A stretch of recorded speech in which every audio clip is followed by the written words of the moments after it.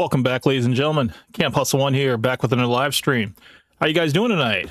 What's up, Eris Play World? Hey, how's it going? Decoder, welcome to the stream. What's up, Hustlers? Coke Benny, welcome to the stream, sir.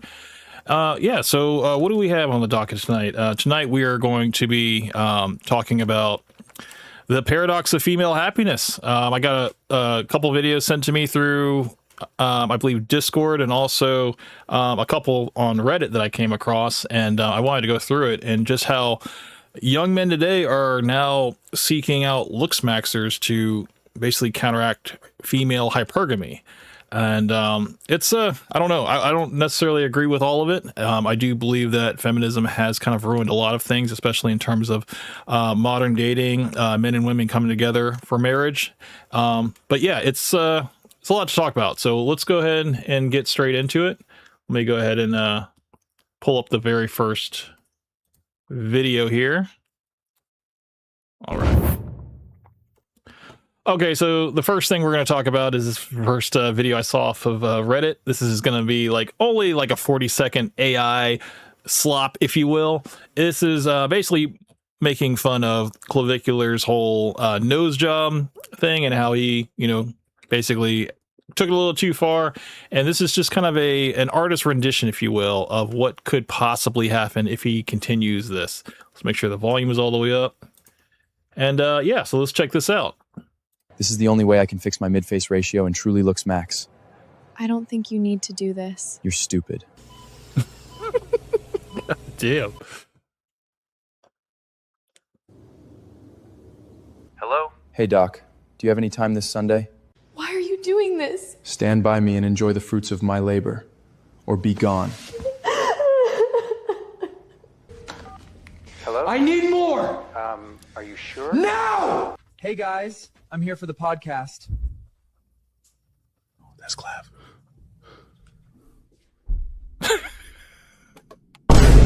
What? This is the only way I can fix my... Goddamn, dude. That was crazy. That last shot. Holy shit, dude. He's got the mascara. I think the way he's got his eyebrows done, the hard facial sculpting, and it looks like he's got some lip filler in there too, man. That is scary. Holy shit, dude. I mean, yeah, he's got the whole Michael Jackson nose. I mean, this is probably where, if Clav doesn't stop with this plastic surgery, he probably will end up here. That's pretty damn crazy. I just hope that, anybody that's in this community is happy with the man that they see, or, lady that they see in the mirror. And yeah, you don't need to take it this extreme, like Clav is doing. Toes Ghost, welcome to the stream, sir. Hey, Camp, I didn't think you were going to stream tonight. Why not? Oh, tonight is 4th of July. Happy 4th of July. I believe it's the 250th birthday of America. So yeah, of course I'm going to stream tonight. What make you think I wouldn't stream on a Saturday night? Come on now.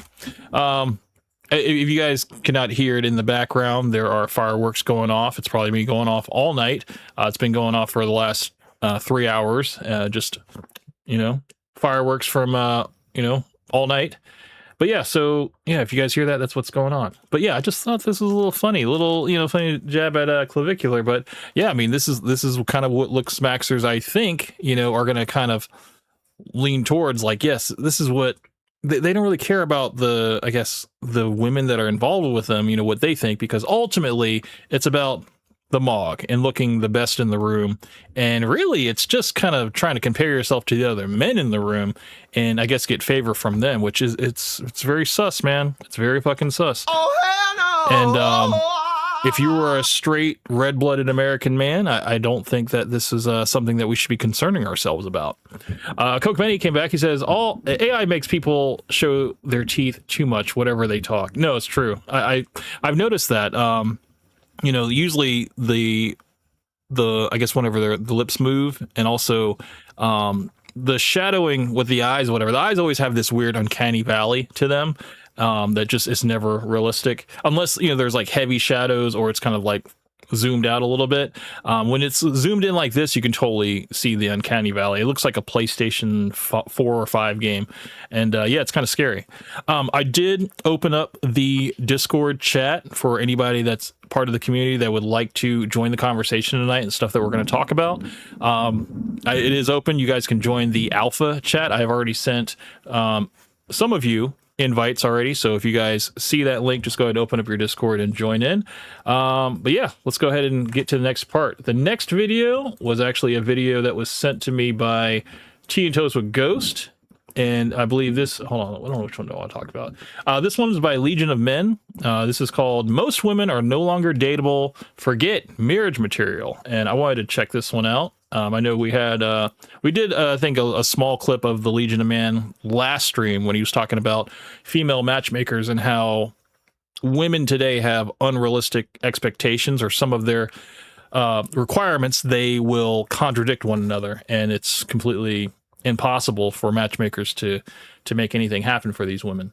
But let's check this one out. Most women are no longer dateable.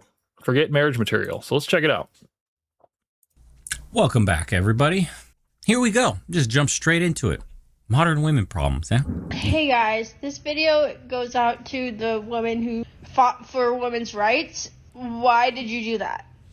You're telling me that I, who has dreamed of being a stay-at-home mother my whole life, has to go to college for a job that I don't even want, get into debt for a job that I don't even want, but the job that I do want, I can't have because a woman fought for me to not have it. Okay. 10 years ago, women wanted strong, confident men who are leaders. But today, it seems like women are selecting for one thing and one thing only: compliance. Blind, unquestioning, unadulterated compliance. So if you're the kind of man who is always available, always agreeable, always at her beck and call, you never say no, you never have any expectations, any standards, you don't care for respect, then yes, you are considered boyfriend material. Why are women selecting for compliance nowadays? It's pretty simple. It's because women have developed an appetite for power and control that they never did in the past. So in the past, women today are no longer helpmates for men. They are now considered equal to men. So what do they want? More than anything is a support system, someone who is going to be there for them to, you know, rub their feet after a long day at the office, you know, maybe even cook them dinner for when they come home. And yeah, it's a complete role reversal. I mean, women that are taking these high level position jobs and stuff when it's not necessary for their happiness, you know, or their fulfillment. It's something that they've been slapped by the feminist agenda that, yeah, they need to go out and make just as much as a man, if not equal to the men. And then what they don't realize is with the more they climb this corporate ladder and the more money they make, the smaller their dating pool is, and the less their opportunities they have.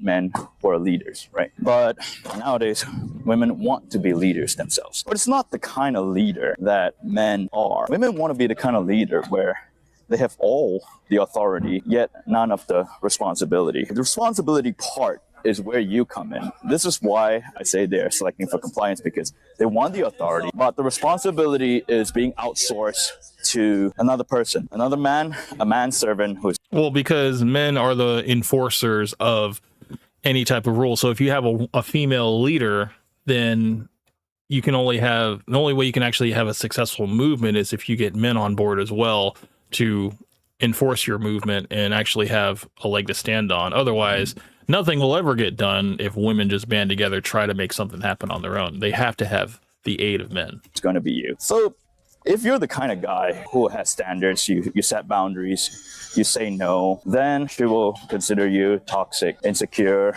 controlling, narcissistic, abusive, the whole 9 yards, right? Because women are basically simp maxing or sucker maxing nowadays. What women are doing nowadays is if you're a strong, confident man who's a leader, then she preemptively rejects you as a defense mechanism. This is, you have to understand, social media is pushing for simp maxing. Social media and toxic, like, female dating advice tells them that if a man's not giving you things, then your man is worthless. And what do women normally do? They will have a whole roster of men that they can get whatever they want out of certain things. If it's like meals from one guy, if it's shopping out of another guy, if it's trips out of another guy, they'll basically keep a stable of men that they can have whatever their needs met in order, if they can't find it all in one person. He's not your man, or that somehow it's a reflection of your low value, because high value women get things from men. So they want to be perceived as high value women. But at the same time, this is what they're doing to themselves. Boyfriend after that, God, it was the most passionate relationship of my life and the most toxic. He was a drug addict. He was an alcoholic. I learned habits from him. We were a perfect storm. But there was also a lot of love there. That was also a deeply. So she wants you to be a maxed out simp, but her most passionate, most fiery relationship was a fucking drug addict alcoholic. Do you hear this shit? Like, they say one thing, but they'll go and fuck the other one. And I don't want to say that women are bad choosers of men when they're left to their own devices, but it seems that women tend to steer towards men that are a little bit more unpredictable, have a little bit more danger to them.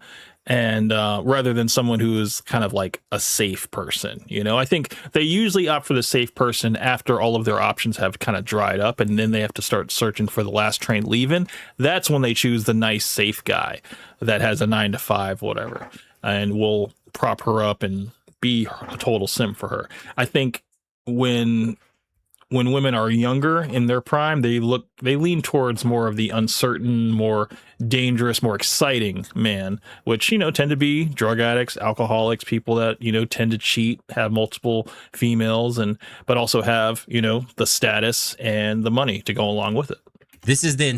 This whole scheme right here is how women operate, which is why you never listen to what they say.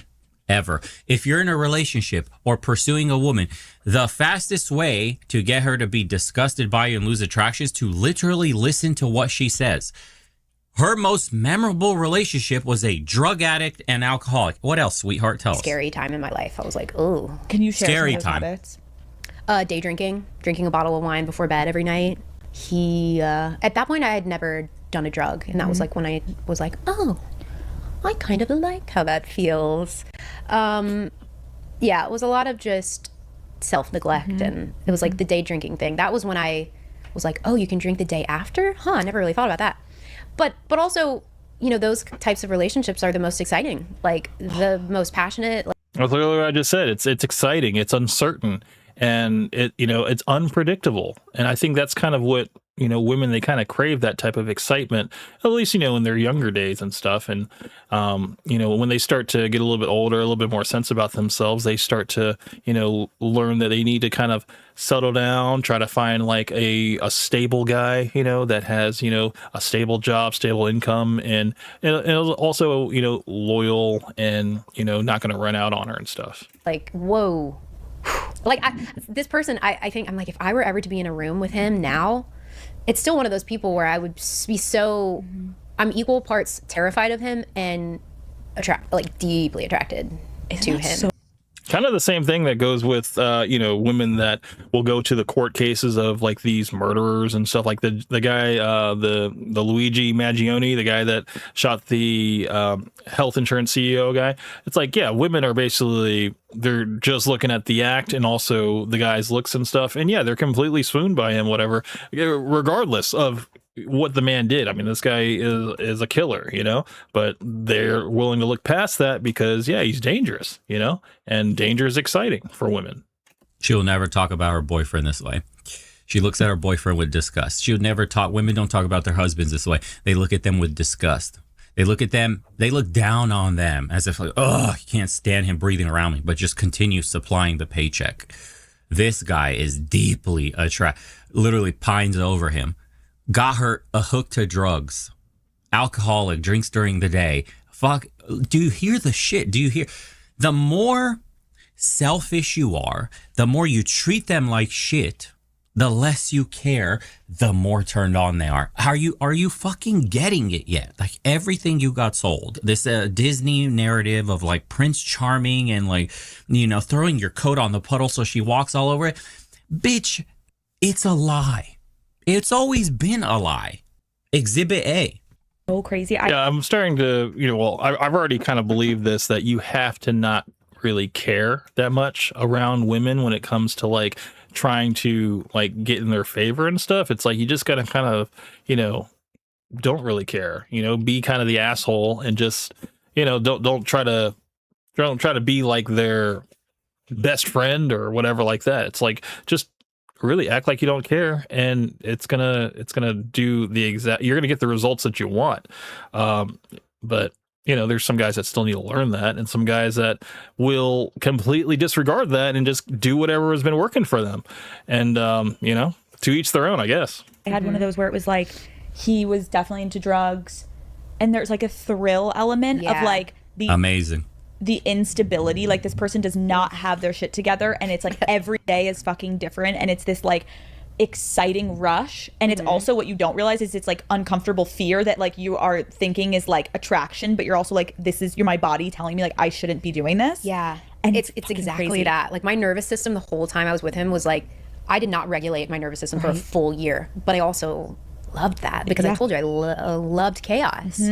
Which meaning, being with a safe guy that goes to his job, comes home to her, just makes money, sleeps, repeats, does it all again, maybe takes her out every once in a while to like a nice restaurant, maybe a movie or something, maybe take her shopping. It's like, yeah, that's completely boring than what this drug addict guy did. I mean, they were probably risking getting arrested at any point in time, probably didn't plan anything, just kind of just did whatever they want at any time.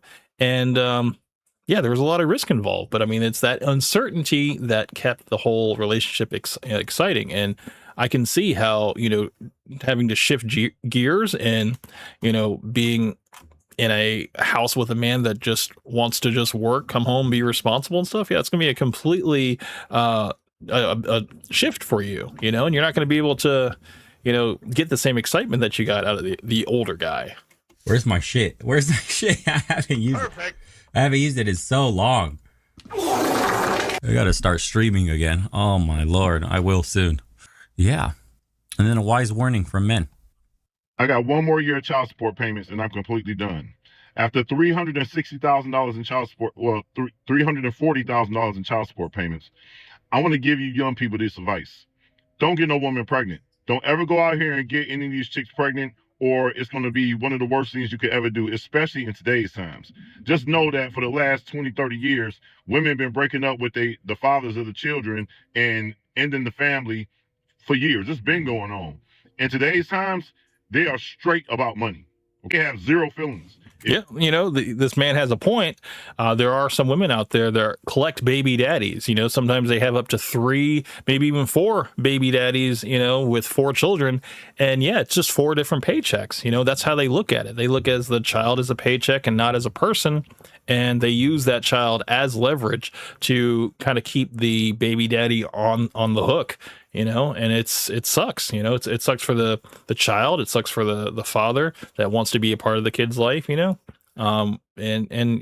if the man doesn't pay child support, yeah, he risks jail time. Whereas, the woman, she doesn't have to necessarily give him visitation. She can completely cut all communication off and make it difficult for him to, arrange anything. So yeah, I mean, it's a shitty situation. If you get one of these girls pregnant, you're going straight to the child support system. Now, for me, I've been pretty lucky. The majority of the kids were not through the state child support. I paid directly to the mothers. But I can tell you this, man, if you do this, it's going to be the worst decision you ever make in your life besides getting married. Signing a birth certificate and signing a marriage license is two of the worst things you could ever do, because it's going to backfire on you. You're never going to live with your child till they turn 18. You are just birthing a child into this world with the mother that you're going to go on a hamster wheel where the state makes billions, the mothers make billions, all this money. Air's Play World came back and says, what is a daddy baby? What is a baby daddy? So a baby daddy would be it's a child's father, but the two are typically not married. So if the man and woman aren't married, but they have children and then they separate, I mean, technically, even if they're still together, that's a baby daddy. That's kind of like the term. And But if they're married together, the man and the woman, and they have a child, then yeah, that's they're married. That's the father of the child and stuff. I mean, it's slang, whatever. Money is collected because of you, because you bust inside a chick and got her pregnant when you don't have to. Never get a woman pregnant, because you are going to become a part of a system where it's a financial probation. Just like with a criminal probation, if you violate your probation, you're going to jail. Well, if you violate your financial probation, which is called child support, you can have your driver's license suspended. And if your driver's license gets suspended and you're still trying to drive to get to work to make the money to pay the child support, right, which is stupid, you can't travel. If you're behind $2,500 or more, you cannot travel. All the people, when you get a woman pregnant and she files to have you paying child support through the state, everybody involved eats off of your back. You understand that? Enjoy your life. Don't ever sign a marriage license. Don't ever sign a birth certificate. Don't get a chick pregnant. You're going to have a great life. Because if you get married, they're going to divorce you. If you have a kid, they're going to take them away from you. And some men marry this. Now, I would say that man's point would definitely support some men in here that, just stay away from marriage, don't get women pregnant and stuff if you're not financially ready to do it. But if you do find that person that, you do want to spend the rest of your life with, and they're a stable person, they have a moral compass, they have family values and all this stuff, and, and you're willing to take that risk, and then you have a child with them and stuff, it's like, absolutely, but do it at your own risk. This is not, financial advice, but I think, men and women coming together, having families and stuff, I do support it. But just make sure that you, the man, are making that decision, and you stick with that decision. Do not, if you're unsure of anything, don't put a ring on it. That's your wife, bro. That's the wife, right here. I mean, this is the wife. Look at her shaking her ass and twerking at the wedding. Jesus. Probably the quickest way to buyer's remorse is to have your wife twerking like a prostitute at your wedding. But this is what black rap culture has done to American women. It's basically audio poison for, sexual immorality and violence. And it has turned normal, glorious things like weddings into strip shows. It's turned many young women into kind of this rebellious harlot. And the American men, and in this case, an American husband, is just kind of sitting back and watching their whole culture die. And so I just say, stop listening to rap music. And yeah, it's shit, period. It's a red flag if you have a woman that listens to rap. How is that in any way feminine? So the guy's rapping about killing, murdering, gang banging, hoeing, pimping, whatever the fuck. And the female rappers are even worse today because it's just all on their vagina and how good they give head and how good men eat them out and like them.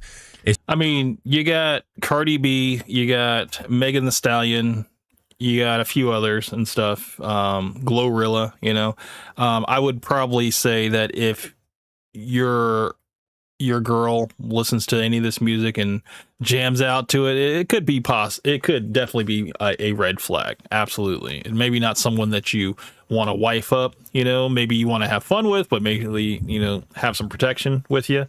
But yeah, probably a red flag from the start. Super. Anybody knows is degenerate. So just listen to your average Cardi B song. If your woman listens to those artists, it just says something about her IQ level, her intelligence. If you find that entertaining enough to play, and some people will be like, I like the beats. Yeah, bro, you're low IQ. You're low IQ. If that's all you listen to as a woman, I'm being specific on women. It affects men too. Cause like the dude listening to the rap song, he's not really making no fucking money. He's got no business. He doesn't really have shit going for him for the most part. The wealthiest men that I've ever met and had sat down with and talked to about business and all this shit, they're not listening to fucking whoever. I don't even know what rap artists are today. There's something to be said about your tastes, not only in music, but in movies, in art, in the more artistic side, in the more creative side of things. what books you consume. Like women, again, it's a red flag if your woman is consuming the smut books where like a minotaur is kidnapping them and, you know, they're on the milk farm, they're being milked and shit. And yeah, those romance novels, man, that's basically like adult entertainment for women, you know, whereas, you know, men are more visual and, you know, you have all types of websites and stuff for that. But yeah, you know, 50 Shades of Grey is still the highest selling book amongst women, you know, and it remains to be the highest selling book, you know, for reasons of, you know, I guess sexual liberation. You know, women are more, you know, into that type of dominant type lifestyle because it's exciting. You know, it's a nice fantasy for them. Taken against their will and have hybrid fucking minotaur. If your woman is into that kind of stuff, like it just shows where her brain is, like the level of where her brain is. Think about that shit. It's like meeting an adult that's into like kids cartoons, right? For example, it might trigger a lot of people, but imagine if you get somebody that's like obsessed with My Little Pony or some shit, or some fucking like Powerpuff Girls, for example, something like that. How fucking strange. Like you didn't outgrow the shit as a child. You're kind of something similar to that for me is like people that love to go to Disney World, but they don't have children. Like they just love to go to Disney and they're still, yeah, I mean, that's kind of what I equate it to. Like people that just refuse to grow up. That's kind of similar to me. Still into the child stuff. So imagine you're trying to vet a person to be a lifelong partner, stable, consistent, and all the other things that you're looking for. And they have these childlike tendencies. And the childlike tendencies don't come from like, you know, how can I explain this to you guys? It's not their inner child. It's just that their brain is literally wired at such a level that they like the child things. You get what I'm saying? Everyone should have their inner child to be young and youthful and happy towards life, but not that your brain has stopped developing at that exact point where you haven't matured into or don't have the capability genetically being matured into an adult. Like your just IQ level's not high enough. That you still find that slop entertaining as an adult. It's the same shit if you watch what was that shit that was super big back in the day on TV? It was like on MTV. I know they don't exist anymore probably, but it's called reality television, right? Oh, you're talking about like Real World and Road Rules.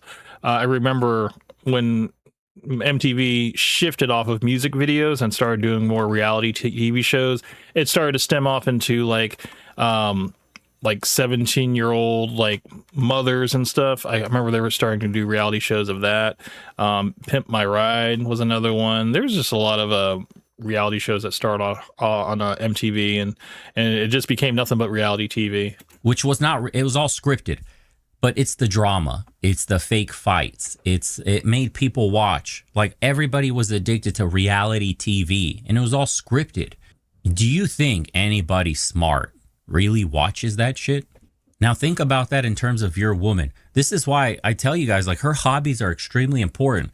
If her hobbies are consuming slop, that can't be your wife. How can that be the woman of your kids, bro? How can that be your wife? You're going to reproduce with a slop consumer. Like you went out into the world and you got an NPC and you're like, let me make that my wife. So the NPC is now pumping out your kids. What? And men willingly go into this. They're like, look, NPCs are everywhere. It almost seems normal. Like this should be, like this is normal female behavior. Yeah, but this is why you got to vet properly. You got to ask specific questions to figure out, you know, the past of certain people. Also, you know, observe behavior, and just put them in scenarios, you know, and just see how they react. It seems like, you know, you can tell a lot from a person just from how they react to certain situations, you know, stuff you talk about, and whether they have any idea about what you're talking about. I mean, it could also be a little bit of a what's it called? Like a culture shock, you know, when you're dealing with someone who's, you know, not from your country, maybe from a different country, or maybe a couple years younger than you. You might have a little bit of an age difference there. So, you know, there's still kind of you know, an experience gap, if you will. So, I mean, all of this should come out when you're in the vetting process, you know, before you even begin the relationship. So it's like, it's so important to have that discernment and that process, because if you don't, you're going to end up in a marriage, with someone who's completely incompatible with you, and then to make it even worse, you have kids with them, and now you got to be obligated to them for at least 18 years for per child, and it never ends well. So it's like, don't rush into marriage. Make sure that you take your time and ask the right questions. It isn't.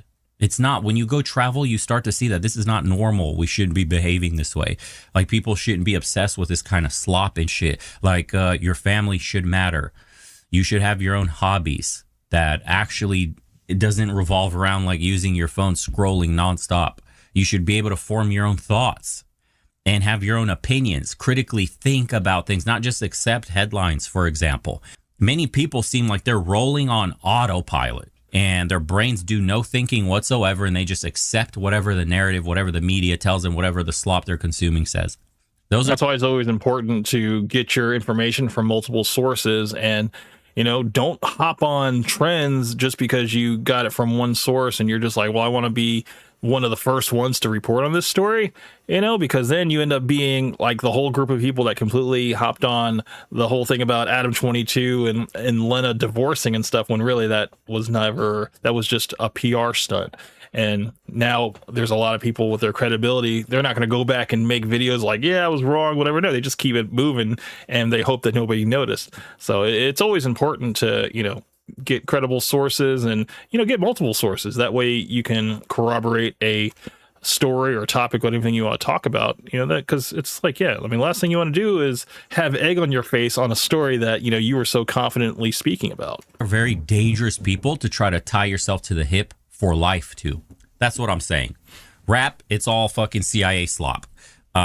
Social media, slop. Female dating advice, all this shit, slop. Reality TV, slop. All that shit, slop. If you're going to risk all of this and become a fucking child support payer and have a broken home, that's on you, bro. You don't choose, like I said, the slop consume. Don't choose the NPC. You're going to literally risk everything you've ever built your entire life, and you chose an NPC. Listen, you cannot get down on one knee. Like, no woman can force you to. That was a choice. So I have no empathy for those men. You got down, you chose your hell.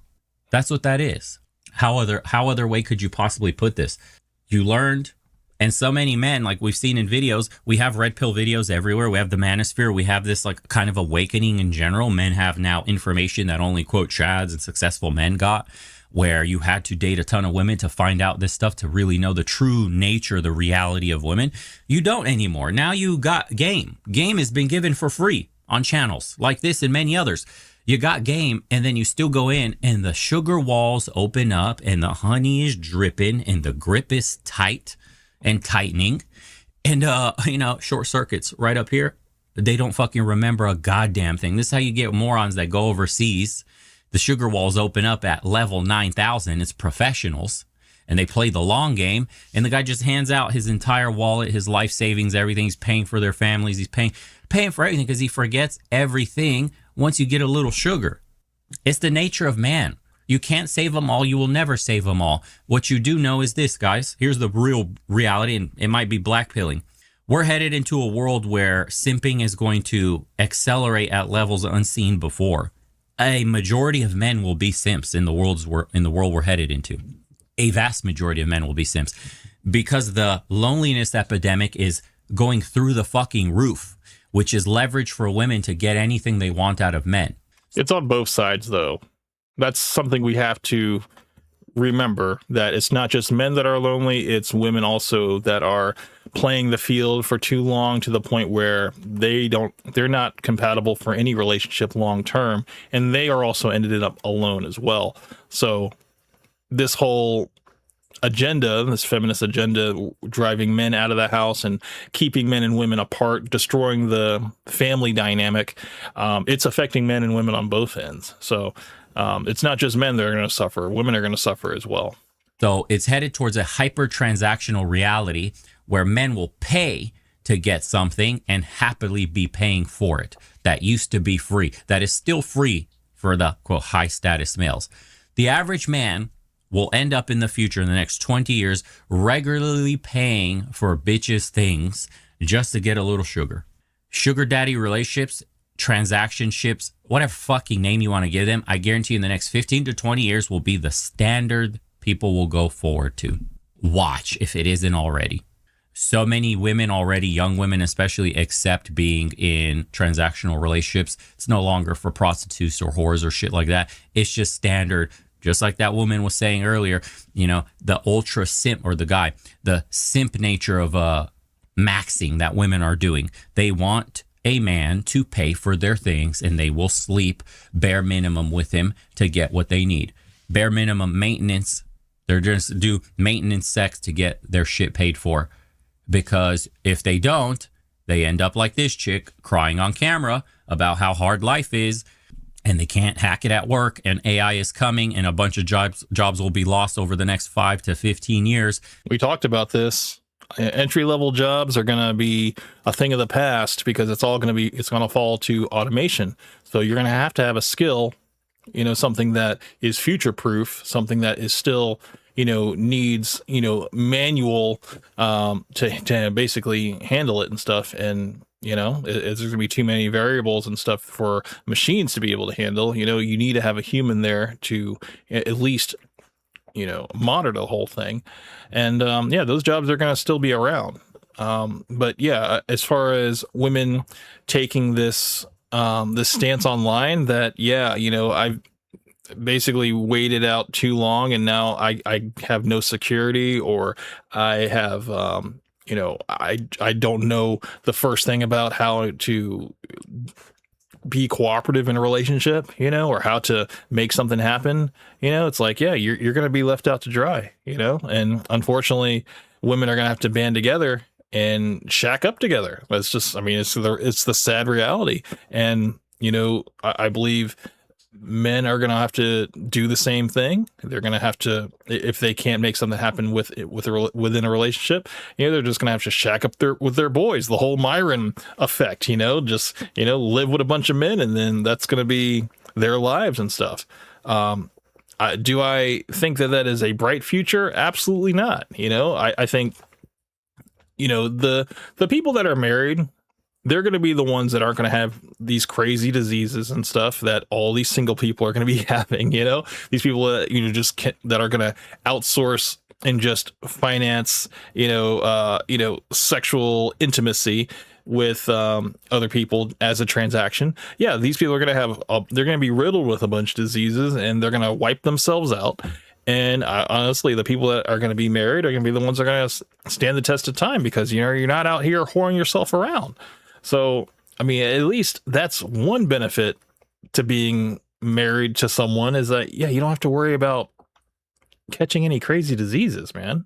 The economy is going to completely reform itself, and there won't be a place for women, hardly any, in that line of work. Oh yeah, the sex robots are coming too. That's something that we talked about on past live stream. And I mean, there's plenty of rich men that have talked about this, that they're like, look, they're completely on board, and they have signed the papers and stuff, and they're just like, look, I'm on the wait list to get the robot.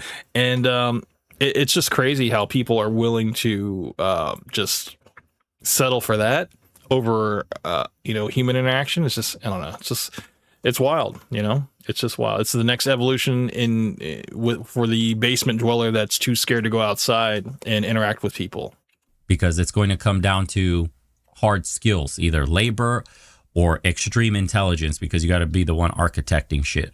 The boring, monotonous, repetitive work, that's going first. And, you know, this is the pressure that's being applied to women. The hard economy we're all dealing with, this is pressuring women and pressuring feminism and the progressive ideology of strong, independent boss babe.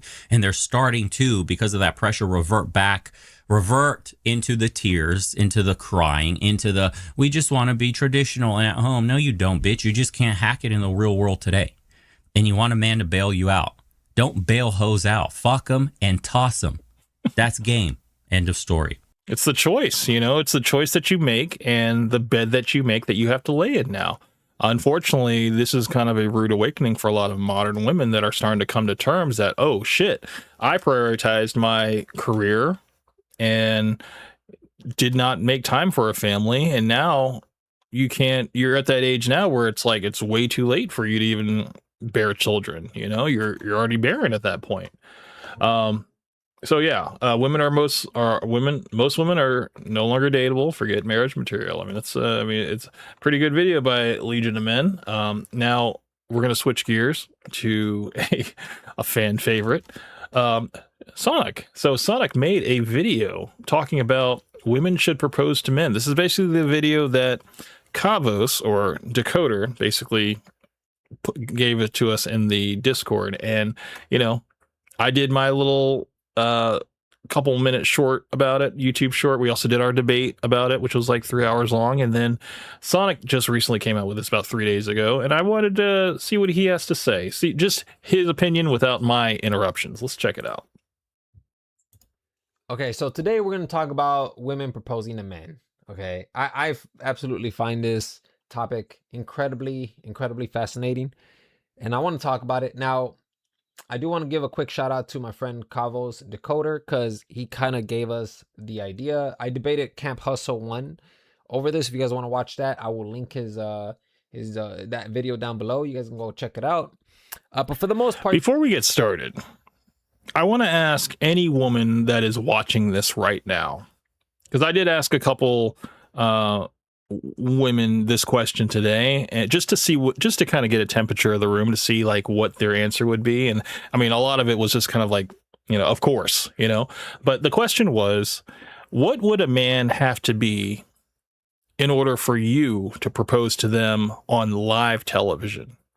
Now, as far as the answers I got for that, one woman said, well, the person would have to be God, because there would be no way in hell that I'd be able to, that I would ever do that for a normal mortal human being. You know, it just, there would be no shot, which I was like, okay, that's a correct answer. Okay. And then I asked another person, and I said, what would the man have to be in order for you to propose to them live on television? Like, what would get you to do that? And she was just like, nothing, but I would support anybody that does it. And I'm like, that's a great PR answer, but I would like to know, you know, like, would you ever? And of course she was just like, no, that definitely wouldn't be, you know, for me. And, you know, of course I asked a couple more people, and I got a lot of just hell no, absolutely not. Like, that would, for not only would that be embarrassing, but also that would just be completely out of the realm of possibility for a lot of these women.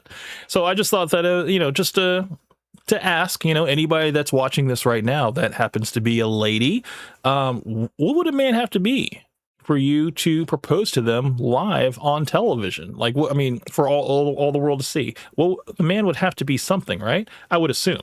So, yeah, I'll probably make a poll, you know, and let's see what you guys have to say. So, I kind of want to just tackle it individually, because although the debate was fun, I mostly just want to kind of explore this idea of women proposing to men. Okay, I want to really show you guys what I think about this, and I'm pretty curious to see what you guys are gonna think. Okay, because I think that for the majority of the folks online, you know, a lot of people don't like this, that women propose to men, but I really do think that there's a ton of benefits that really I do think that a lot of folks miss. Both.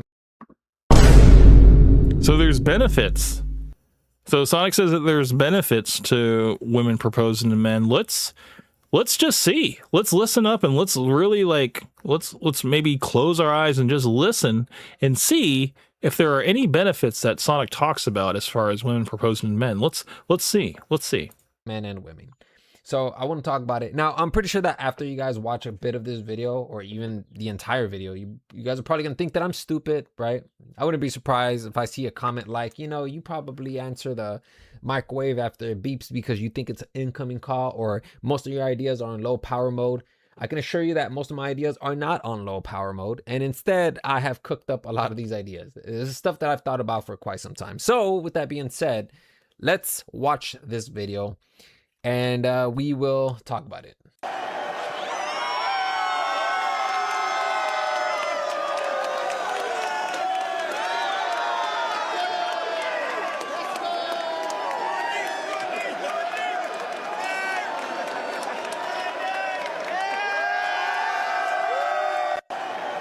So you see she's getting on her knees, and then the guy, he's like just standing there like, damn, like what? You know? Now, I don't know how this guy felt after, obviously, because, you know, what we see in public is not always what occurs behind the scenes. Okay, let's just read the takeaway. Takeaway, the Kansas City proposal during Tunisia versus Netherlands highlights how major sporting events create opportunities for memorable, similar moments, yada, yada, yada, yada, yada, yada, right? So after reading this entire thing, it doesn't really give us any extra details. It's just like, you know, word salad. If you guys want to read that, go ahead. But personally, to me, I think that you will find more value if you just go to the comment section, because I think that the comment section has quite the reaction, right? So if you read, and before, you know, we go into the comments, I did look into this whole situation in terms of like trying to research the people themselves that were involved in this whole situation, and there was very little information in terms of like the people, their ages and stuff like that, and you know, the whole situation. You know, it's very, very vague, and there's very little information about it. So and you know, for me, if I'm going to comment on something, I do like to kind of get all the facts, whatever. But yeah, there wasn't much to really go off of. It just kind of just said that, yeah, there, you know, the World Cup kind of, you know, brings a lot of people together and stuff to create unforgettable moments, stuff like that. And it just wasn't, I mean, it very spoke very lightly about the whole proposal itself. So Decoder came back. He says, I wanted to ask Sonic why he's advocating for this when he himself doesn't want to get married. Well, you know, that is a great question, Decoder. You know, you would think that he would be fine with, you know, men and women being separate completely and just fending for themselves, you know, and just being individuals. I have opened up the Discord. So if Sonic would like to join tonight, it's open. Come to the alpha chat. I sent all you guys invites, whatever. So you guys are more than welcome to join the Discord and we can talk, whatever. So this is the video. He says women should absolutely propose to men. Okay. And you know, I couldn't disagree more. But let's continue. Let's hear if he has any points as far as the benefits of women propose to men, because that's what he said. That's how he started this whole thing out. So let's listen for it. It talks about how there was tons and tons of folks that were overwhelmed with emotion. But when you take a look at the comment section, that entire thing, it looks like 4th of July. It's just explosive all over the place. Okay, so this is what some of the comments are reading, okay? And this is why I said that this is probably going to get some people to talk, because it's relatively interesting. And I think that a lot of people here potentially have part of their brain missing. So you're going to see. So it's mostly women who are complaining about this. And you'll see that men are generally okay with this. So yeah, beta men are okay with this. Now, I would say, you know, typical average men are like, no, this is a hell no. Absolutely. See, so this is a woman, okay? I assume, unless it's a bot. Let's read. You know what? You go, girl. But never in my life would I ever do this. This is another woman, Ariana. I would rather count every grain of sand on earth. Okay, that received about 209,000 likes, okay? But what's interesting is that when we go into the comment section, we start to see that like a lot of men are actually, you know, defending this woman. Not defending the commenter, by the way. They're not defending Ariana. They're defending the woman who proposed to the man, okay? So let's take a look, okay? By the way, I took a look at a lot of these stickers, and a lot of these stickers are just stickers of mocking the commenter. So you can look it up on your phone. I'll link this down below so you guys take a look at that. Another sticker, another sticker, another sticker. Same boat, bot. And that's why you're not married. You know, that's another guy, Carlos. And this is a woman here. You can see by her profile pic. I would rather eat jeans through a straw than this. And then this is another woman here who makes this point. Everybody is not desperate. This screams, he won't ask me, so I have to ask him. And I think that this is important because very often we have to leave the responsibility to the man to determine whether he can close the relationship or not, so then they could get married. I think that I feel like that's kind of a waste of time. What? Bro, what are you talking about, man? Honestly, man, I think Sonic, this is where I have to get off in terms of like what his whole thought process of it is, because it's true. Like what has worked for millennia, you know, as far as men, you know, courting women, men being assertive in these, you know, life-changing decisions and stuff of deciding who's going to be their wife, whatever. It's like a woman's mind can change at any moment. Okay. So if you give her that power to decide who she wants to be with, that can completely change on a dime. Whereas, you know, men are pretty sure we like to weigh out, we are cost benefit analyzers. We will look at a person and kind of sum up, like, is this person worth the risk or not? You know, and I think we're better judges of that. We're stable thinkers when it comes to that. But I think it takes a lot of experience in order to be able to have that discernment and to know, okay, yeah, this person checks off all of these boxes and I seem to check off a lot of boxes for them. It seems perfect, you know, and why not? But it seems like a woman can be completely head over heels in love with you. And then the next day, you know, you say something wrong and they're just like, I don't want to be around you anymore. You know, it's like it just happen just like that. Now, are men like that too? Am I willing to acknowledge that men can be like that too? Absolutely. You know, but at the same time, I think people are adults. Okay. Men and women are adults. So you need to kind of have some agency when it comes to deciding whether this is the right choice for you. So if a woman is not smart enough to make the right decision and say, you know, no, I don't want to marry you, or a man to be like, yeah, I'm not trying to marry you, you know, if she proposes, then it's like, yeah, it's like you deserve whatever happens to you because you did not make the choice, or, you know, you made the choice. You were smart enough to make the choice. I don't want to get married. But if you just kind of went with the flow and you just accepted it because you're just like, well, you know, when is this ever going to happen to me again where a woman proposes to me on television? I don't know, dude. I already said it. It was a very tough situation for a man to be put in. And I would risk all of the hate comments in the world rejecting this woman live on television, because it's the most emasculating thing that you could do to a man, you know? And I believe 99% of these comments are correct in saying that, yeah, you should never, you know, wait for a type of love like this to come around. This is not a keeper, as Sonic will say. This is more of a masculine woman robbing you of your agency. If you're literally just waiting on the man to pop the question, but he never does, or potentially he's still just keeping you in this emotional loop to just give you hope, which unfortunately men do that, you know, women as well.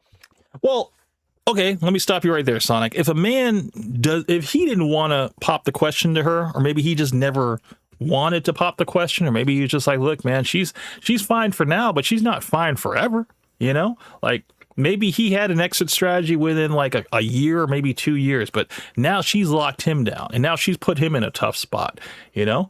And yeah, it's like he got nervous, he folded, you know, and you know, all the best to them.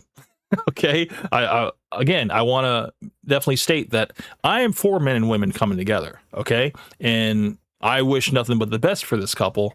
I hope they're still together and I hope, you know, they're successful. But if it doesn't work out, then we'll know why. Okay. But we're talking about men at the moment. So men do that. So why not pop the question yourself so you can get a lot of that noise out of the way, right? Because lots of women. What? Absolutely not, dude. This feedback loop. Absolutely not. Okay. If the man didn't propose to the woman, he has his reasons. Okay. And, you know, for Son to say, you know, if the man was taking too long, the woman should just do it. It's like, that's not right either. You know, the woman should never have to take the reins in a relationship if the man is not sure about it. There's a reason why he didn't do it. That's something that you have to consider. I mean, right now, I feel like Sonic is like anti-men. He's anti-man in terms of like supporting men and stuff like that. Like he's not for the male movement at all. He's all in on the female side in terms of like considering that. And it's just like, I don't know. It's like, if you want to change teams, man, change teams, dude. Because it just, to me, it seems like you can't really stand with us if you are so against us in terms of, you know, our well-being. You know, it's like you're only taking the woman's side in terms of like how she approached it, and you're just like cheerleading her on, and you're not looking at the reason why the guy didn't propose to her first. You know, there might be a reason to that you need to look into. and they end up wasting a good amount of years that they could be using to find another guy that could potentially find them as a potential partner, right? Because once you're old, you don't exactly have that youth energy anymore, that youthful energy. And most importantly, your youth, your looks, probably, not probably, they are going to go down the drain. That's just a fact, unless you really take care of yourself. But that's very rare, right? Because obviously we go out, the sun damages our skin. We don't eat a proper diet, so we're damaging our own bodies in multiple ways, right? So you're not gonna look the best in the future. So why not pop the question, get it out of the way, and move on? I think that that's like one of the biggest benefits for women. You get to pop the question, and then you move on. So here's the benefit. You get to pop the question and you get to move on. It's not a benefit for man. It's a benefit for a woman. Okay.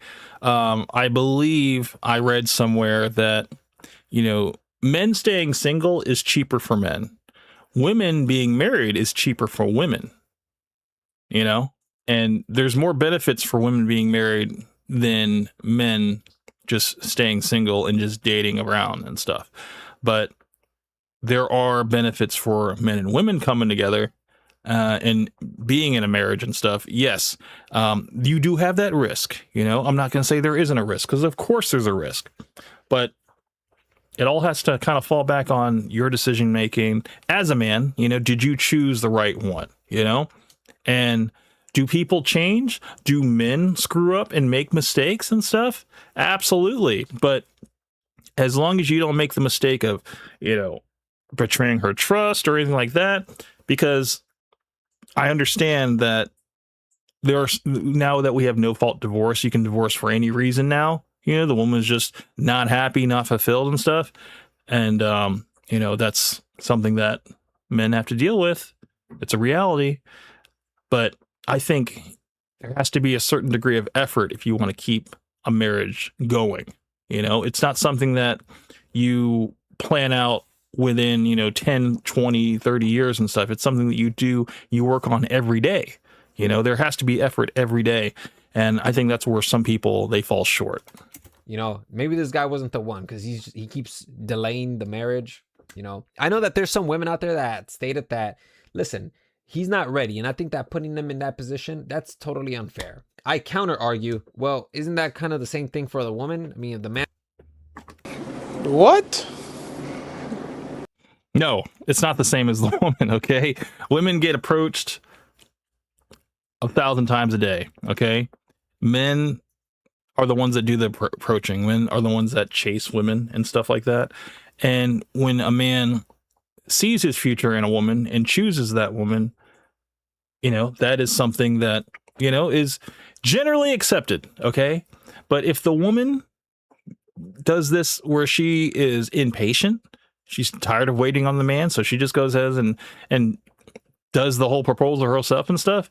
It's like, that's not good for the man, because now you're taking away his assertiveness, probably the thing that you were attracted to him about, him being, a go-getter, someone who is kind of a winner in life. You are now making him a loser by having him move into your frame and by, basically emasculating him live on television. Like, this guy looks like a total pussy because of this. And pops the question to the woman.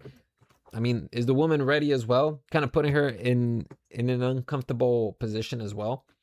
I don't know. I think it works both ways, but for some reason we only consider how the man feels and not how the woman feels. But then I thought we were on team men. All right. If we were on team man, then yeah, you're going to consider what the man feels first as a man, but it seems like Sonic is a little bit more leaning towards, considering what the woman feels like, and I don't know, man. I think you should just completely complete the transition, and just, he already has the views already in terms of having women approach men, women propose to men and stuff.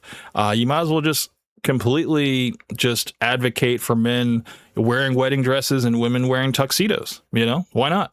Why not just flip the whole thing upside down?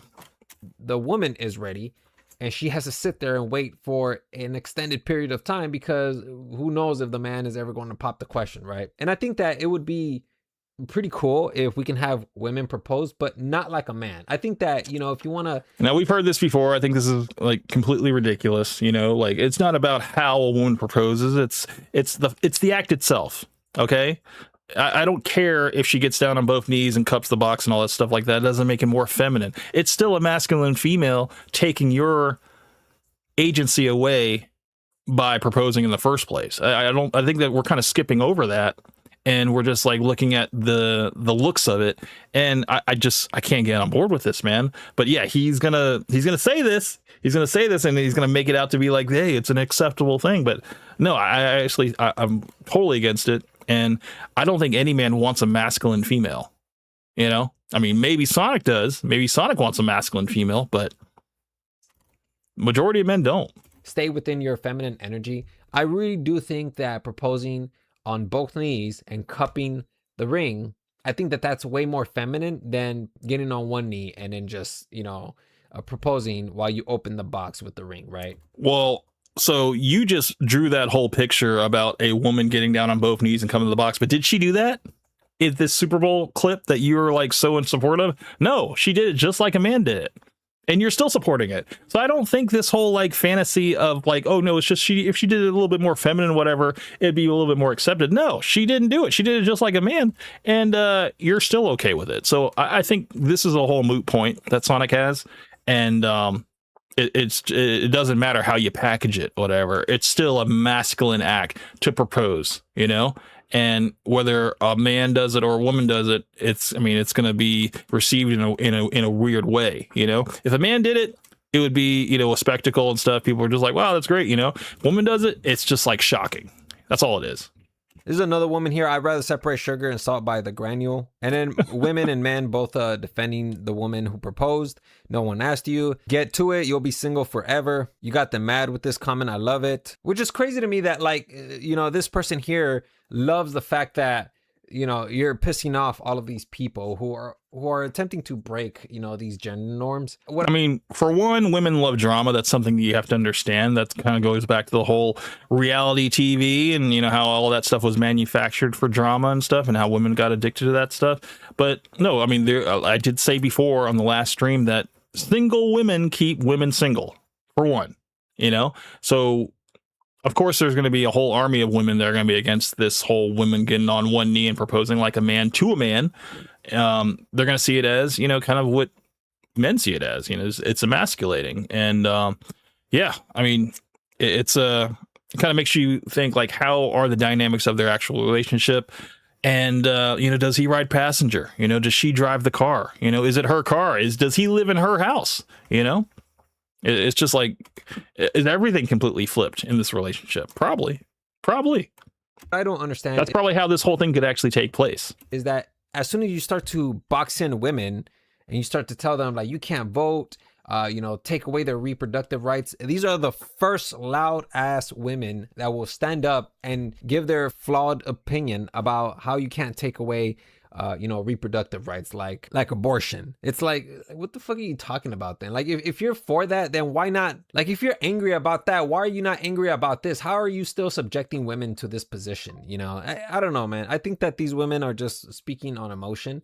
Actually, they only speak in emotion if you really think about it, because again, like if you say anything about you know, abortion rights or anything that just puts women in a box, these are the first women who are also hypocritical. These are the first women to stand up and be the loudest voices, even though their logic is completely hypocritical and flawed. There's a guy right here, which I thought was pretty hilarious. Oh, I can't wait to see his wedding dress, which... Now, I like this because that's kind of what spawned the whole idea for the thumbnail that I did with Sonic in the wedding dress, because he does support women proposing to men, basically sweeping men off their feet. You know, that was the whole idea behind it. But no, I mean, it's good that great minds think alike. That was funny, but at the same time, pretty stupid, because now I want to discuss the male side of this, okay? Oh, now he wants to talk about the male side. Thank you, Sonic, for finally speaking about the other side. I thought he was going to stay on the female side all night. I really do think that if a woman proposes to a man, I think that is like, bro, like you have a keeper, okay? What? Bro, what are you talking about, man? I don't think you have a keeper. I think you have a masculine female that sees what she likes, takes what she wants, and is a go-getter, just like a man would be, you know? And she sees you, she likes you, and she's gonna take you out of the rotation, and you're not gonna have a choice in the matter or whatever. You're just gonna have to accept. Absolutely not. You have a choice. You can still say no. And I think that's kind of what this man should have done in this whole clip. You know, I think he should have rejected her proposal live on air, and then if they still wanted to get together, he should have surprised her with a bigger ring. I think that would have been better. And I think a lot more people would have got behind this and would have been like, yeah, that's how it should have been, you know? I think that would have been better. I would have been in support of that. Like, good way to, you know, take your balls back, you know, and do your duty as a man. I want you to understand the dynamics of what's going on here, okay? If this woman is willing to look ridiculous for every other woman out there, just to propose to you because she loves you, because she's willing to do anything for you, how is that not a keeper, man? We always talk about, especially men, we always talk about how it's just another masculine female, man. It's just like, I don't understand why you're putting this masculine female on this pedestal. It's like, yeah, she's willing to embarrass herself and do like this crazy effort for you, whatever.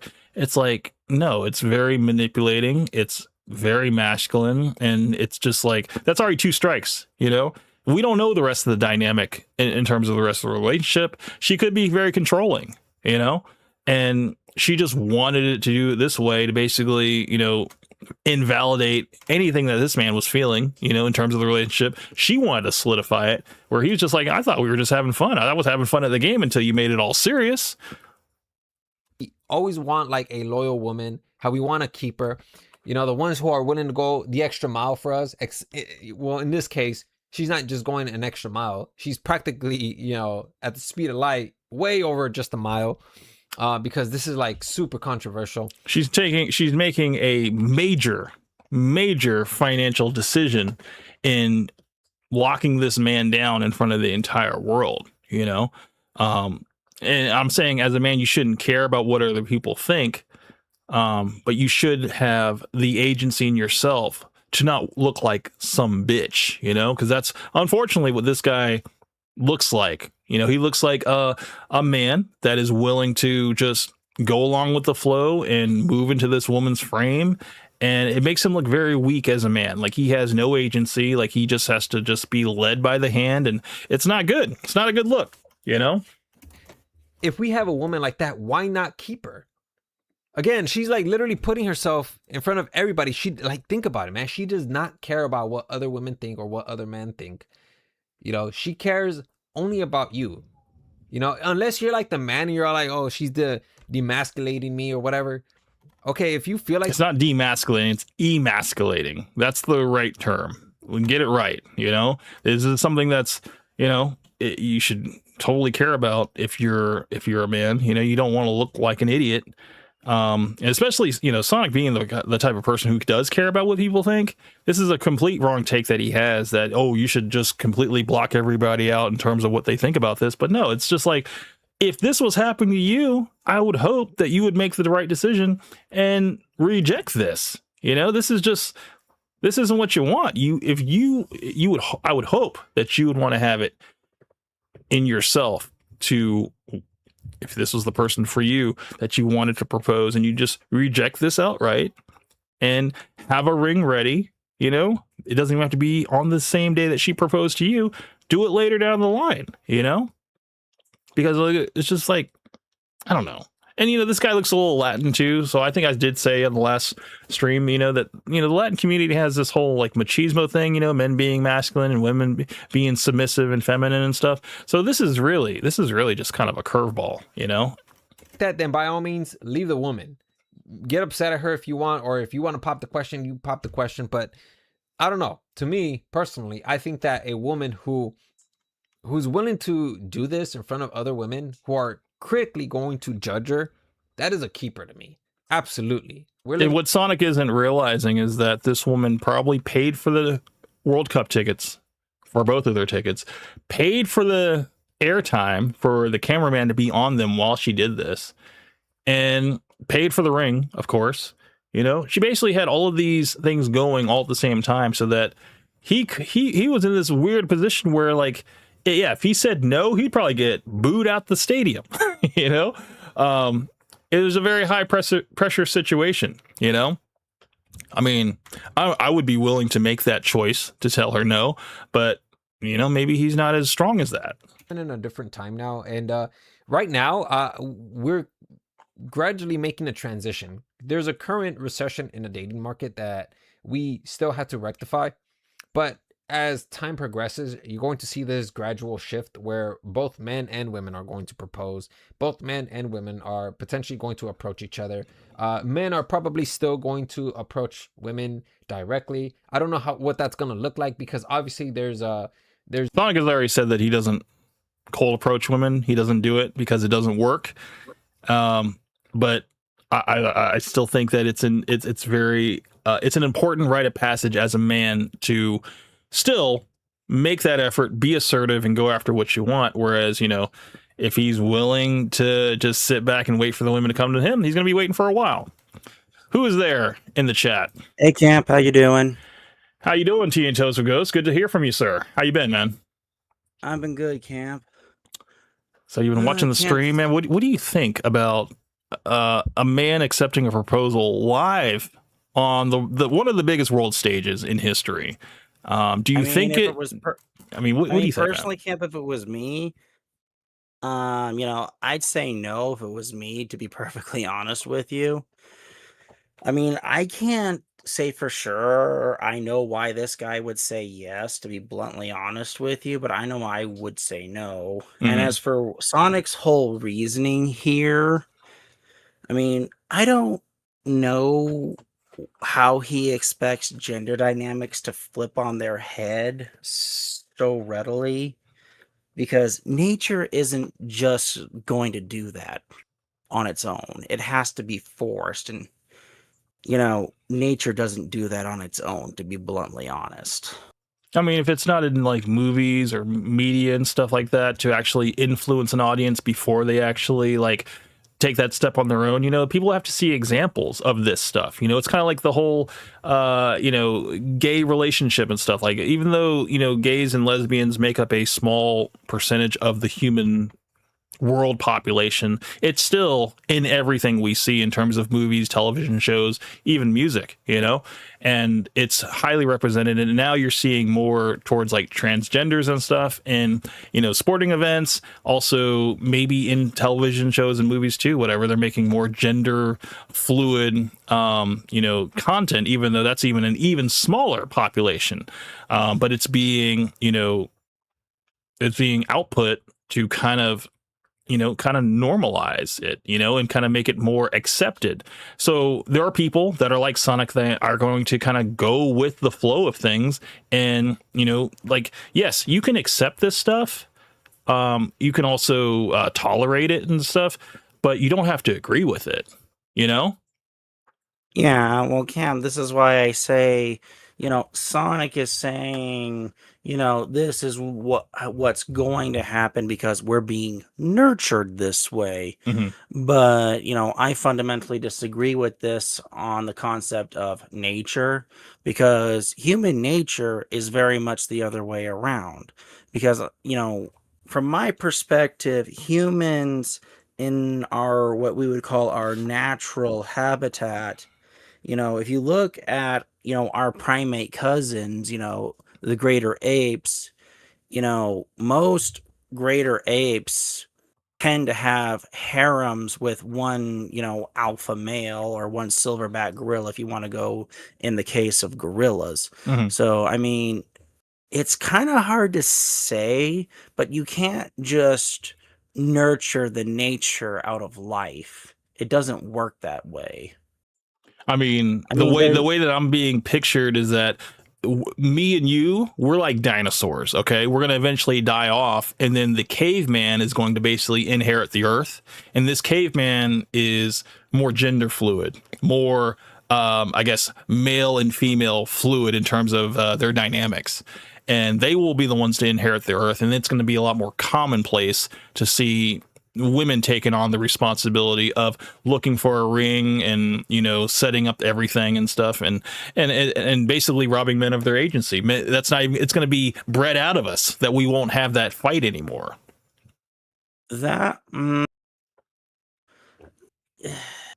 that's not impossible, but we haven't even bred out the fight the most basic fight or flight response out of the human genome.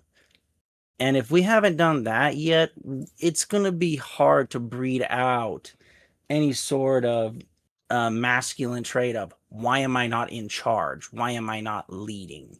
Right. Sure, you can nurture it out, but that doesn't stop, one day down the road, with, let's just say Sonic's idea happens, that, some guy somewhere is just going to be looking at this and say, why does this not feel right to me? Why does this, why does this feel wrong to me? Mm-hmm. This absolutely. is what I know as normal, but why does this seem wrong to me? Right. I think I said last live stream, or maybe the stream before that, I think feminism, to this degree, to where, male and female dynamics is becoming so blurred, can only happen in a first world country where there's so much equality and opportunity of, financial hierarchy and all that stuff. I think that, the fact that women can now be in these lead positions, making just as much money as a man and stuff, being able to, have as much property and houses and cars and all that stuff like that, and just equal of opportunity. That's what is kind of blurring these lines in terms of like these dynamics of like, no, like I'm a successful female entrepreneur or whatever. And yes, I do make more money than my, current suitor. But, I think it's only right that I buy the ring and I propose and stuff, because I'm basically the breadwinner. Women are the breadwinners now, and I don't know. I think only in a first world country could this happen. Otherwise, you look at other countries that kind of women kind of settled into their feminine energy, female nature of like supporting a man and being their helpmate, and taking care of the children and just knowing their place and stuff. It just seems like Western society is just kind of being this experiment, to kind of make women just as equal to men. But it's just like I think they're starting to realize that they're not finding fulfillment that way. Women don't want to take on the masculine responsibility, Yeah. Well, sadly, they're going to find that history is repeating itself, because I don't remember specifically when this civilization took place, but they worship the concept of the Great Mother. I mean, you could also call it the Earth Mother too, but it's where you would worship the concept of women and motherhood as divine. But the big problem is that the only thing we found of this society is just its archaeological remnants. And some of the biggest things that we found have been statues of what appear to be pregnant women. And this society and this civilization is completely gone, Camp. And, the thing that a lot of people don't understand is that civilizations to survive, outside of you need innovation, you also need the ability of not just control, but you also have to innovate. And, the one thing that psychologists and, well, not psychologists, who studies behavior? I forget who studies behavior off the top of my head. Is it? I think it's psychoanalysts. Psychoanalysts. I was about to say, behavior analysts. Yeah. Mm-hmm. Yeah, psychoanalysts who have studied human behaviors have found that men adapt to new ideas better than women do. And, that's not to saying that there aren't women who don't have good ideas, because that's not what I'm saying here. It's not what I'm saying at all. What I'm saying here is that when it comes down to it, men adapt better to new ideas. I mean, do you know the story behind the grocery shopping carts and how the guy who invented it was able to sell it to grocery stores? I do not know that story. Okay. Well, just after World War II, most grocery stores, you had like the hand basket and stuff. That was it. Mhm. And then you would take it up to the register and, they just punch in the price and you'd go from there. Mm-hmm. And there was I don't remember, it's been too long since I've heard the guy's name, but he wanted to make the shopping experience better for women, Mhm. because who were most of the shoppers at the time? Women. The homemakers, Because, yeah, absolutely. yeah. So he went looking. So he looked at all these women eventually carrying, two of these, little plastic hand hand baskets. Yeah. Yeah, hand baskets. Thank you, Camp. Mm-hmm. And, they sat there carrying these hand baskets, and it was like, let's make this easier. Mhm. And, after like 3 months, he came up with a shopping cart. Mm. And when he got a small grocery store to put them in, and when he put them in, none of the women would touch them. None of the women trusted this thing because they had never seen it before. They had never used it. Mm.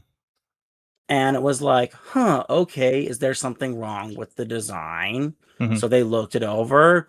Was there an issue with the wheels? Was there an issue with the frame? They looked everything over. Mhm. And it was, nope, this thing's structurally sound. Why didn't they use it? And eventually they had to pay, what would amount to like a secret shopper nowadays, Mhm.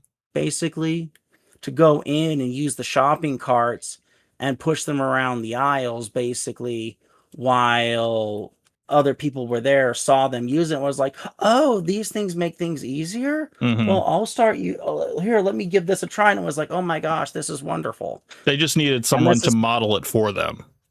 To actually, Basically. yeah, to show them how the ropes of how it works, and then everybody else jumped back on it. Sounds like More or less, that's Yeah. the general idea. Yeah. So, women, it's not that they struggle with new ideas, it's that they don't like the idea of change. Mhm. And with that in mind here, we have to consider, with how, things changed from the 20th to the 21st century here, do women want to go into the man's world? Sure. There's a few, what do they call them? Like A-type personalities. Yes. If you go, depending upon which personality test you go by. Mhm. Because there's hundreds of them. But, there's the women that most claim to common- be alpha females. They claim to be high value females. That term is, women they've crowned themselves for that. So Yeah. But, it's these A-type alpha, alpha female, alpha widow, whatever you want to call it. And, you can't beat biology, because all of these women want something better than themselves. And, a woman who's truly desperate might propose if she thinks a guy is good enough to breed with. Mhm. Maybe. Heavily on the maybe there, Camp. Yeah. But, I don't have high expectations for that relationship to work out. Absolutely not. I mean, I totally agree. I think that a woman who takes the lead in the relationship will lead the relationship to its destruction. I do believe that is true. I think that, men need to be the leaders in the relationship. I think women need to aid the man in whatever vision or whatever, process or whatever he's trying to build. I think she needs to be there to support his dream.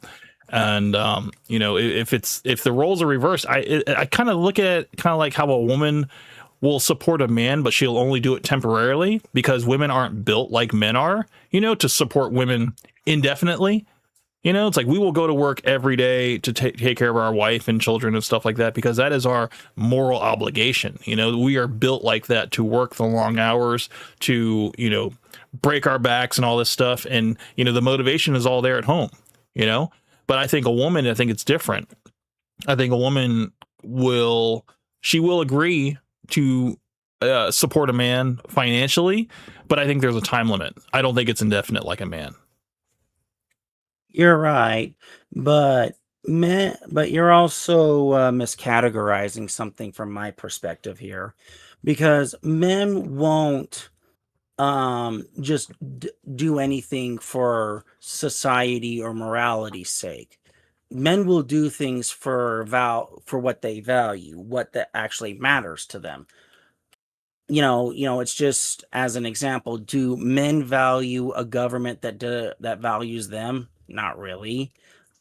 I mean, I don't really hear much chatter from what goes on in active duty, but from time to time I go talk to not reservists, but I do talk to recruiters from time to time, and they sit there and tell me how they have such a hard time with some parents who will go out of their way to get their own kids disqualified. But, the general notion that I've seen from people who are on active duty is that the military's changing and a lot of senior leadership isn't happy about it.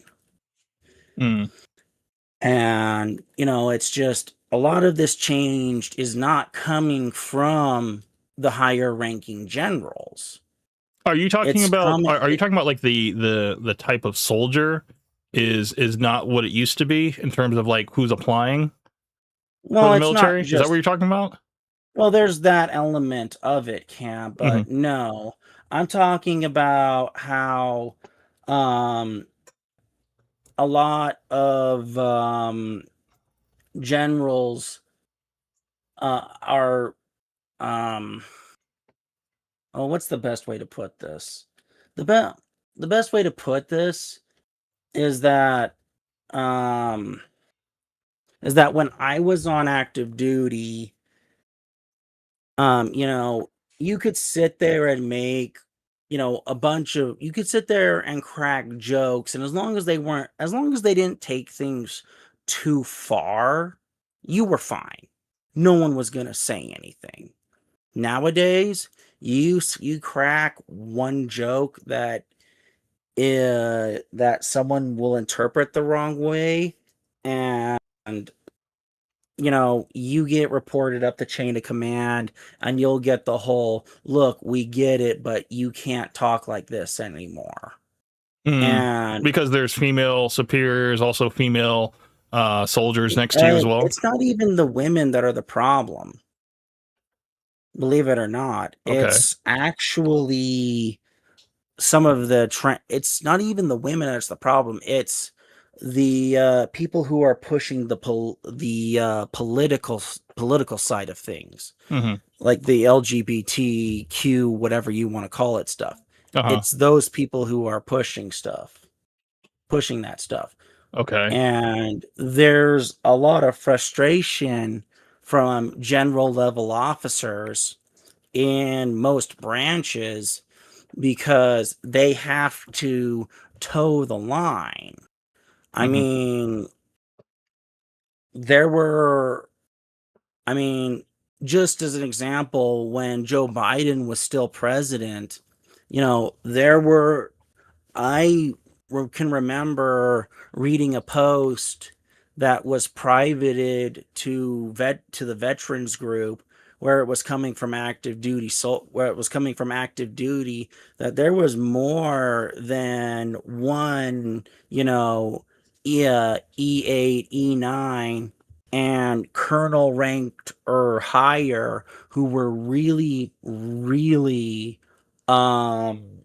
concerned about not troop welfare, but they were worried about troop readiness because transgendered troops presented a real risk of being in combat because of how when hormones affect the body, it can cause a lot of instability in the body. And someone who's having hormonal changes rushing throughout their body are a liability on any battlefield. And there was a lot of concern. This was in a private Facebook group where veterans who still had friends on active duty were hearing this from. I mean, it makes sense. It makes sense that, you're going to be a liability because, your hormones aren't regulated. You're going to be in a high stress situation. And, I think any type of life or death situation is going to have to require a level headedness, that is not going to be not going to be present in someone who is, taking medication or has undergone hormone therapy, Absolutely. So, yeah, it makes sense to me. So when you sit there and talk about this kind of stuff, it's very much you're talking about a situation where you have these alpha women who support this kind of stuff, not through logic, not through rationale, but through feeling. And, Ben Shapiro was the one who basically made it famous to say facts don't care about your feelings. And, my caveat to this is bullets do not care about your feelings, and religious zealots also do not care about your feelings. The only thing they care about is enforcing whatever their religious beliefs are. And if your feelings have a problem with that, well, they have a solution that you're going to like even less than the person who tells you you're full of it and to get over yourself. Right. So like you kind of need to have the mental capacity to be able to, take on the mental strain and also the responsibility of being in the military, Yep. And I think there's a lot of people that just are not, their minds never even go there. They're just like, oh, I'm doing something good, or I'm representing, my country and stuff like that. It's like, there's a little bit more to it than that. It's like, you got to be a little bit of a, you got to be ready to die, but I think at the same time, it's not just ready to die. You also have to be ready to kill too. No, of course. No, absolutely. But also be prepared to, be able to make the sacrifice play, Yep. There's that too. Where, I think a lot of people that have these identities about themselves, it's all about, I don't know, it's kind of like the ego is still there. I think you have to remove the ego if you're going to go into the military, I think that's one of the first things that goes. You have your ego, but you also have to be able to set it aside when the chips are down. Correct. And these people, and a lot of these transgendered people, there's a term in the Dungeons and Dragons community called Mary Sue, the Mary Sue or the main character syndrome. And a lot of these people act like Mary Sue's or they're the main character. Sure. I know a lot of women that do that as well, Yeah. But I mean, to have this whole conversation kind of circle back into what we were talking about originally, the main character syndrome, I think, wanting to have eyes on yourself. I mean, what is a better way to do it than to propose to your man and flip the whole script? I mean, I said this, only like 5 to 7% of women propose to men. And it's, we don't even go into whether it's successful or not. It's just the act that it happens, there's a reason why I think it's been done one way for so many years and stuff. And now that people are starting to kind of, I don't know, change or think that, oh, we can do this a different way. And it's just as, just as good. I think that it kind of, it's a detriment to the man because I think it just removes his agency. I just think that is our power to basically choose who we want to be married to. I think if a woman chooses us, there might be a reason why we didn't choose her first, or or choose her before she Yeah. chose us. I think there's something that we really need to analyze about that, you know? Well, Camp, you always have to remember a woman will mostly choose men based on what? Some choose it based upon the butterflies in her stomach. Maybe if the guy is great in bed, maybe she chooses him based on that. Mhm. You never really know why a woman chooses a man. Most guys, most men are what is it? Our standard is very normalized, I want to say here. Mhm. Who hopped into the Discord? I don't know. We'll see. It is it's taking souls for free. How you doing, sir? Yo, what's up, guys? Good Sorry to for hear. interrupting. No, I'm glad you're here, man. This is just an open discussion, man. We're talking about just, I guess, feminism and how it's kind of it's changing the game, dude. It's feminizing men and it's making women kind of step into this role, this masculine role. And, you got people that are like Sonic that are just, standing on the sidelines, completely cheering this thing on. And I'm just like, I think we're kind of forgetting why we're all here. It's like there are reasons why it's crazy viral to watch a woman propose to a man and how it's just this crazy spectacle. And how if the man, I mean, this is in my world, if the man basically like denied her the proposal, and then like everybody kind of got like, oh, boo boo, but then he whips out a bigger rock, like he whips out his own ring that he was gonna do her, like that would have been great. That would have been a great thing to happen, because it'd be like great, he took his manhood back, and he flipped it, and he saved the day. But unfortunately that's not the timeline we're living in, guys. This guy got emasculated alive at the World Cup. Probably wasn't, probably had no idea this was going to happen, but this woman had this whole thing plotted. And I'm willing to wager that she spent the money to get the tickets, to get the airtime, and to get the ring, and to just put this guy in this situation where he just could not say no, or she knew that he wouldn't say no. Right. I asked him. That's probably an easy $40,000-$50,000 just thinking about it. And they weren't in the upper deck either. Okay, they were pretty low to the ground. I mean, you can just tell from this screenshot. I mean, they weren't in the upper deck or even the middle deck. So I mean, yeah, she probably spent a pretty penny to get this whole thing set up, and I'm sure the man had just adrenaline through the roof. And he wasn't thinking clearly.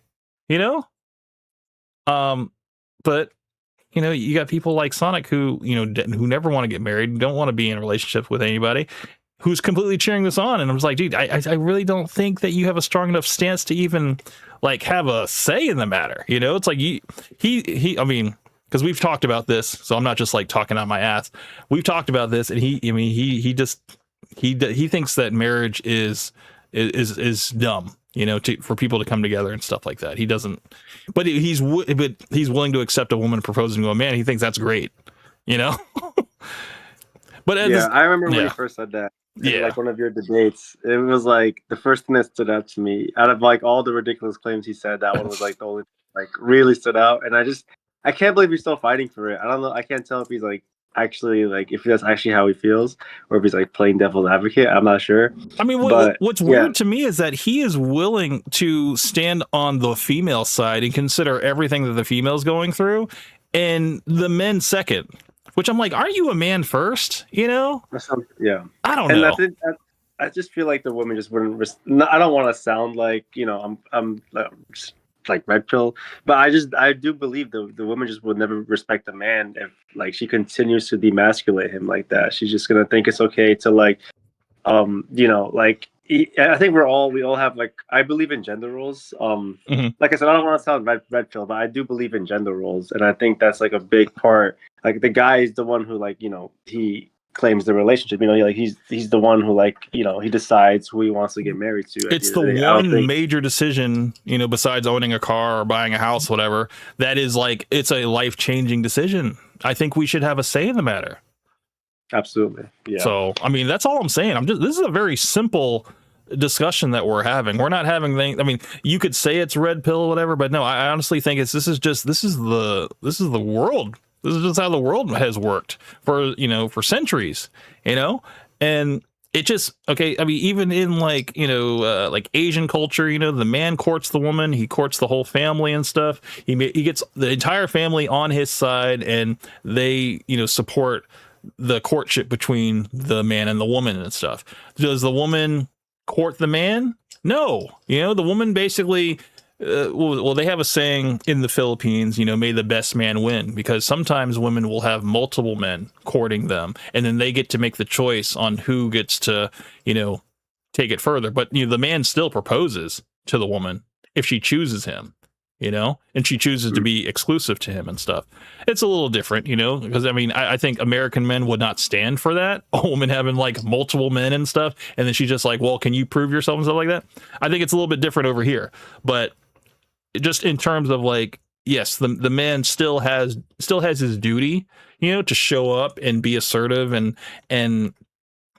like you said, claim his wife, it's just, no, I think it's going backwards. It's kind of relinquishing your control, over your agency. And at the end of the day, to me, I just view it as a masculine female, dude. And that's just like, that is a pheromone that it will just repel me. If I see a woman who's masculine, who's willing to just be this, dominant force, like it's kind of controlling, and it just reeks to me, dude. Like that's not any type of female that I want in my life. But again, I don't know 100% of this dynamic. I am still for men and women coming together and stuff. And I do still wish that, they live a long, happy, healthy life and stuff. But I just think that the way it started was a little backwards, that's all. I'm still in support of, men and women coming together. I mean, that's fine with me. I mean, that's how we continue the human race. I don't think men and women should be separate. I think that's kind of what feminism is doing. It's driving, it's making men optional to women, because women can basically be carried through the government, through government programs and stuff, all the way until like 67, from like 4 to 67. They've already proven that. And men, we basically have to kind of get our act together, and we got to build over time to make ourselves, worthy of, wanting to be in a relationship or not, Yeah, I actually wanted to ask you something, Camp. And I'm not. I apologies like that. I know I came in a little bit late. No, you're I'm cool. not sure if you guys touched on this topic, but I know you've mentioned it briefly with your previous debate with Sonic. What are your thoughts on like guys and girls like having a friendship? Do you think that's are we just like wasting our time, or like how do you? So, okay, I said this, and this was, I mean, to me, I think it's entertaining the way I said it, but it's also very true. And I've remained consistent with this. I think men and women can totally be friends if the woman is ugly and the man isn't attracted to the woman. They can absolutely be friends. But I think if the woman is attractive, then I think over time, whether it's on the man's side or the female side, I think they will develop feelings for each other, and it will develop into a relationship. And if that's not something that you want, I don't think men and women can be friends. Can men and women be coworkers? Absolutely. Can men and women be friends and stuff like that? If, okay. I think it can work also if they are, say, like the man is married and the woman's married, and I don't know, maybe they were friends in school or something like that. Maybe, but I don't know. I think there's like, it's too risky, especially if the woman's attractive. I think if the woman's not attractive, it can absolutely work, because then there's no threat to the friendship or the existing relationship. That's my stance. Okay. Otherwise, it is a waste of time. I think that we make all the resources. We have the protection, the boyfriend energy. It's just nothing but free to the women. And, you don't get anything in return in terms of, female friends and stuff. You can be like, oh, yeah, they kind of give you insight and stuff of what women think. It's like, motherfucker, if you don't know what women think and you need that help, then, yeah, you need more time. You need more experience, more life experience and stuff. You need more time in the game of, being with women to understand how women think. You don't need to be their friend to understand how women think, Yeah, I'm with you on that because I've had a couple female friends, and like the more you talk to them, you start becoming more attracted to them, and just it always like it never ends as like friends, you know. At It's least like in always an my situation. imbalance. Yes, it's always a power struggle, and and I'm not saying it's always a bad thing either. It's like a lot of relationships develop from friendships. People that have been together for 40, 50 years. Sometimes they started out as childhood friends. So I'm not saying it's a bad thing. I'm just saying that if the woman is attractive, just understand that there's a time limit. Okay, like you guys are either going to come together or you guys are going to go your separate ways. And I know that sounds kind of like you're playing both sides, but I think that it's going to come to a head at some point if the woman is attractive. But if the woman's not attractive, there's no threat. You can totally be friends. You can totally maybe even confide in her and stuff like that. Like you can probably ask her about some other chick and stuff because you have zero interest in her. But in Sonic's world, because I'm going to speak for Sonic right now until he jumps in the Discord call, he doesn't look at it like that way. He thinks that all women can get a shot, regardless of how they look. And that's where I was just like, okay, are we just taking anything right now? And, to him, he's just like, well, looks aren't important to me. I'm like, well, men are visual. And he's just like, no, they're not. So I was like, okay, well, this is where we differ, Sadly, I don't think Sonic's ever been in a place where it's mostly men. Because if you've been in the Army, the Navy, or the Marine Corps, or even in the Air Force where there's plenty of guys around, guys are visual creatures. I mean, when you hear the joke stories about guys marrying strippers, I mean, yeah, some of those stories are jokes, some of them are true, but the guys often do marry the best looking strippers. They don't marry the old ones or the ones who don't look that great. Absolutely. Exo Charles, welcome to the stream. Hello, people. Good to see you, man. Yeah, I mean, dude, I think the whole locker room talk is something that he has never experienced. I don't think so. I think he's been in with like the girl chat, maybe the gossip circle. I think he's definitely been around that, but I don't think that he's been in the situation, maybe even at a gym, with just a bunch of guys talking about some girl or whatever, like whatever, it could be the girl that's in the gym right now, this is like, I don't know. I think guys, we can we don't have to be friends with each other. We can be complete strangers, but we can like come together on like, that's a sweet piece of ass, or whatever, or she's got a nice rack or something like that. And it can be completely non-verbal, like people have this thing of just doing a head nod and be like, yeah, oh yeah. And it's completely, you're right. It's a common understanding amongst men, but I do think that there are some people that just don't ever have that. So they don't know anything about it, but again, I think Sonic is very young, I will give him that. And I think that's kind of why we butt heads so much, is because of the lack of experience on his side. And just I have so many stories to tell, so I can tell you, like, I've been the friends with benefits, where, and I've also been the other guy, where the woman cheated on her boyfriend to be with me. I've been in that situation, but I've also graduated from all of that. And now I'm married, happily married and stuff. And I feel like I've won the game, but I think what Sonic sees me as is a person who has absolutely no grip on reality in terms of how today works, and that there's no tried and true methods that you can implement in terms of your speech, tonation, the way that you carry yourself in order to be attractive to the opposite sex. He thinks that, no, it's like you got to kind of just, let the woman approach and stuff or whatever, or get your dating profile on check and all this stuff. And I'm just like, no, because you still got to be able to have a mouthpiece at the end of the day, dude. You got to be able to speak confidently.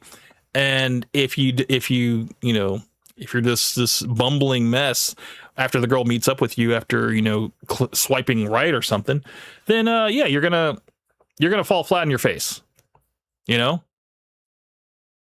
got to work on. So rare I agree. So rare that a girl would approach a guy and I feel like if a girl ever does that to a guy, I don't know how I would feel about that personally. I wouldn't feel comfortable with a girl approaching me because it would be a red flag, dude. You'd be like, oh, she's probably a whore. Because this That's is what I'm saying, this should never come this easy, you know? It's like if a woman is easy, that should be a red flag. You're like, dude, this girl probably has diseases. She probably has a vendetta to just infect every man because she got infected that long time ago. You know, did you ever see that video of that chick that had HIV, whatever? That's like, she basically was with this guy that was like spreading HIV to all these girls and stuff like that. And now she has this like vendetta for men. She's like, I don't feel like I need to disclose my status. And I'm like, what? Was it the white? Was it the white one or the black one? It was a 'Cause I've black seen, woman like, that I saw. I didn't see the white lady, but I mean, I'm sure there's multiple stories about this. People that got burned and they're just like, fuck the world, you know? Like I'm just gonna go on a rampage now, you know? Yeah, because I've seen 2 of those. One was a white woman, the other was black. I mean, the moral of the story, if it comes too easy, it's probably a red flag. You need to just stay far, far away, you know? It's like, play it cool, you know? Because, I mean, I think anything worth having in this world is not going to come easy, you know? We're going to have to make ourselves, you know, to that level to where we can actually be in a position of power to actually take it if we want it or not. But, you know, with anything that presents it too easy, it's just like, you just got to keep your head on a swivel, man, because you never know. You know, it could just be something with a vendetta and they just want to ruin your day because, you know, they see that you're happy, you know? Yeah, that's always a possibility. Exo Charles came back. He says, in my opinion, it depends on the friendship type. If she has a male friend and barely talks to him, it's okay with me. If she is always meeting male friends regularly, it's a red flag. Yeah, I mean, absolutely, dude. I mean, that's the whole thing about trust, you know, like, I think if a woman understands that, yeah, I don't want to have the person that I'm with, whether it's a boyfriend or husband, whatever, I don't want to put him in that position or that mind frame that he worries about that and stuff. So I just don't do it out of respect to him. I mean, I think that's kind of what you ideally want. But I know that, you know, sometimes girls have like just a bunch of friends, whether it's from college or from work and stuff like that. And these are lifelong friends, you know, like I understand if it's like that, but like in terms of like you meet this person, I think they have to be open to, you got to meet them too, you know, just kind of get the temperature of the room, because that whole uncertainty thing, you know, of not knowing the whole dynamic, you know, you can see a dynamic between 2 people and see if it's like, okay, this is totally a friendship, or, you know, you understand that, okay, this guy, he's married too, you know, they just happen to know each other because they're like childhood friends, they grew up and stuff like that. Like once you understand the background information of their male friends and stuff, then you can kind of like put your mind at ease, you know? Yeah. Hey, Camp, do we know how much Sonic's seen of the real world by chance? What do you mean?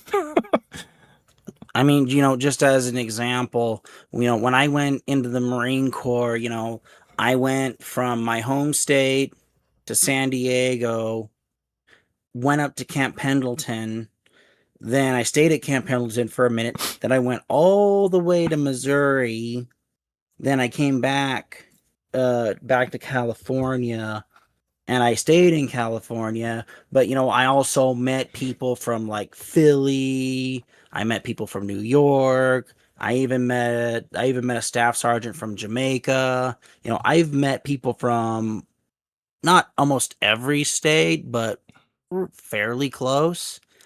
And you know, it's interesting to sit there and talk and learn their perspectives when you actually sit there and listen to them talk, and also going around and just seeing what else is out there. I'm just kind of wondering, has Sonic ever been outside of his home state? I mean, it's a good question. Maybe something we could ask him, you know, if he ever wants to come in. But as far as I know, he's lived in Florida.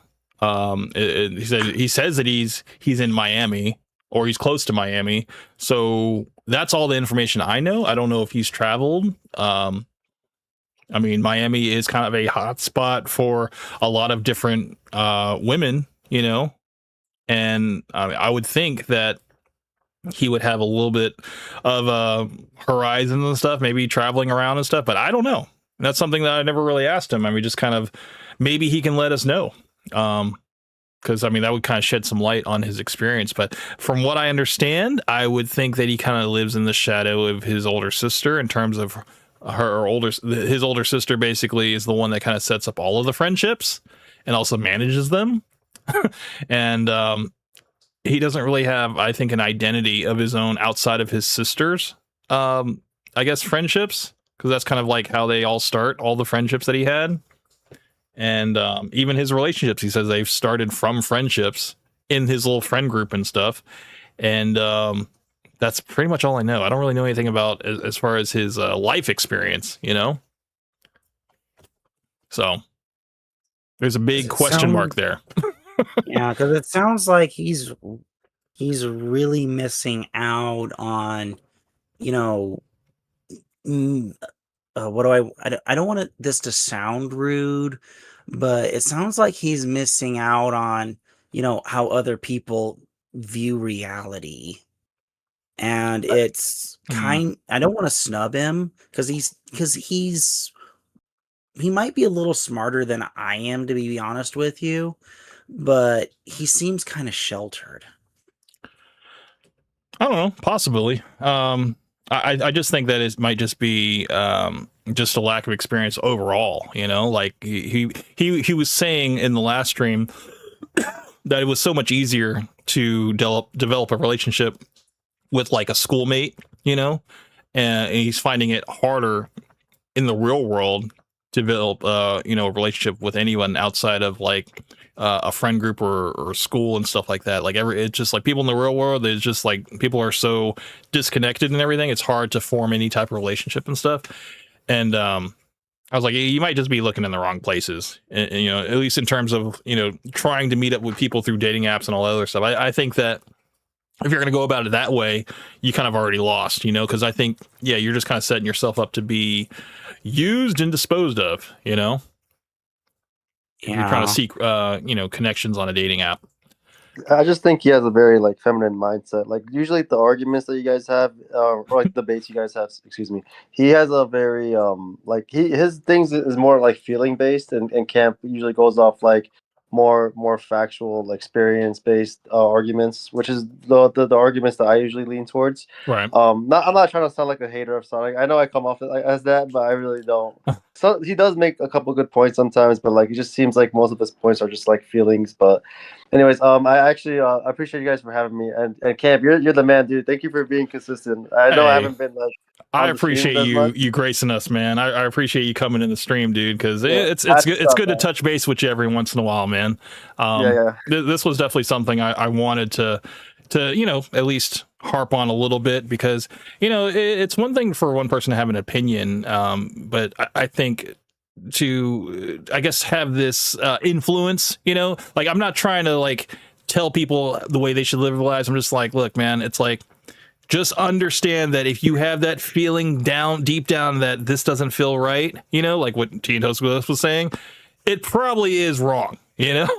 Like this woman, you know, go bringing it all the way back circle, this woman proposing to the man and stuff, if it feels wrong to you, you're put in that situation, you know, it's like, it probably is wrong, you know. And every woman I asked today, because I asked a bunch of different women, all different age ranges, what would a man have to be for you to propose to them live on television?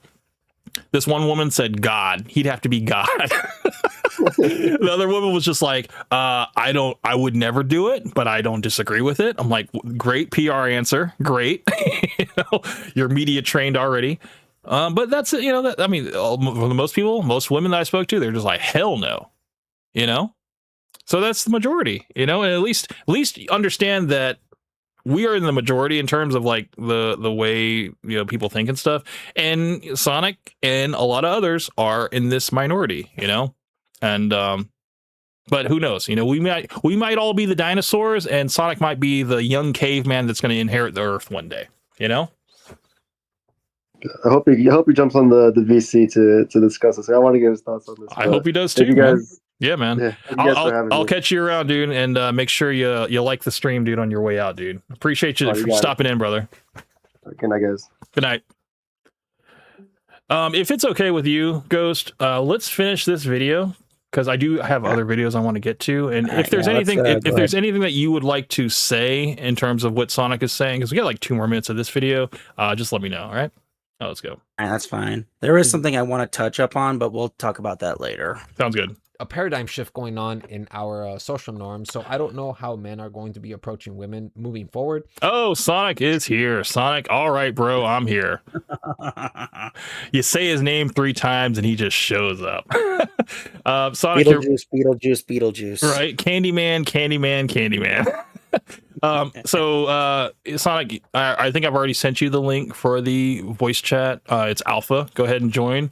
And yeah, we're just going through your video, man. I wanted to, give my take on your response to this. And I know it's just a short video, but I wanted to, at least kind of reinforce my ideas that this is just, this is a spectacle, and it's a spectacle that, we have very different thoughts about. And I think it's important that we talk about this.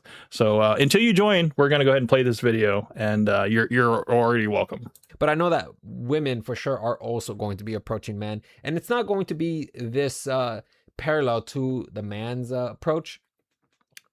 Women do have their own methods of, approaching men. Like for them, it probably won't look as direct as it would, or direct as it would for a man. A man would just go up to a woman, tell her she's pretty, Sonic. and that, he's interested. Whereas a woman is. Sonic, welcome to the stream, sir. How you doing, sir?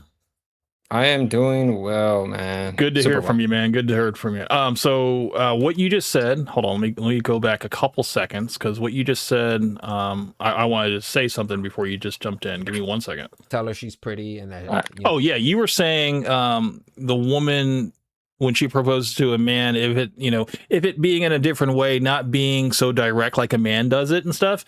But what you're saying is, it's not what happened in reality here, okay? Like, this woman got down on one knee and proposed like a man, okay? Yeah. So, like, we can't like reframe what happened, okay? She did it just like a man would do it. And I mean, I'm sure she paid a lot of money for this thing to happen, got all over, you went viral and stuff. I tried to find more information about this stuff because, I'm just going off of the visual that this man looks a lot younger than this woman, and that this woman, is probably on the decline, and she doesn't want to miss her chance to have a family and stuff. So she's just like, I mean, and, some people are also theorizing this is a green card situation, I don't know. And I don't know if you looked into it more, but because of the article that I looked at, it was very vague about the whole act itself, the people involved. It just said that, the World Cup is, this world stage that, brings a lot of people together and a lot of crazy things happen and stuff like that. But, for the most part, it didn't give any details about the people themselves, which I was kind of trying to go after because, I think it's important to at least know that dynamic. If the woman was older, which she does look older here, it just seems like she is the more controlling one of the relationship, like she wears the pants in the relationship and maybe he's at her mercy. He probably is moving into her house. He's probably riding passenger in her car. And he probably is the one that takes care of the meals and the cooking and the cleaning, all that stuff. That's just my thought. Well, I don't know what your thoughts are, but I'd love to hear them. Okay, so what's your point? What's your question again? Because you kind of went on a whole tangent. Hold on. Exo Charles just said Sonic came to defend his points. Perfect. Yeah. I mean, he's here. What I was saying is that you were talking about if a woman were to approach this proposal like a feminine woman and propose on both knees and cupping the box and all that shit, whatever, that would be better. I mean, I think the act alone is masculine on its own, whatever. It doesn't really matter whether she's on both knees or if she's on one knee. In this situation, though, she did it like a man. So it's like we kind of have to just deal with what is and not what would be ideal. I see. Okay. That's what I'm saying. So your question is that I think the act itself was masculine on its own. There's no feminine way for a woman to propose to a man. It's all going to be masculine. Okay, so your argument is that this is all masculine, right? No matter how you see it? Yeah, absolutely. Okay, so again, I think that that's just the conditioning that you've been kind of primed to express. So I mean, you know, what you feel is kind of irrelevant to like what's going on. So when you take a look at a woman and how she's proposing and what she's doing, obviously she's going to have to take some ideas in order for her or for the entire group, like a woman, to propose in their own unique way, right? Because obviously every idea is not unique. It obviously comes from somewhere. So this is probably like a foundation for them, and then they'll eventually tweak it as like time goes on. Okay. But just the act alone of doing it is, I guess you say, a step towards the right direction. I mean, you know, again, like it doesn't matter whether it's right or not. Whether it's right or not, it's going to happen eventually. You know. You think there's going to be more masculine women than feminine women? Coders here. No, no. That's not my argument. My argument is that that eventually, like the practice of proposing to a man is right now, women are borrowing from men, and eventually, it's going to become its own unique way of proposing to a man. I see. Dakota, welcome to the stream, sir. How you doing? Yo, what's up? Doing well, Sorry. man. Doing well. What's up, Dakota? Yo, what's up? Can you guys hear me? Yeah, we can hear you loud I and can clear. hear you. Cool. How are you guys? Good. Good. So We're good. Thank you. I think this whole thing about normalizing it is kind of similar to, you know, what I was saying earlier with Ghost. You know, just how lesbian and gay people make up a very small percentage of the world population, but you see it everywhere in movies and media. You know, in terms of TV shows, even music and stuff. It's becoming a lot more prevalent, to where there's more of it, of the representation of the LGBT barbecue, whatever. Then, you know, it's becoming more normalized, you know, whereas also now we are all, you know, moving beyond that and making transgenders more normalized, at least in terms of sports and also in media as well. So, and they make up an even smaller demographic. So,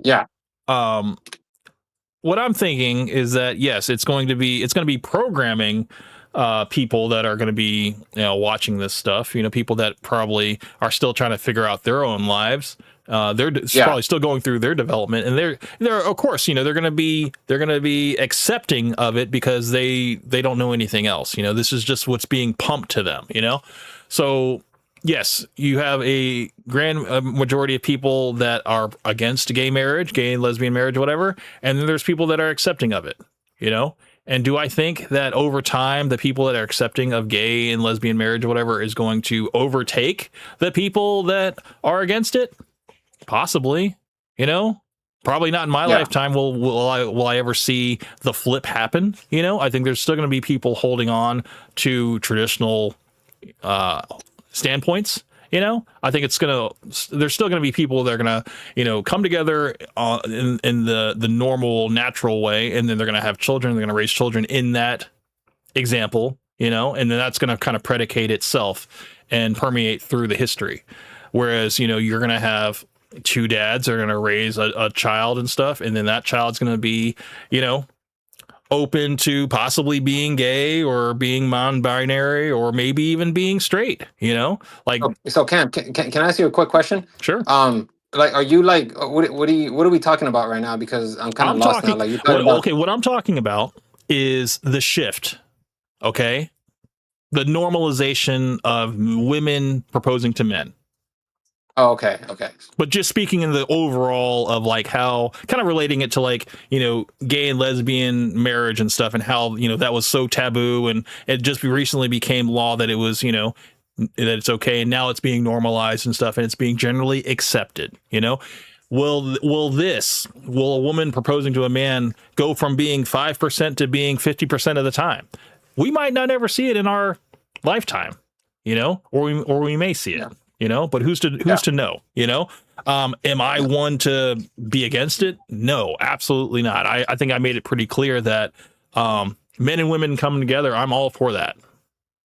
Coming together and having children and raising them in the right way and stuff, you know, with a moral compass and all that stuff, whether it's religious based or not, you know. I think that's great.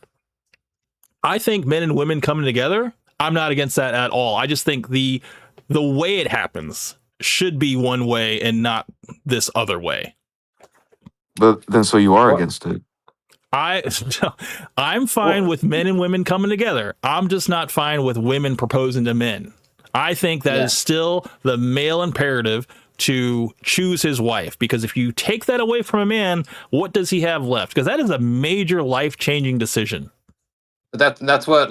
Okay, so like, this is kind of like going off topic, but like, I mean, men are already like trying to figure that out as we're like speaking right now. You know, like they're starting to figure out what they can provide, because it's not just about money. That used to be like an old archaic tradition, but now we're like moving past that. Now we're like in a whole new meta. Men are starting to you know, because I don't know how you feel about this, Camp, but like I'm pretty sure you'd probably hate the future men, because the future men, the way I see it, at least based off of what's going on right now in the math, it seems like we're heading towards a future where like men will no longer be high-fiving each other when like the fucking teacher comes. Excuse me, I'm sorry for cursing. When the teacher comes and tries to seduce them, no one's going to be high-fiving at that anymore, because men are going to be taught that that is you know, incredibly damaging. And we could see that that is incredibly damaging, because you could see a lot you know, a lot of behavior that like, you know, where like a woman, like not even a woman, but like, actually, yeah, let's just use a woman since we're talking about women, where a woman would just go up to them, ask if they want to go around the corner and like, you know, get a quick one,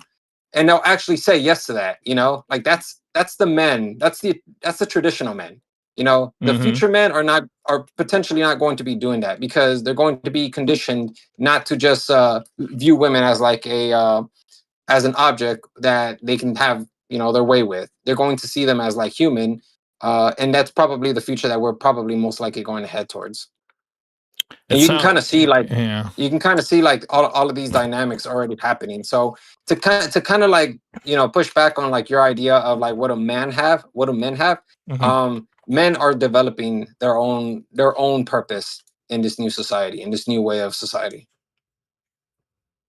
But I think the purpose is still the same, right? To spread it, to basically build themselves up, become financially secure, being able to procure enough resources to be able to support a wife and children. Do you think that do you think it's ever going to go away? That's probably going to be not just a purpose for men, but also for women as well. I don't know. I think it's more inherent in men to want to procure resources for a family, where I think a woman kind of procures resources for herself.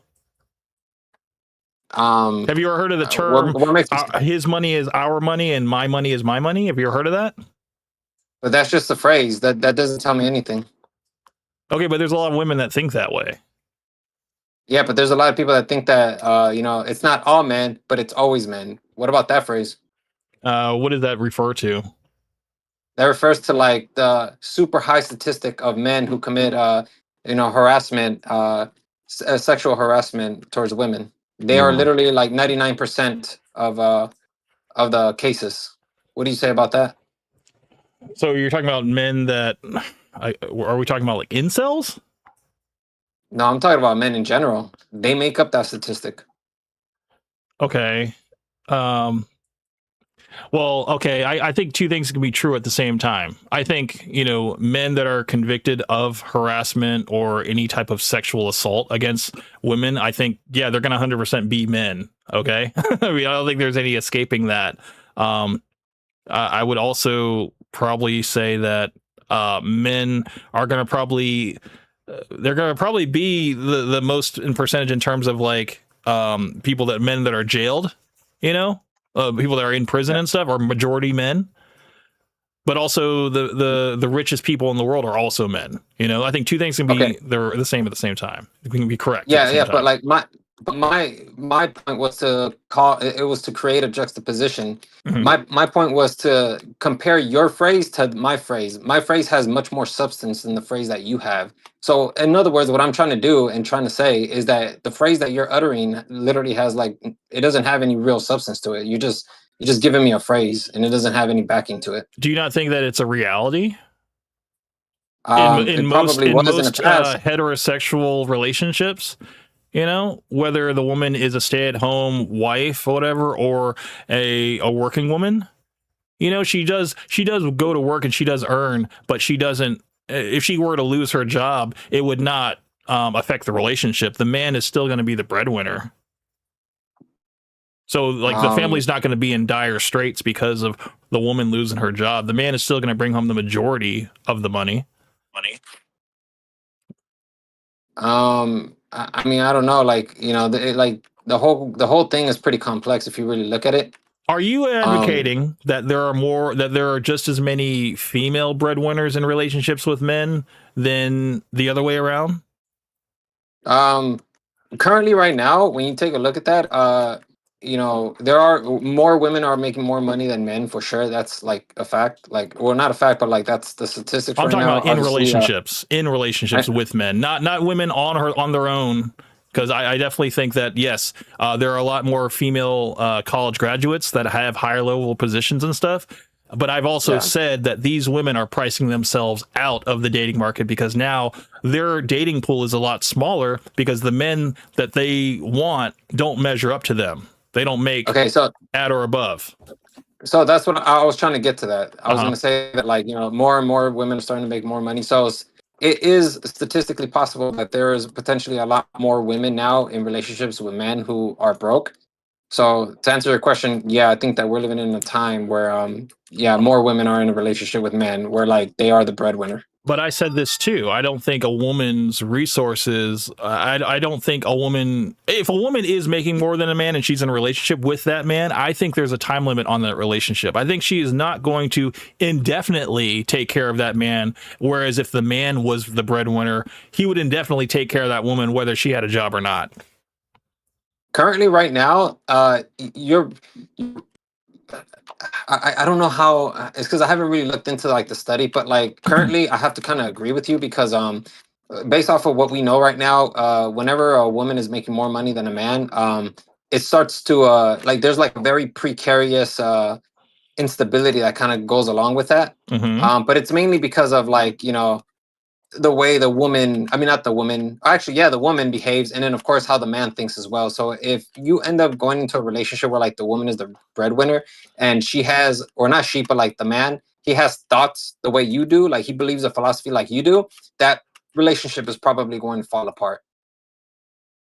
Yeah, but I mean, not even by his own doing. I think the woman will get fed up with the fact that she's supporting this man when there are so many men out in the world that would be better suited to basically meet her at her level or be above her so that she could actually be in her feminine energy. I think a lot of women, they think that they have to take on this masculine role in the relationship to be the breadwinner and to be the controller of a lot of assets in the relationship because the man is not suitable to do it. He doesn't make enough money, so he doesn't really get a say in the matter. But it's not because, but like from what I've read, it seems that like it's oftentimes the man who ends up like not participating or not communicating properly. So like if a woman has to take on more of the chores, more of like the housework, what's going to happen is that, you know, there is no communication there. So she feels like, you know, the man isn't doing enough or he's not doing it to like the degree that she wants it at. And so what's going to happen is she's going to start taking over that. And when she takes over that, those chores, those objectives, it's going to potentially demasculate the man, and then the man is going to continue. He's going to fall further down this void where he feels that he's not useful, so he's going to start pulling back from the relationship, and that's where like it starts to, because it's a dynamic between the two. It's not just the woman; it's a dynamic between the two. So if the woman is doing all of that, the man is eventually going to pull back, which eventually puts the relationship at risk. That's the reason why those relationships never really last, because it's a dynamic between the two. If the man has a philosophy like yours, Camp, where like you say that, you know, the woman is the not the breadwinner, but like the person who does the chores, and then like the man is the one who goes and gets the money, the resources, then that relationship is most likely to fail. Not necessarily. I disagree too. Miles Morales, welcome to the stream. How you doing? Go ahead, Ghost. I'm gonna write down some points, but go ahead.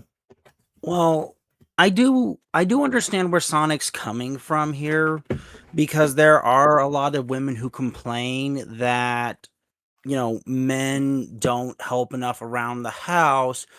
But but a lot of the women only see their side and they only care about their side. This is comparing the guy. We're just saying what if here, mind you. We're saying, let's say this guy works in sales as an example here. He's doing let's say 60-hour weeks. He's maybe making let's say $22 an hour plus whatever he gets from commissions. So every extra hour he puts in chasing commissions, and every commission he lands is more money for the family. That's him on the phone with clients, either getting yes or no, or just getting yes, no, flat out rejection, or just getting led on a leash and seeing how far they'll go with it. And maybe he lands a deal that maybe gets him an extra $500, maybe gets him an extra $1,000. Dealing with people, even if you're an extrovert, can be exhausting from time to time. And this is just sales. We're not talking other jobs here. So a guy who's working 60 hours a week in sales, he can easily clear month to month, maybe 80,000 to 120,000 throughout the year, well, per year, depending upon his commissions. But you don't get that money if you don't chase down those leads. So while she's sitting here complaining about him not doing chores around the house, to be fair here, it would be nice if he did chip in, which is great, which would be nice to help. But, but again, standard of living goes up every year. So she has to sit here and think about it for a minute. Does she want to maintain her standard of living, which is provided by his hours, or does she want him home more? So, there's always the trade-off here. And, I haven't seen too much empirical data about situations like this because, this is a what if and this is very specific. But, it's mostly anecdotal with this kind of stuff. And women, from almost every instance I've seen in situations like this, they do not take into consideration how much work a guy puts in at the office or at his job, or just to bring home the money and whatever else he brings home. And it's actually been on the rising trend that women don't care where the money comes from as long as he brings it in to certain degrees. I mean, as long as the front door isn't kicking in, there are some women who really don't care. But again, we're talking about a guy in sales here. You want that extra fat, juicy commission, you have to chase those sales numbers. There's no way around that. And again, So, like, the relationships that if I Sonic is talking about, intervene, yes, Sonic is right. It does cause because he's like talking problems. and he's kind of losing me. But yes, what Sonic You're is kind of losing me talking already. about. Ghost. We got to kind of give Sonic a chance to respond because of the yeah. I mean, if you have any additional points, just write them down because that's kind of what I have to do. So okay, go ahead, Sonic.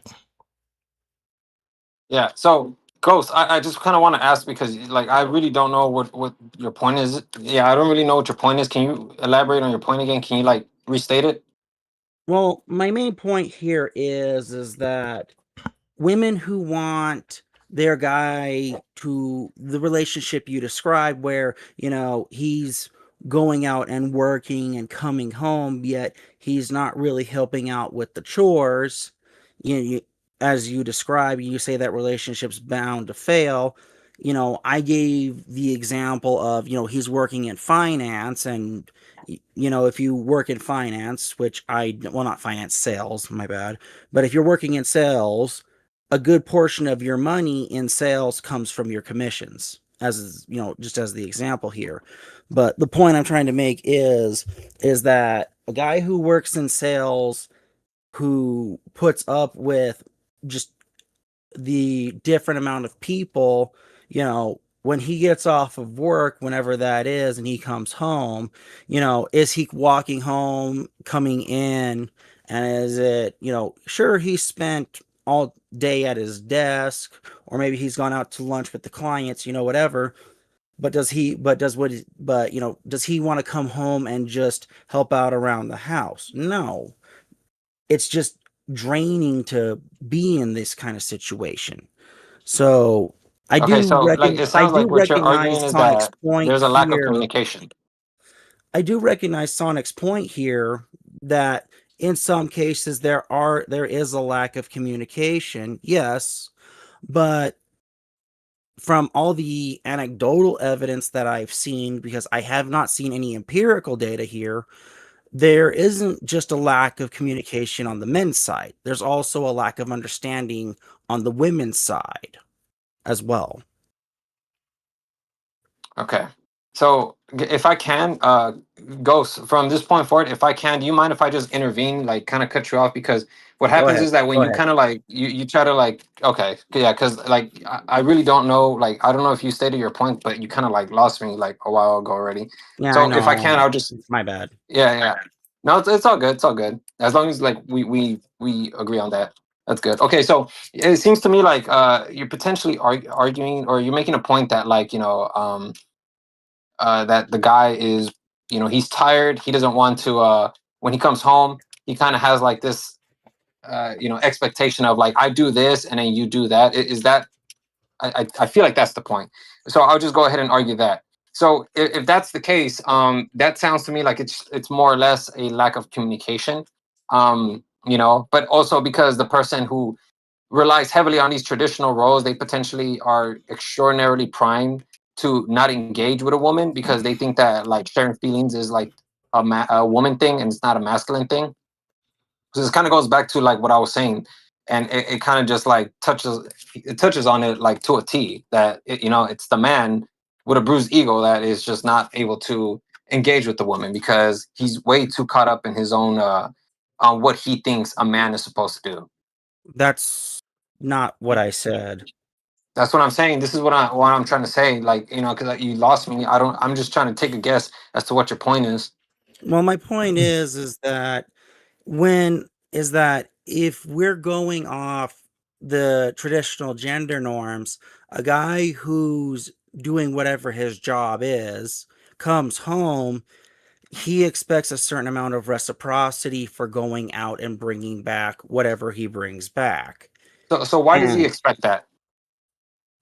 well, Sonic, going out and caring for a family comes in many forms. I know nowadays men's labor is not as valued as what a woman's is nowadays, but the thing you have to remember here is that value comes in many forms. And I'm not going to be I'm not going to be Myron Gaines who says a woman has no value. I'm going to sit here and say that a sphere of influence or the sphere of value here is just different.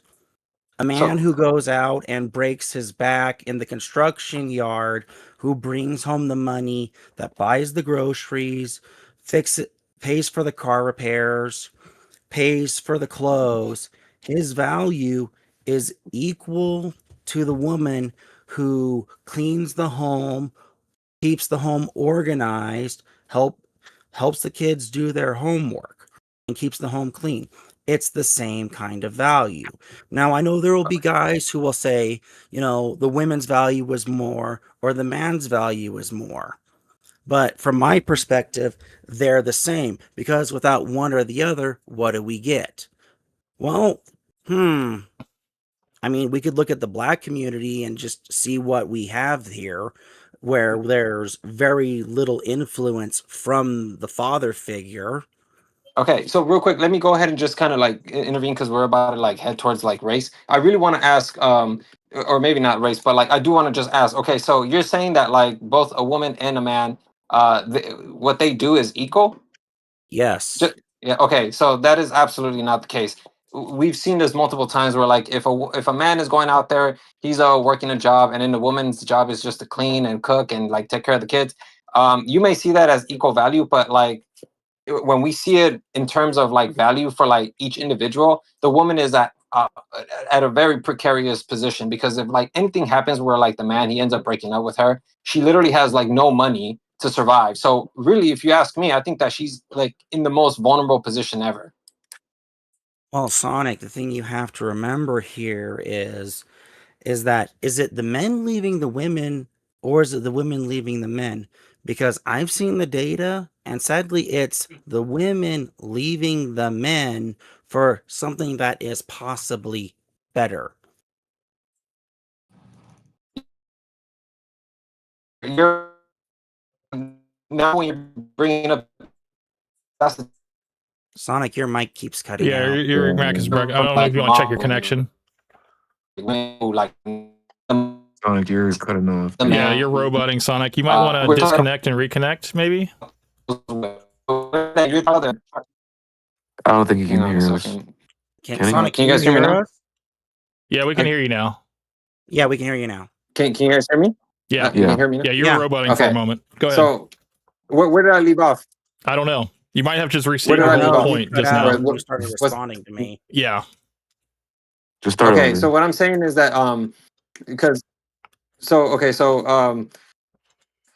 Ghost stated that, like, you know, they have equal value, but I disagreed. Well, actually, it's not even a disagreement. This is like just fact. Like, anytime a woman is in a position where she's in a traditional role, she's the most vulnerable in the position in the relationship, because she has no money. If like the man decides to break up with her, she's literally like she has no way to take care of herself. And I've showed you guys in the video that I just recently posted about how a woman was a traditional woman and she didn't have any financial skills, and now she's like incredibly vulnerable.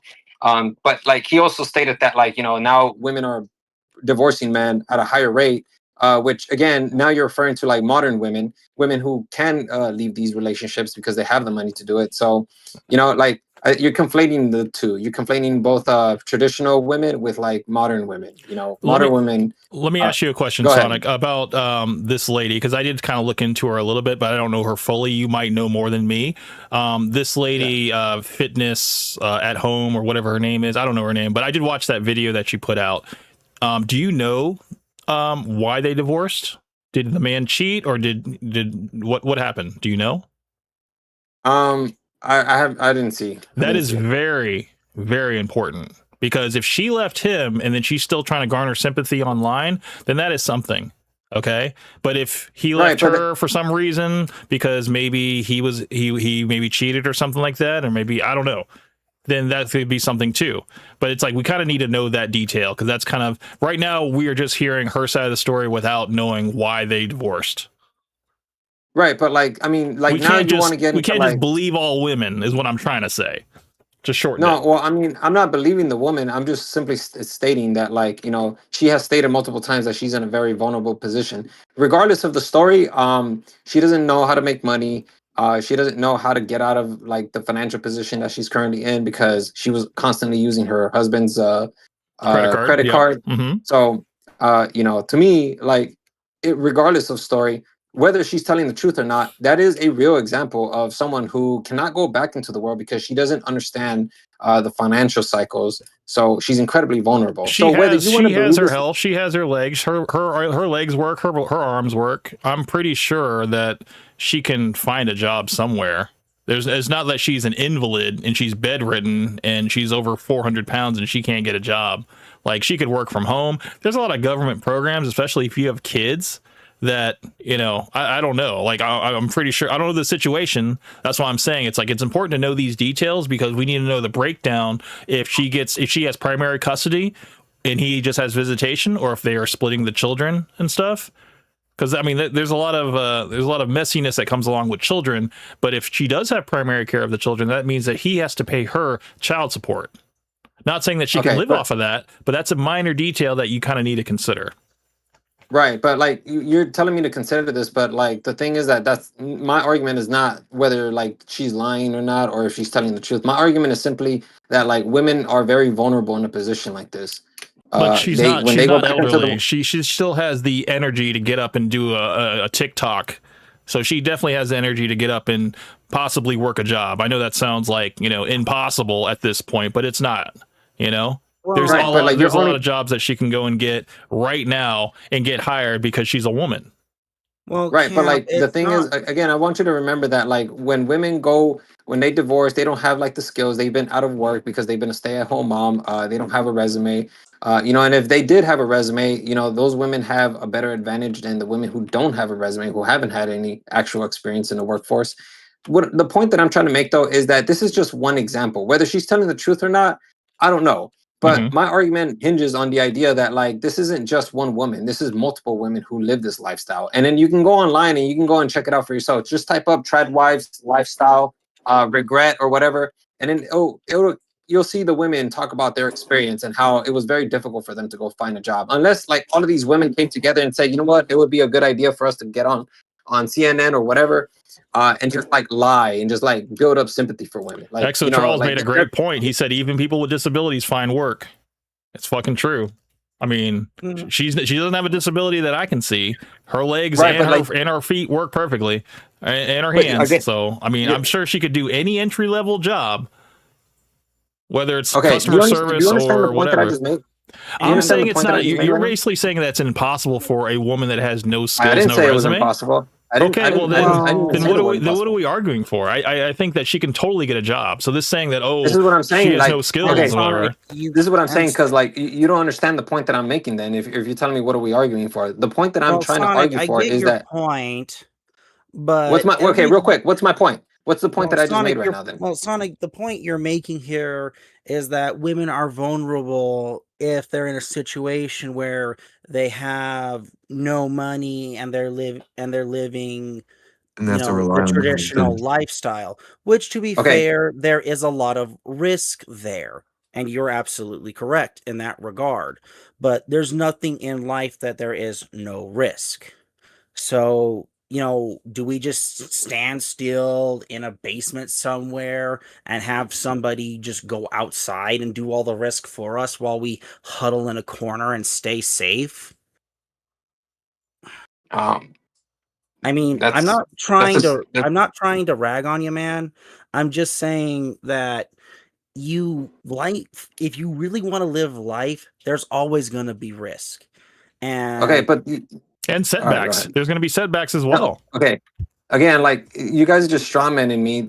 Like that's not. I'm not strawmanning. Again, I'm talking about. Okay, but like your honesty is a straw man though, and the point that I'm trying to make though is that we can see that this is a vulnerability for women. Like you look at the stats, women are always constantly vulnerable to this. And my point is that if you want a relationship, because like the whole point of this, the whole reason why I even made this argument is to talk about how like men and women, how breakups occur because they feel demasculated in a relationship with a woman who comes home and she makes more money than him, right? The point that I'm trying to make though is that when a woman ends up adopting that traditional lifestyle, she's incredibly vulnerable. And so like the woman that the modern women of today, because they're able to get a job, they're able to participate much more politically, socially, economically. I think that like in a relationship like that, when both partners understand that they're not living this traditional relationship, their relationship has a much more likelihood of succeeding rather than falling apart when they rely on gender roles. That's what I'm trying to argue. That's what I'm trying to tell you guys. Well, her specific situation, she does, because I did look into it, she does have exactly 14 years she can still live in the house. But she has 14 years until she is obligated to move out. So she has 14 years to get her act together. I think that's more than enough time to set up something. Right. To just work, find a job, save up that money, and and yeah. And I hope that she does. But like, I mean, my argument still stands that like, she's vulnerable, but she has 14 years to get her act together. I think that's more time than most people get. More time than most men get when life happens to them. I think, mean, Sonic, yeah. would you? Oh, sorry, Camp. No, I was just gonna say, men get cut in half all the fucking time when it comes to divorces and stuff. And men typically have to move out of the house that they paid for, while the woman stays in the house because she divorced him because she cheated, and she gets to keep the kids and all that stuff, and the guy has to go sleep in his car. That happens all the time. Are we going to advocate for those men? It's like, are we going to look on that side, or are we just going to ignore them? I mean, shit happens on both sides, dude. Shit happens on both sides. That's a whole I other mean, point, Sonic, though. would you advocate we'll argue the that some same other thing time. for a house husband here? Wait, say that one more time. I think so. Would you say that a house husband is just as vulnerable as a stay-at-home wife? If he's not building the financial skills, yeah, he is. He's just cooking and cleaning, man. Taking care of the kids. That's it.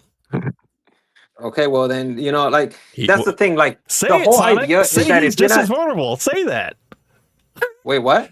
If he's just taking care of the kids, cooking and cleaning while the wife gets up every day, goes to work and stuff, and she's the breadwinner, he's just as vulnerable as that woman. That I did say that. Okay, I'm just saying, say that. Okay, I was just making, because I didn't hear it.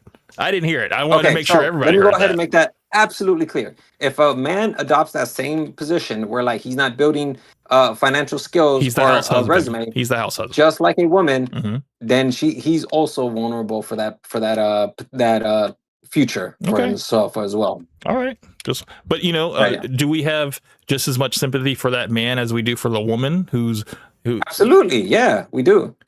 I mean, I think society as a whole, no. Yeah, definitely I not. would say there would be more sympathy for the woman than the man. I think people are just being like, dude, you need to get up and get off your ass. You're not disabled. Yeah. I mean, Camp, my newest video dropped today because I finally got that sucker finished. And it's about the loneliness epidemic. But, even there's like a little snippet in there where they talk about how these older men are just kind of doing through their own lives alone. And it's like, don't feel bad for them. And this is the same treatment we have for men who go through divorces where they basically get wrecked. It's the same attitude. You don't feel sorry for men. You expect them, no matter what the age, unless they're like little kids, most society does not feel bad for them. The knee-jerk response is, oh, what did he do to get divorced? Yeah, it's just all right, put on your damn boots one at a time, stand up and get into the workforce. And you may work three different level entry jobs, but you'll get there eventually. Don't worry. That's the I was just gonna make a quick comment too. Like, I don't think most guys would even be in that position to be a stay-at-home like house husband, because their brothers, their family, their friends or whatever, they're gonna tell them like, dude, what are you doing? Like, you're just letting the woman like. This is a new breed of man that's willing to have a woman propose to them on live television. I mean, maybe we might be moving into a new era of house husbandry, man. And that might be the new grift. It might be. It might be. And you know what? We are the dinosaurs. We're gonna die out, and those men are gonna inherit the earth, and that's gonna shift the whole paradigm. Who's to say? Who's to say that's what's going to happen? Insane. It's insane to us because we're talking about it right now, but that might be the reality in the next 20, 30 years. We might be too old to see it, but sure, it could possibly happen. But, while we're here, we can at least try to steer people in the right direction. Like, no, I mean, it's the male imperative to get up every day, take care of your responsibilities, whether it's a wife and children or whatever, and just make sure that you stay clean, you get enough sleep, and you just stay to your masculine imperative, and that's of, producing. That's what we are built for. That we are built for the long hours. We are built for the hard jobs that keep society running. And women, if they want to contribute, that's fine. They can totally contribute in whatever way they can, to help offset the pressure that we have, which is to be the breadwinner. Can I ask you a question? Go ahead. Like, how did you start believing this stuff? Like, how did you start believing that women are like, the caregivers? They're the ones who stay at home. My father was he was the breadwinner of my family. My mother, she also worked, but she was the primary caregiver of my younger brother, my two older brothers, and my older sister. Oh, so it sounds like you guys weren't even living the traditional lifestyle then. What do you mean? My mom was Because my mom was mainly with us. My dad was mainly at work. You don't think that was just an excuse for him to just stay at work and not, be in your family, in your life No, as much? my father was an architect, so he woke up every morning at like 6 a.m, didn't come home until 5 at night. So, I mean, he lived within walking distance of the house. I mean, we used to go down to his job, and just, spend time with him and stuff if we wanted to go see him and stuff. But he would be in the office, Yeah, he took care of but his I guess what I'm trying to- responsibilities and all that stuff. But I mean, my father, he had Mondays off and he had weekends off. So like we still had like family time, equal time with our dads and stuff that we had with my mom and stuff. So that's Right, kind of where I get I guess my model of man going to work, woman taking care of the children, make sure that they're raised with morals and good habits. Do you Stuff like think that. that you would have probably had more knowledge or been much more active if your dad potentially was in your life a lot more? He was in my life. What are you talking about? A lot. I'm asking if he was in your life a lot more. You mean like he didn't work as much? That's what you're saying? Yeah. Yeah. No, I think he did enough fathering of me when he was around. Like we would go for hours and get lost in the woods, man. In the days the thing about my dad is that he spent time with us spending money. We'd actually go outside and just skip rocks and stuff and just talk. And my dad, I think I adopted a lot of his traits in terms of his patience and his what's the word, resilience. Like I don't ever give up because my father never gave up. He always had that masculine imperative to always be diligent and working and taking care of the family. Yeah. He never wavered from that. So yeah. Can I ask Sonic a question? Go ahead, man. Hey, Sonic, I'm not sure if you saw the chat. Maybe we can bring the conversation back to like the debate and stuff, but I just wanted to ask you, why do you advocate for men to get married when you don't even want to get married yourself? Because men. Wait. Ask your question again. Yeah, I worded it wrong. My bad. I meant like, why do you want women to propose to men, right? But like, you don't want to get married yourself. Does that make sense? Yeah, I see what you're saying. Okay, so I mean, like, whether I want to get married or not, it's kind of irrelevant to like what's going on with women and men. So the reason why I advocate for that, or I don't even advocate for that, it's like the pattern it's going to unfold like that. Like that's not whether I advocate for it or not. It's just going to happen naturally because we can already see that like 100 years ago, this is probably something that women would never do. But yet, like now we're like 100 years later in 2026, we can see that women are now starting to propose more and more. So the pattern is like just gradually heading towards that direction. First off, so second, I guess in a way I am advocating for it. I am supporting it. So yeah, I guess like whenever I see a woman and I see her propose, I don't like go out of my way to like, insult her or any of that. If anything, I just clap for that. I'm like, yeah, you go ahead, do your thing, queen, or whatever.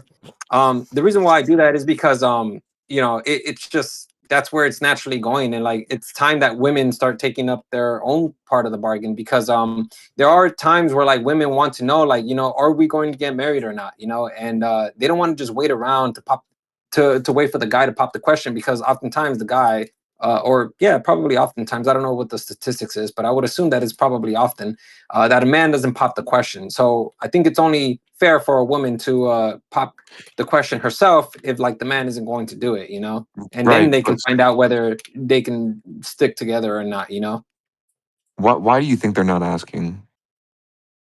It could be a multitude of reasons, to be honest. Who knows? Maybe the guy is playing her, or the guy, or there could be another case where like the guy, he probably isn't ready yet. Lots of reasons, honestly. Right, but so if men aren't asking, right, if they're not proposing to women, what makes you think when women start proposing to men, they're all of a sudden just going to say yes? Or that they should be forced into that position? The guy in TV said yes. I think he was forced into that position. But you don't know that though. We don't know what occurred after. You know. No, we don't. But I do. I mean, what I think is that maybe she bought the tickets. She bought the tickets to the World Cup. She paid for the airtime and she paid for the ring, and she put him in a very precarious position where if he said no, he probably is not going to get a green card. Yeah, I mean, like I said, there's always we can always draw up scenarios like for reasons as to why.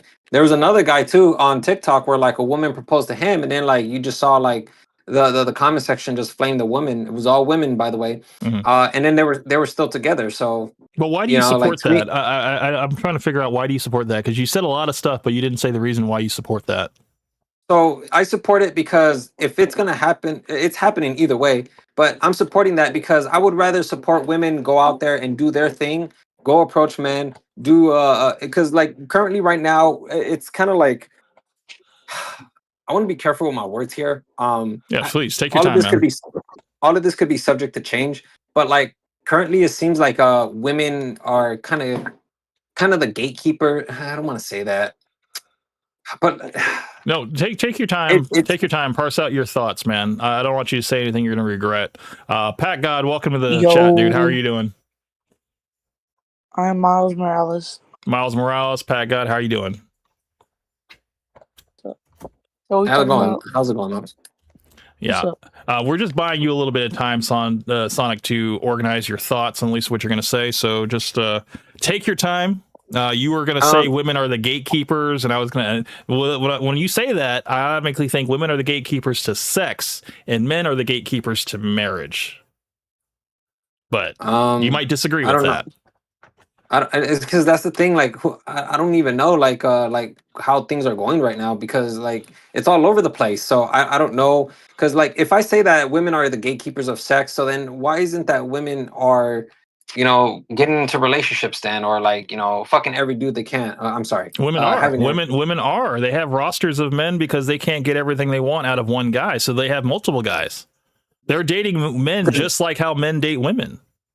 So, okay, like again, I don't know what the motives are. Well, not every but guy like wants a huge, enormous roster, to be perfectly honest. True. Only the guys Yeah. who want that kind of lifestyle pursue that. But that's not every man. Typically, they're not looking for a family. They're just looking for the next piece of ass, So yeah. Yeah, that's true. Yeah. Yeah, I don't know. Yeah, I don't know. I'd rather just not answer it if I don't have an answer for that. Oh, okay. So wait, why do you support women proposing to men then? If you don't want to get married yourself, like why are you for that? But for some reason, like you think that because times are changing, that we should just go with the times? Yeah, two things because times are changing. Look, man, like eventually there's gonna be a point in time where like your philosophy, the way you think, is probably going to be shunned by society. When like if you go out there. No, I don't well, I mean, like you don't know the future. We don't know the future. Sonic, can I just say something, dude? The thing is like, I just don't think men want to get married today. Otherwise they would be the ones proposing and doing all that stuff. It's like if if we just let women propose, men aren't gonna. How do I explain it? Like they're not gonna want to get married. You know what I mean? So if I'm gonna ask, why don't men want to get married? Some men don't want to take the risk. Easy. Yeah. I mean, I could actually answer that. What does that even mean? They don't want to take the risk. They don't because financially, it's cheaper for men to stay single. Well, I mean, Camp is 100% correct there, monetarily wise, but there's, it's not just the money risk. Society likes to sit here and say men are these devoid emotional robots. We're not. We're just taught to, go into private and deal with your emotions by yourself, or you go to your guy friends, you go out to the backyard, you crack a couple beers, maybe you slug it out, and maybe in the next few hopefully in the next few days everything's good. But Ghost, if But you can, Ghost. Try to keep your points concise, just yeah, so yeah. that everybody gets some time. Try to keep it like concise, please, because I really, because what you just said is very important, and I really don't want you to lose. I really don't want to lose that. So if you can, please keep it concise. Okay, so there's the monetary issue, there's the emotional issue, then there's also the issue with kids, but there's also the issue with law. Yeah, the law. And Yep. and you put these four factors together, and it's basically turned an entire two generation of men from basically, I would love to get married, but it's just not happening until at least 2 to 3 of these factors change. Yeah. And are any of these factors going to change anytime soon? Not likely. Yeah, the laws have been the same ever since the inception of marriage and stuff, and it's always favored the women in terms of them having support, and they basically have more of an incentive to, if they were to dissolve the marriage, they're going to be taken care of by the government, whereas men are kind of like left out to dry. Well, Okay. in And modern then times, let me go ahead and ask Kavos too, because I really want to ask. Hold on. In modern times, that is correct, but in the past, that is actually not correct. To be accurate, Oh, I'm talking about modern times. then Okay. you are correct, Camp. Go ahead, Kavos. Okay, Kavos, why do you think men don't want to get married? I mean, Ghost basically said it. My biggest thing was the law, basically. Like, I don't think guys want to deal with like what comes with like divorce and stuff like that. That's probably like my biggest thing. Okay. So, like, all of you guys gave like really good reasons. These are actually some of the reasons why men don't want to get married. But a massive, massive reason for this is because of conditioning, the societal conditioning. How often do we hear, women, especially women, the woman's parents, even the other man's parents? How often do we hear them say, you can't marry a man who's not working, who doesn't have any money, who isn't a provider, all of this?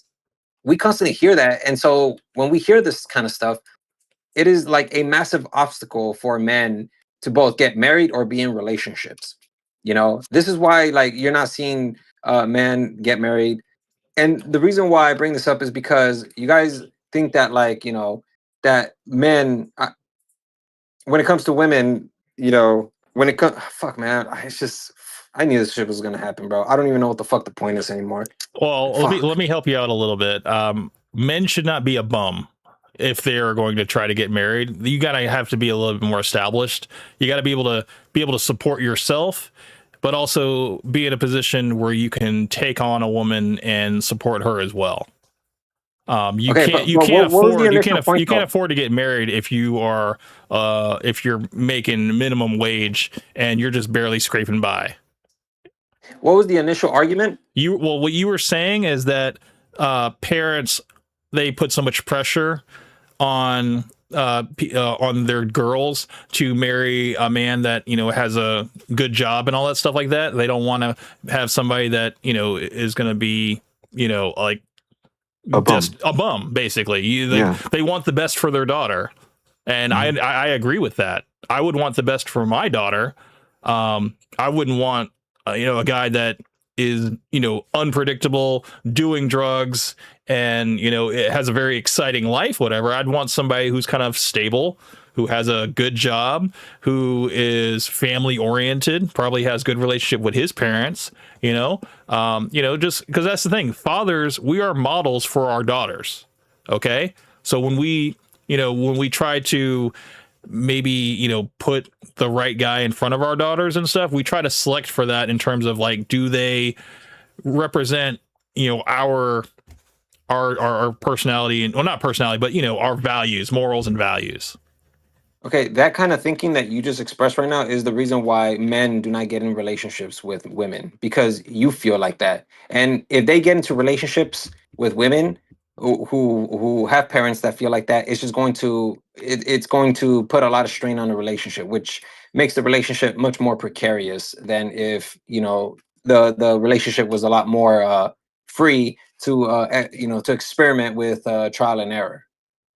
But wouldn't if you had a dating daughter, is fine, Sonic. Dating is fine, Sonic. She can date who she wants. I hope that she makes the right choices. But in terms of marriage, I would hope that that man has enough respect for me to come to me and ask for my permission. Yeah, but like the point is that, like, okay, first off, go ahead, Kavos. What is it that you were gonna ask? I was just gonna ask, if you had a daughter, wouldn't you want her to? Wouldn't you want to make sure this guy is like a good guy for her? Yeah, absolutely. Okay, then All we right, so agree. Then we agree. Why are you fighting me on this? yeah. I mean, Why I'm in the are you same saying boat this is with why are you Cam. saying I this is have the a reason daughter why they too. wouldn't get together? Because I'm Yeah. basically creating a strain on the relationship. It's Okay, like, no, because I'm protecting my daughter from a bad choice. because even though we feel like this, what's translated online, we hear the women say this all the time, that men are not working, they're not doing their thing, that they're lazy, that they stay at home, they're only playing games. When the reality is that men are building themselves up currently right now. You know, they're not, and the way it looks is not through a successful career, but because we often use a successful career to measure whether a man is good for our daughters or not, or our sisters or not. That's the reason why men don't get into relationships, because that is a huge reason as to why they can't jump in, because they don't have their finances ready yet. But what I'm trying to argue is that the reason why they don't jump into these relationships is because we put so much pressure onto these men to perform and to behave, that they don't get into these relationships. When they get into these relationships early on, this is like the most crucial time for them to start jumping into relationships, because you have a woman that's cheering you on, or like supporting you, and she's being with you from the very beginning, where you're building yourself up to be a man. If a man was able to bring a woman into his life while he's building himself up, do you understand just how massive of a win that would be for a man? Because he would accelerate almost immediately past his peers, because he has somebody that's supporting him, aside from parents or I whoever don't else. disagree with that point at all, Sonic. I think if a No. woman is Do there I. from the start to build with a man and stuff, yes, she's gonna make him from 100% to 110%. I agree with you So 100% on that, Sonic. What I'm saying is that if the situation is not that, and the man I can see is showing traits of possibly this is a bad choice, because I don't know, it could be anything. His demeanor, maybe he doesn't have respect, maybe he has a drug problem, maybe he's visibly drunk on his first time meeting me. I'm probably gonna have a good impression of him, and I'm gonna be like, yeah, he's probably not the right guy for you. Okay, so my question is, how do you communicate that to men where it sounds more welcoming rather than placing a I standard? communicate it directly. That's what I do. I communicate it No, no, no, no, directly, no, and no, I no. don't leave anything I don't leave any stone unturned, because I would not want them to get the wrong idea that, maybe I'm just racist, or maybe I just hate you for no reason at all. No, I'm going to give you direct reasons why I don't think you're good enough for my daughter.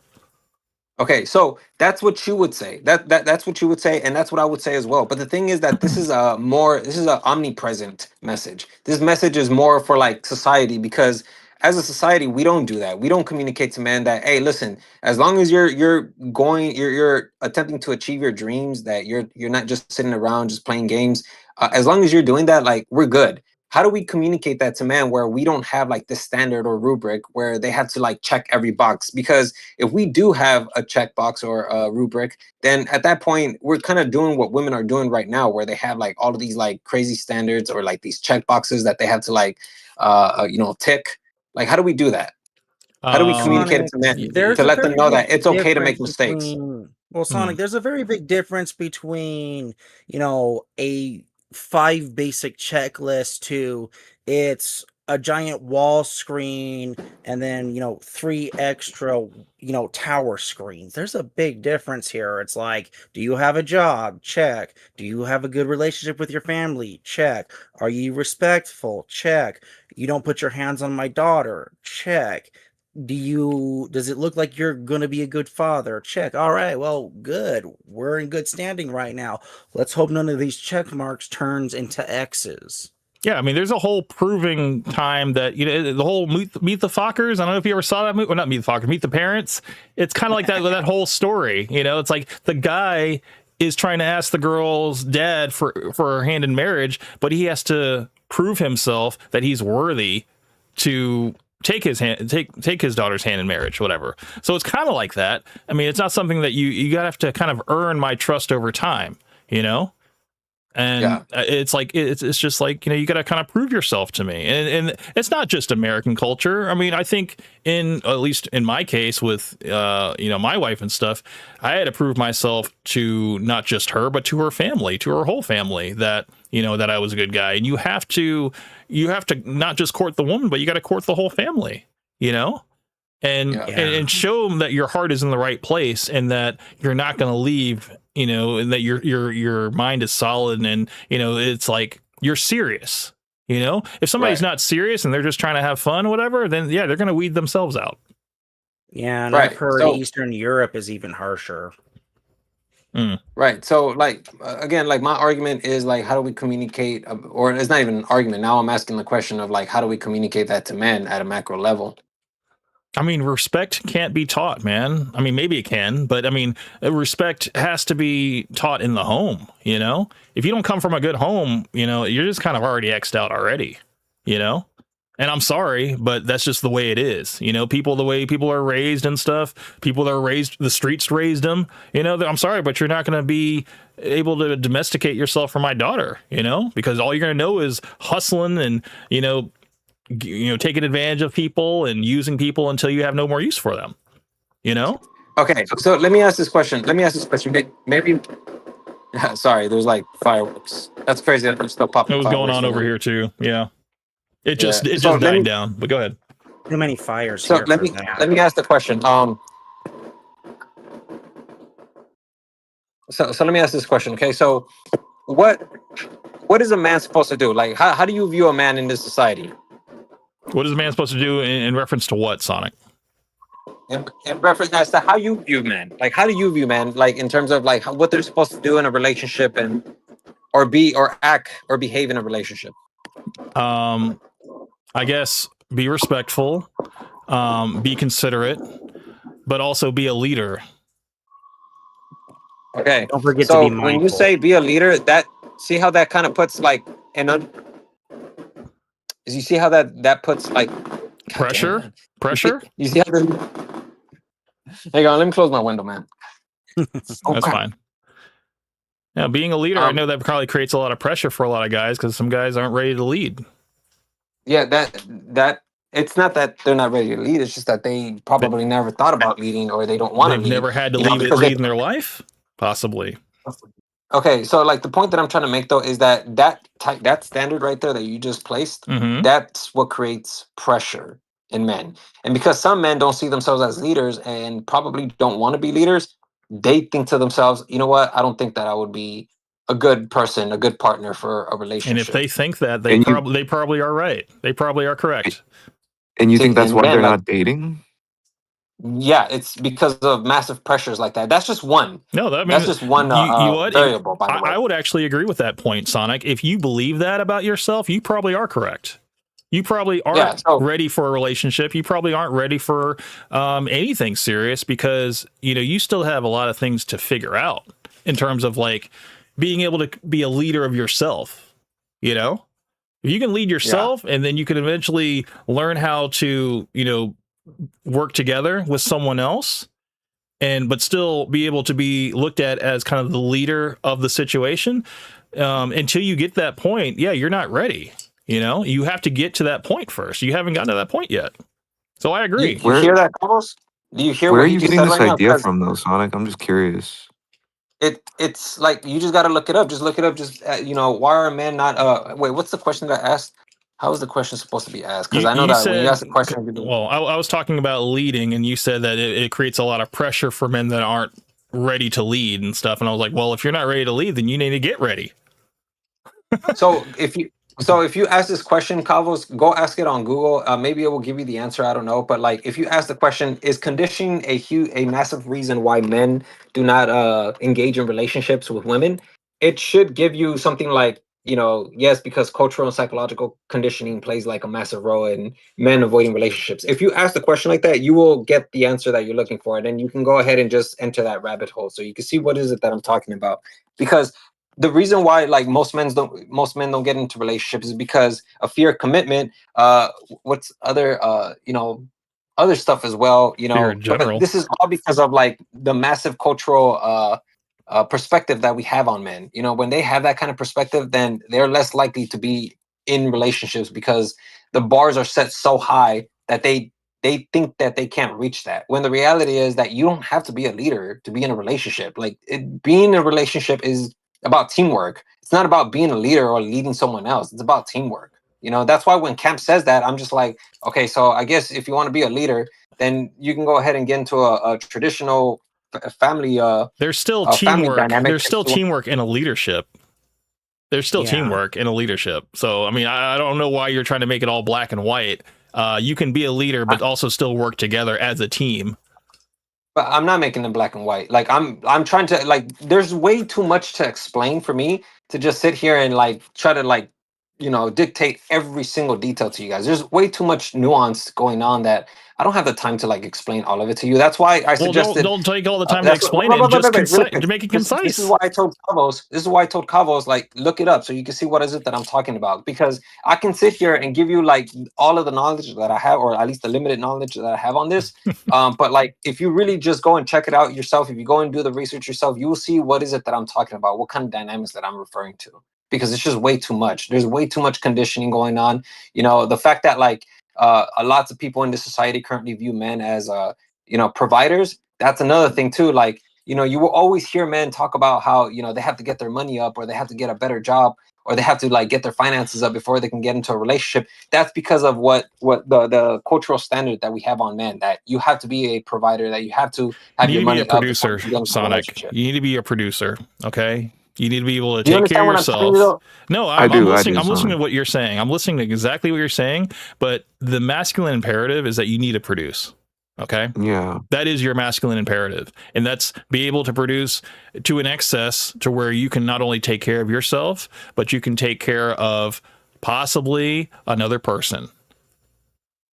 Yeah, women are attracted And to then leaders. more That's, if kids come along. Yeah, when you have kids, No, I mean that's where the teamwork comes in. And if the woman wants to step in and work a little bit to kind of take the pressure off of you, that's a reality that a lot of men are in.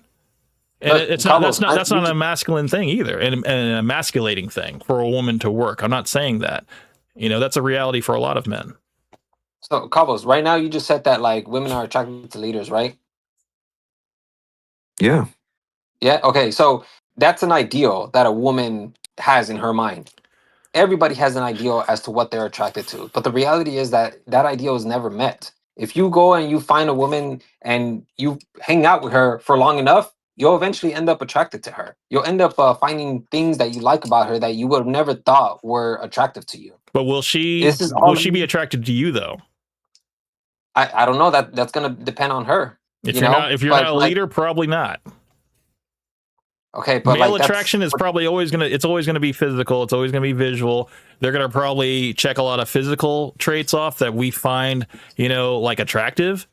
Men, we don't really care about what a woman does in terms of like her occupation or how much money she makes. Cam. That holds no weight to us. Cam, like what you just said right now, like literally, unless like she's an that's like the OnlyFans blackest model or something along those lines, then a guy's gonna care. Let's be accurate. Wait, what now? Camp, what you just said right now was like the most black and white thing I've ever heard. Like literally, like when we take a look at women, we see that like almost 80% of women are going for like the 20% of men. Like, and it's all visual. That's all visual. When they see like a nice bow, when they see a man dressed nicely, a nice haircut, muscular, like that's all visual. Like, what are we talking about, man?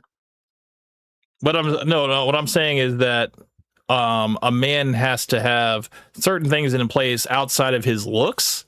He has to be able to be a producer. He has to be able to, give her something and not just good looks, because a man can't live on his good looks. Okay, so we just went back to like the point a little bit, but like I do want to also go tackle that point that you just said, like, because what you just said was just like a super black and white position. Like, like women are like clearly demonstrating that they're much more visual than men currently are right now. I never said that they weren't. You said that men are more visual. Men are, I just A said men. lot of I men just are said men visual. are visual. I didn't say men are more visual than women. I'm saying that men are visual primarily. That's in terms of how we select a female. You know, like You don't think that what you just said right now is synonymous to what I just said? well, I'm just trying to. Well, okay, go ahead and restate your point, okay? Because I don't want to throw it off because it sounds like Yeah, you're trying to make a point. Go ahead and make your point because I want to see if it holds any weight or not. Go ahead. I'm starting to get a little confused. I So didn't have a can we point like with reset that. for a I was just second? challenging your thoughts on like what you thought about that statement you just All I made said right now. was I was that men. challenging All I that. said was that men are visual, and when it comes to because you were talking about you hang But out like, with do you just understand just how like? listen. You But like your said statement right now is just don't like talk Camp over me. Don't Sonic. talk over me. it's Just a listen. it's a Just listen. glittering Camp Sonic. generality though. Camp Like, do you Sonic. listen to that? chill Okay. out. Camp Yeah. Sonic. Can we reset for a sec, please? Yeah. Yeah, let's start over. All I was saying. Let's reset, All I was please. saying is that you can develop a liking or an infatuation, whatever, for a girl over time, the more you see her and stuff like that. But that does not mean that she will develop the same thing for you if you are still a bum. You still have to be able to kind of meet the standard of, yeah, he's doing well for himself, whatever. He could probably provide a good life for me, if we were to, get together. Your good looks are probably going to open the door, but you got to kind of walk the rest of the way with what you produce. Do you disagree with that? I don't think a woman's going to get too good with you just off of your looks alone. Okay. I mean, in the immortal words of Levi Nix, you use Sonic your got looks to stunlocked. drag somebody Damn. in. You use your looks to pull somebody in, but you got to be able to seal the deal. And for a guy, sealing the deal normally includes you got to be able to prove that you can provide, protect, and do the stuff that a guy is supposed to do. Having an To be optimized perfectly dating honest. profile might get you in the door and stuff, but I mean, it's going to be your mouthpiece and what you got going for yourself that's going to take you the rest of the way. If you're a leader in your business or whatever, if you control a lot of assets or whatever, and a woman sees that you got a lot going on, basically the main thing that you have control of your life. Yeah, that's going to be attractive, dude. And that's going to set you apart from a lot of these other bums that are just trying to get some action, because they're just starved out here. They're thirsty. I mean, to prove Camp's point here, my friend introduced me to somebody, and she told me that almost all the guys that she talks to, after like 5 or 6 text messages, they just send her D pics half the time. And according to her, I'm the only guy who didn't send her D pics. That's crazy. That's what set you apart from the rest. Just goes to show you Yo. how we all degraded. Hey, basic Sonic. manners. Yeah. Crazy. Yeah. Hey, Sonic. No, I just wanted to ask you. So like, what's your solution then to like get all this pressure off of men so they can start dating? Okay, I'm a answer your question, but I just wanted to wait for you guys to finish because I'm gonna just go right back to what I was gonna ask. We are finished. It's your turn. Okay, so now I'm gonna ask you the question that we left off on. Are men more visual than women? Is that what you're suggesting? Wait. Did you want to answer Kavos's direct question to you first? No, we left off on what I was asking because I really want you to answer that question. Kavos, I guess you're gonna have to just write that down, I guess, because we're gonna get back to that later, I guess. Go ahead, Sonic. Okay. So, because again, you're just when you guys say are that friends, men man. are Goddamn. visual, do you understand that that's just a glittering generality? That's a glittering generality. It doesn't mean anything because everybody's visual. See, because to me right now, I'm challenging your idea, but you're escaping. You're running away. I'm not escaping. I'm right here. I've never left, Sonic. Okay. I would say men are primarily visual, whereas when a woman looks at a man, yes, he might pass the looks department, but he has to also have more things qualifying him because a woman is going to look at a man and she's going to find ways to disqualify him, whereas a man is going to look at a woman and find ways to qualify her. Okay, so now I'm gonna ask. Now I'm gonna compare your statement to my statement. Are men more visual? Do you agree with that? Is that what you're suggesting? Because that's what it sounds like. Yeah, absolutely. Absolutely. Okay. So then my statement still stands. My argument still stands when I say that women right now are clearly demonstrating that they're much more visual than men are right now. Well, there are a lot more masculine women these days. Okay, but they're still women. They're masculine women. They're still women. They don't have the same levels of testosterone as we do. No, but they have the same level of assertiveness that men have. Okay, do you see how like you just keep like moving the goalposts? You're shifting goalposts. No, it's masculine. Okay, like it's not do you moving the like, goalposts, bro, you're man. like It's just literally- I'm like, talking about you're- masculine behavior. That's what I'm talking No, about. no. Oh, Sonic, come on, Cap. I You have a can't do this question to me, for man. you. Like listen to yourself, bro. Like when I challenge your statement with real facts. I'm not talking when I about say that- testosterone. I'm talking about masculine Well, behavior. no one's talking about. Bro, Well, no did one's you trying to make explain an how argument women are more visual? I'm just curious. because like this is a very Yeah, very this is common Sonic's talking point. This is and- Sonic's point about women being more visual. So because this is yeah, a very how? common. How?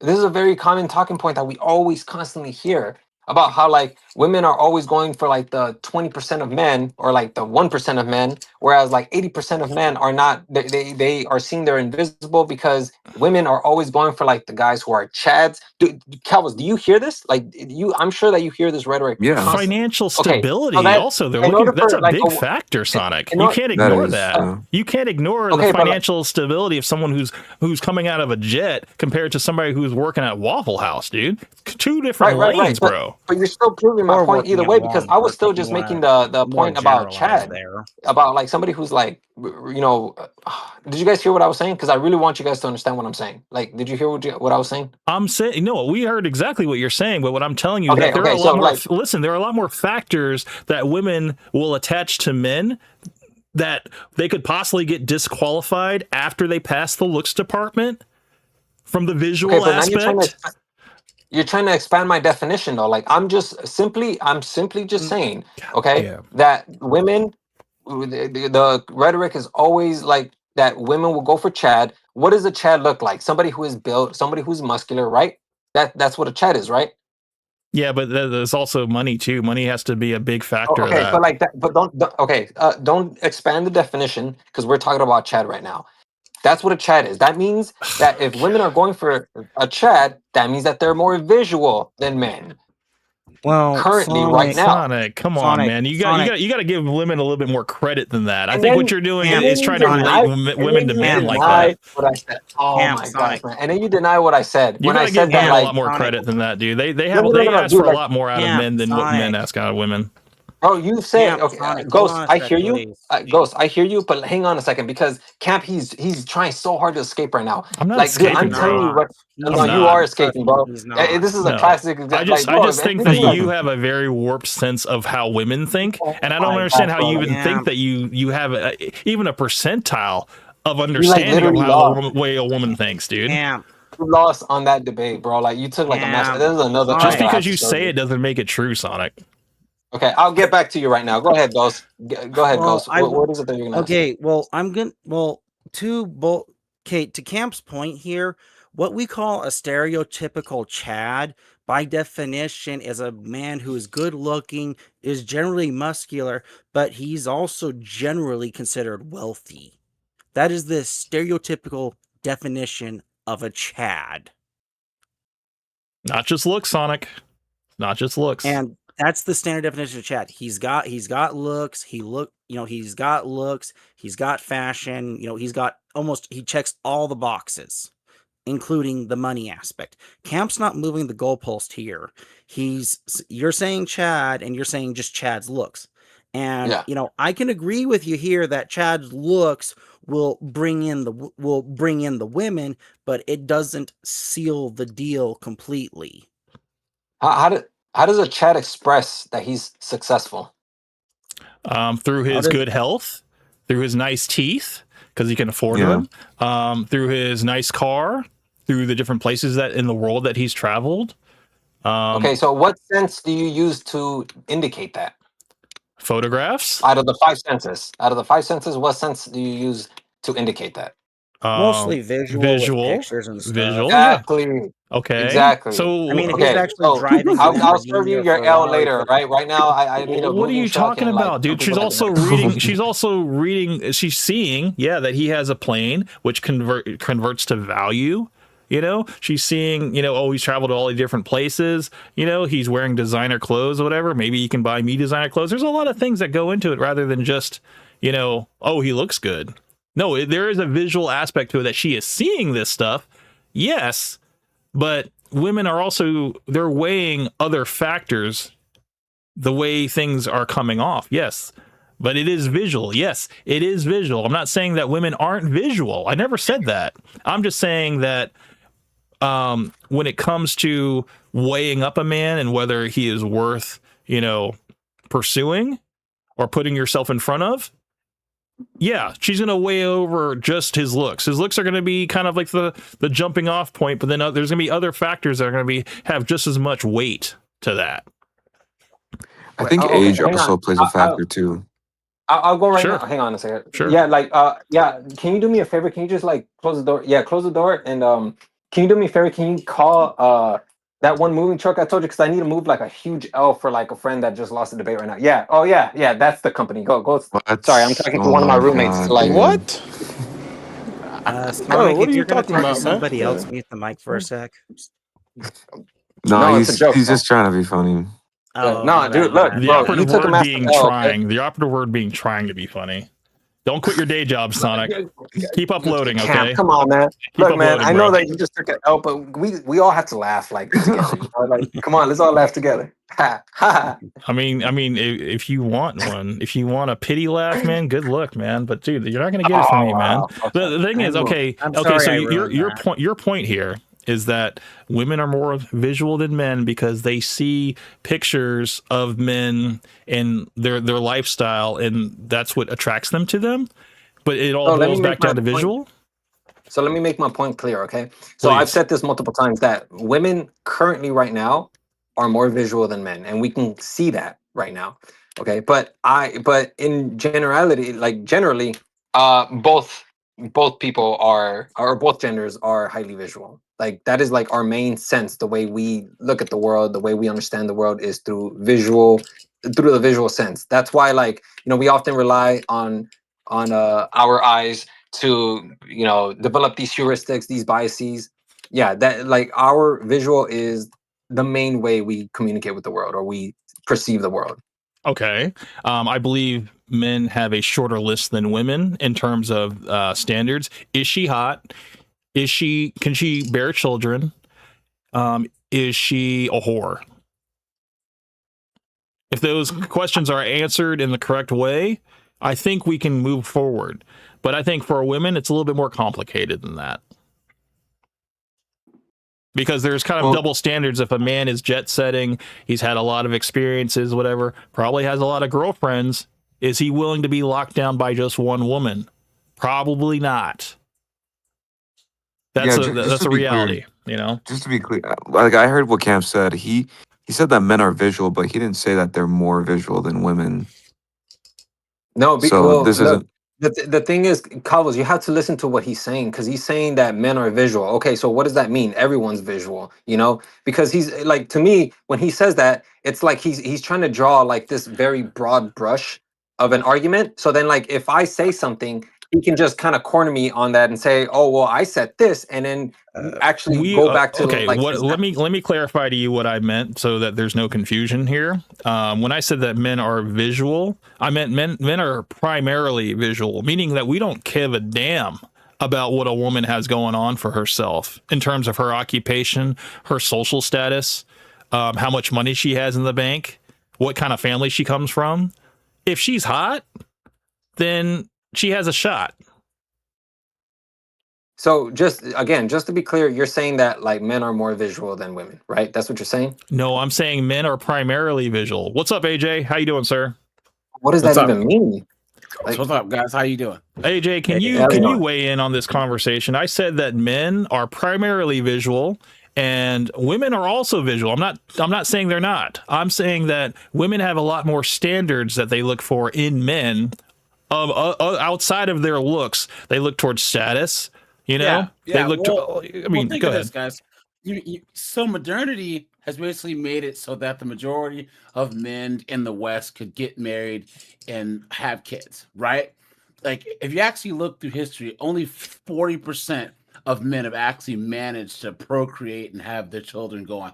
But with modernity and the industrial re- re- revolution, you see in like the late 1800s, the early 1900s, the majority of men in the United States and Europe were married.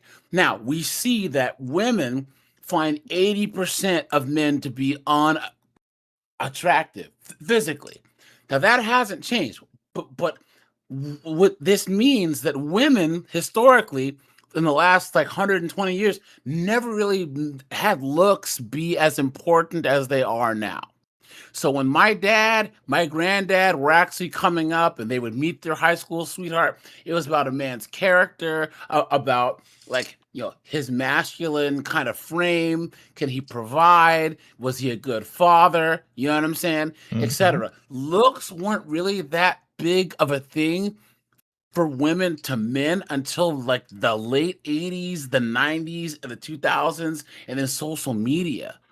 You know what I'm saying? Like, women never really talked about how good looking the guy was. Yeah, you had, back in the Cary Grant and Sean Connery back in the 60s and the 70s, they were talking, but that was like a movie star thing. But the average woman was not considering a man's looks until about 20, 30 years ago. Or else the majority of men would not have been married in the 1910s, 20s, 30s, 40s, 50s, 60s, 70s, and 80s. You cannot say when women, when polled, find the majority of men to be physically unappealing, but at one point, for a long time, the majority of men were married. That means that looks were not that big of an issue until recently. Women have never been this atavistic about dating until recently, but they actually look at a guy's height, his jawline, his looks, or whatever. Women are supposed to be the attractive ones. Men have never been have supposed to be the pretty ones of the sexes. That's Tell that never to the really been a thing. Looksmaxxers, man. Looksmaxxers got it Yeah. all wrong, bro. They're totally the taking on that Looksmaxxers- female, like trying to look prettier than their Yes. females now.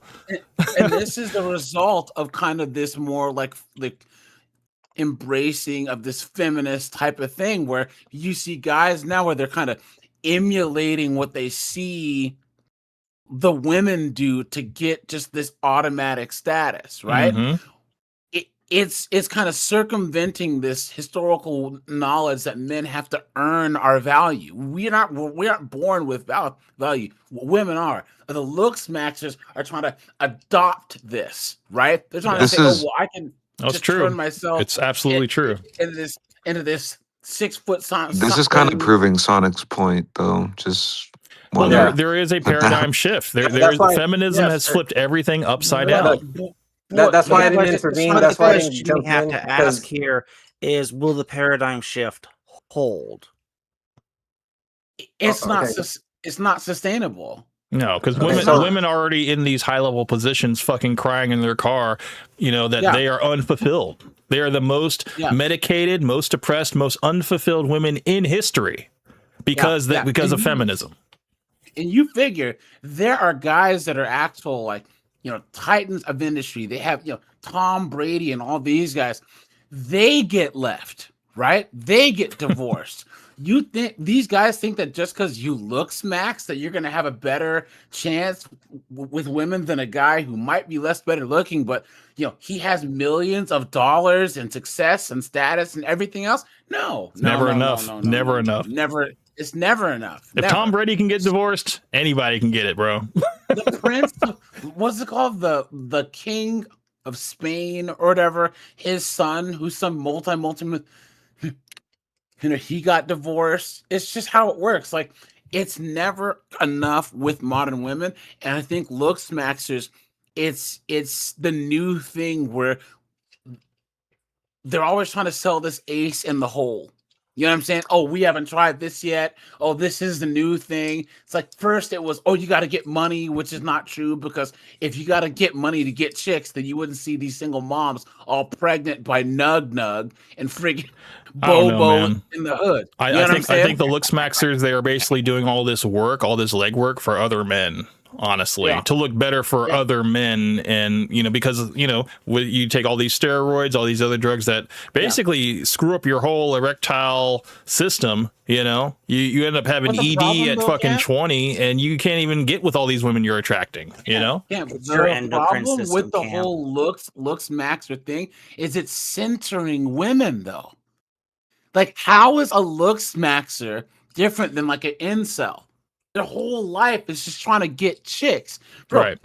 if you really want to be successful as a man nowadays, you decenter women, you put your own needs first, you be the best version of yourself, physically, mentally, emotionally, monetarily, and then choose who you want to share your time, wealth with. So I've been trying to preach, man. I've been trying to preach that this whole fucking time, dude. Make yourself valuable, and women will come. You don't have to chase women, Yep. But now whole men are thing- trying to be chased now with this whole Looksmaxxing thing, and it's ridiculous. Yeah. And here's the thing, guys. I know, like my best friend. I'm black. My best friend. He's a redneck from Elma, Washington. He's a goofy looking dude, but he always was good with chicks. So I'm 6'3", 250, in great shape. He's a 5'9", kind of overweight, goofy looking redneck white dude. But he just had that charisma. He could talk girls out of their drawers. You know what I'm saying? There are just some guys who just naturally have that X factor that chicks like. It's you can't really explain it. You can't bottle it up. You can't teach it. It's just a thing. What I'm saying is men need to stop wasting their time with Looksmaxxing and courses to get chicks and just focus on yourself. That's the major problem with the manosphere, the red pill, or anything else now, is it centering chicks. It's just basically teaching men how to simp now. Oh, chicks are the goal. No, they're not. No, they're not. women are a byproduct of your success. Yes. So really quick, if I just may intervene, like, are we like done on like the topic that we were talking about? I'm never like, done. We're like, I'm wait. never done. I'm never We done. kind of Sonic. Because, we like, kind of we, like, alleviated completely from the straight- point. Yeah, we Okay. like completely deviated from the point, but like, yeah, Okay. like that's my point. But it seems like we've already like moved past. No, it, no, so. Sonic. Let's bring it back. I want to bring it back Yes, because dialogue, I dude. want You you. know I what I'm want you. I want you to feel like your points are being heard. Okay. This whole bringing it back to men being visual. I just said that men are primarily visual when it comes to selecting a female. We do not care about their career, their status, or their bank account. We only care if they are hot, if they are young enough to give us children, if they, don't have any drug habits, whatever, and they, could possibly, be, like a family-oriented person, maybe someone who could, Feminine asset. a person who feminine could asset. add to our lives, yes, and basically be our helpmate, Thank you. That's it. And not a 304. Yes, No, don't be a that's whore. what Cam Don't be a is trying to whore. say. That's it, man. He's trying to say The a list is woman like needs to 3 be- things long, dude. That's it. But a woman has like so many different things that go beyond looks that you can't say that she's just visual. I mean, yeah, she's going to want to look at that bank account with her eyes. Sure. She's going to want to make sure that, you're not just flexing online and you're faking everything. She wants to confirm that's true. Can we say though that that list grows longer past a certain point? Because when they're in their early 20s, that list isn't as long. All you got to be is flashy with the money. All you got to do is be a personal trainer, tennis instructor, and they'll let you hit. But then they hit the wall, right? Yeah. Oh, Then God, all when of they a hit the sudden wall. they want the money. Then they want all that. When the 15, 20 guys they had before, they were smashing on their girls trip to Miami, they didn't have any money. You know what I'm saying? Well, yeah, So the less demands early on, but more demands as they get older, and more they will not settle for less. Yeah. That's the big thing. Yeah, that's why I said age plays a factor I for wish sure. You could pull Absolutely. up that Steve Harvey clip, that Steve Harvey show clip. That was crazy. Yeah, that one that's was copyright though. Steve Harvey's. Yeah, I mean The it's thing about it on a past live stream, whatever. But like all I'm trying to say is that women are pricing themselves out of the dating market by climbing these corporate positions, making, all this money because of, feminism, whatever. But no, that's a small percentage. But no, I'm saying, like, I'm just saying the women, 6% of them, the women that are trying to, like, they're basically pricing themselves out, so they can't. Their options are like limited to men that are making more than them or at their level, and men that are making more than them or at their level, they don't want them because they're too old. But here's the thing, Kemp. When guys like you and me, when we argue for the case of men, we argue for the average guy who makes 60K a year. Absolutely. You'll have only 6% of women earn six figures. Okay, 75% of women earn like $55,000 a year or less. They're arguing like they're all these high earning chicks who deserve these high earning guys. Well, every woman's an entrepreneur, though, Yeah, concept of like where they're at is completely cooked. But they call it dating down when there's some lawyer who's dating down. But guys have always dated down.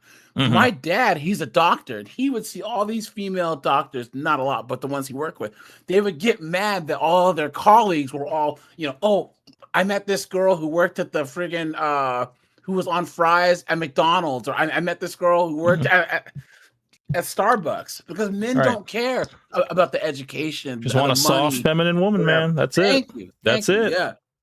We don't need a woman that's our equal. We need a woman that is soft, feminine, and ready to get on our program. That's it. But even then, like, think about it from a practical standpoint.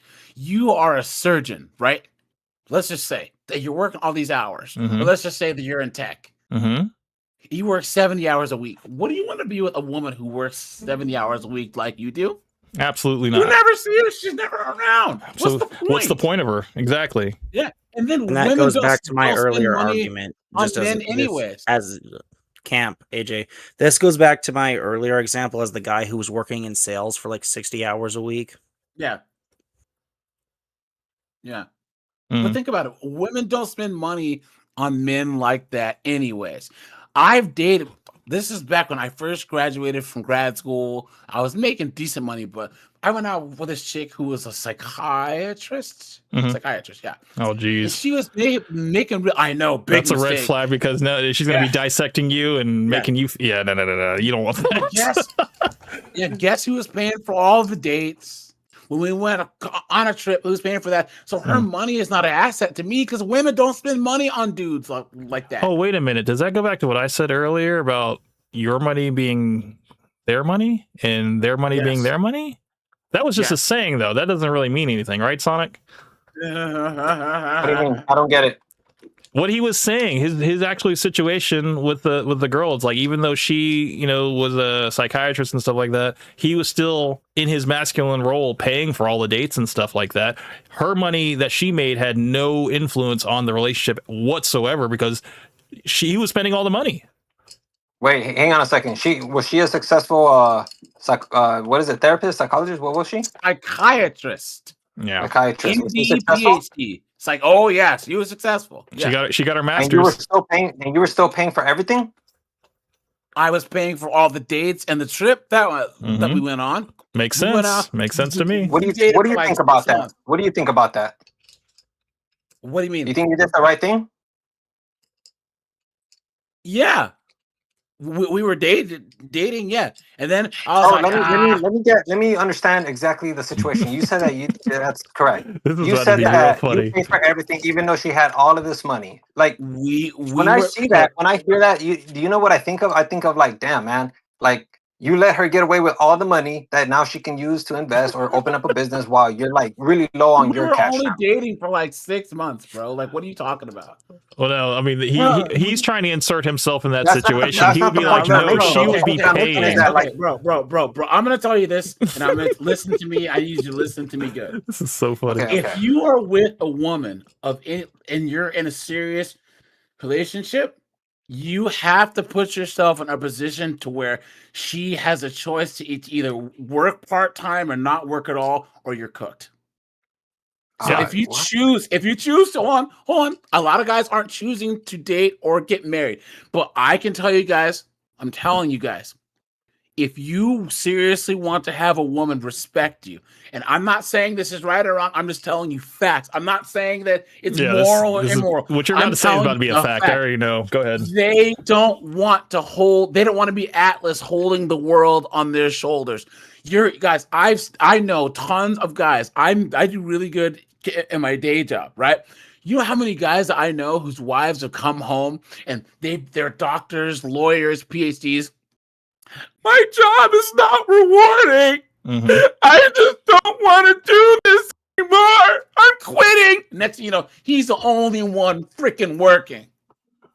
Because they want to have the option to either take a pay cut, take a sabbatical, or whatever, and then you're the one who has to keep the household going. That's how it works. If you can't do that, you are cooked. If you're not ready to do that, guys, don't date and don't get married. Women do statistically take more time off than men. So that's true. Yep. Okay, so two things. That's just anecdotal, and that is not a fact. That is an opinion. So you didn't give any fact. Ooh, okay, Sonic, hold on. Before you rebut, let me say something, okay? Because what he said, I actually have written down for more than 20 minutes before he even came into the call. So what I wrote down. Just listen. This is not long. This is not long. Just let me say it. Sonic. Is an anecdote and is not okay, a that's fact. fine. I heard you say that. All right, you don't have to repeat yourself. I'm a man. I understand the first time. Women cannot handle long-term stress, whether it's in the workplace or in a relationship. A power struggle will develop over time if the woman is in the breadwinner position. She will grow to resent the man, and the relationship will inevitably end. That was what I have written down for over 20 minutes ago, before AJ even came in the call. But what he just said makes sense. Why does she feel like that? Why does that happen? Because a woman is not built to take care of a man. I said this. No, man. It's because of the pressure the man feels. Wait. Stop. You honestly think that a woman's going to be okay with she's going to work, doing some high-priced lawyer job, working 80 hours a week, and then her husband's working 20 hours a week at the tire shop? Are you serious? Wait, what did you say? Because you kind of broke off. Sonic, listen carefully. Okay. Go ahead. You honestly think that a woman who's working 60 hours a week at the hospital, grinding, making $200,000-300,000 is going to be okay with her stress and everything, with her husband working 30 hours a week at Starbucks? You think that that's going to be a long-lasting plan? Like you actually think that that'll work? Could work. Jesus Christ! Wait! What? Can't. There is one way that this could work. There's one way.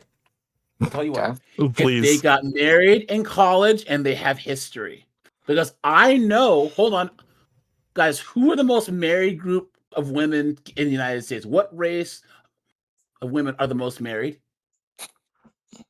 Asians. Mm-hmm. Who are the highest earning race of women?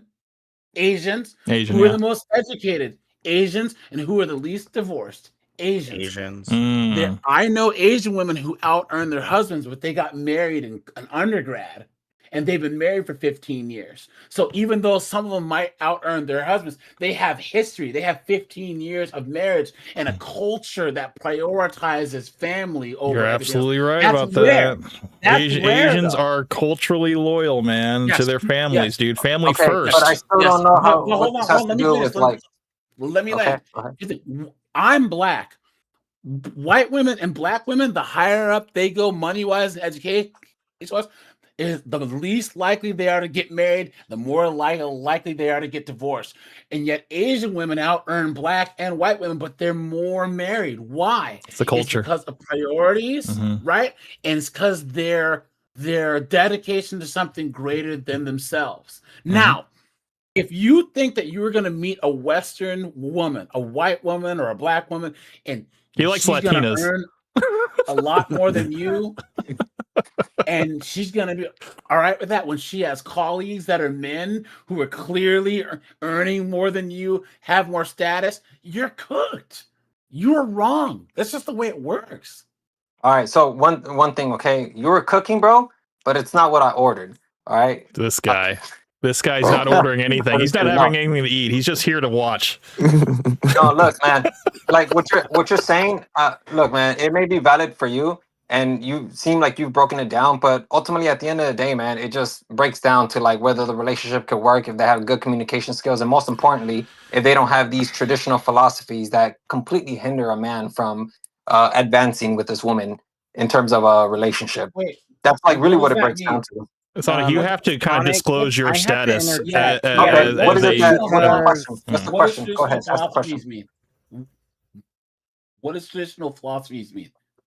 It means that the man is the breadwinner, he's the provider, while the woman is the one that stays at home. She's the caregiver. She takes care of the children. She doesn't have to work while the man I does never go to said work. that. Yeah, we're living in modern times. Women work too. No, I'm not saying that you said that. No, I'm simply listen. saying that if a man has that philosophy, if he goes into this relationship with that philosophy, he's most likely going to end up as one of the men who ends up pulling from the relationship, which makes it much more precarious for a breakup, much more precarious for a divorce.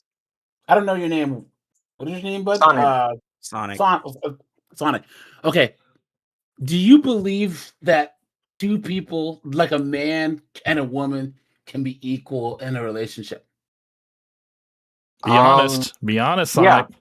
Okay. I think okay. can. Okay. And this is why you're wrong. You have to die for her. If someone breaks into your house, you have to die for her. She does not have to die for you.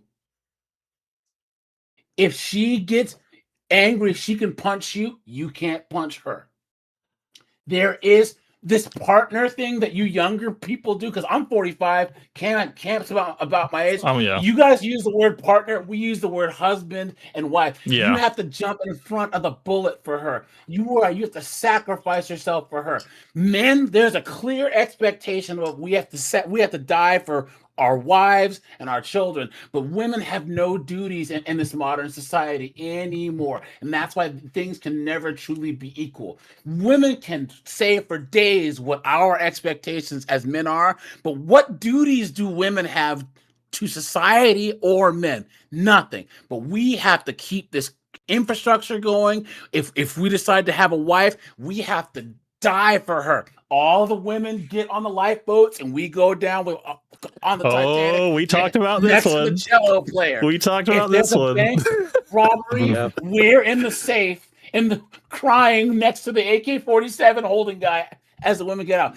And this is why I take marriage and relationships so seriously, is because as a man, if you are taking on this woman and you are making a vow to protect her, you have to die for her. She doesn't have to die for you. That's why you can never be equal. And I don't know about your life, but I've been in situations where the girls I've been with, guys went up on them, grabbed them, and I had to knock a dude out. You know what I'm saying? Mm-hmm. That's your provide and protection. It all falls under the same thing. What is her equivalent of doing that for you? Oh wait. I don't know. I haven't thought about it. There is none, Sonic. That's why you don't know anything. I'm just saying. It's not that there isn't any. It's just that, like, there isn't. I mean, there like, isn't. No, what would she do? Like, literally, like, what would she do? Well, Sonic, hold on. Let me ask this to you, Sonic. If the person you're with, are you expecting that person? Can I have a rebuttal? Okay, go. I do Can we want to let like Cam finish question his what he said. question first? Because he started asking before you asked for the rebuttal. Right. Would the person you're with, would you be willing to take a bullet for that person, or would you expect them to want to take a bullet for you equally? He's not being hyperbolic. Would you die for that person? Look, man, I don't know. Like, I'm gonna put it to you this way: shit. if I know the There it person, is. if There I it know the is. person, and it's not just one random woman. If I know the person, and I have already thought about it, like, Dude, this it's your person- wife. yeah, It's not just some Random What are you person. talking about? It's your. That's what I'm saying, dude. This is the main Sonic- difference between you and me, man. It's just like it's not something we think about or have to think about. It's automatic. Yep. Yes, automatic. Thank you. That's how men are. That's the Yeah, difference if my between men- ex hadn't have left me, I'd die for her. So Yeah, But thank you. She can There go you go. screw herself now, to be perfectly honest. Yeah. Yep. But that's the difference. That's the difference with the next generation, pretty much. Camp. There's a lady who I work with who goes, "Why is So it that women have to?" Am I gonna be able to ask questions, or like, are you guys just Go gonna right keep ahead. strong? Go right ahead, Sonic. Go ahead. Yeah, go ahead. Okay. You dodged my question, just letting you know, Sonic. I'm still waiting to ask you. Oh damn! Holy crap! Sonic. Okay, so let me ask. Okay, so here. this guy said that You gotta be more. Or okay, all of us are having this dialogue, right? Everyone shouldn't have to stop and be silent for you to talk. Organically cut in, but don't say, guys, everyone be quiet and let me talk. Is that something that you do, or Something that he's learned? He's learned that behavior. Why? Okay, all right, you shouldn't say, I like guys, how you guys are just triangulating on me. AJ, in every Sonic, way. AJ, Am I ever gonna Sonic. ask a question, or are you just gonna keep trying to everyone, lecture me, time. trying to make yourself seem superior over me? Time. Can I ask my question already?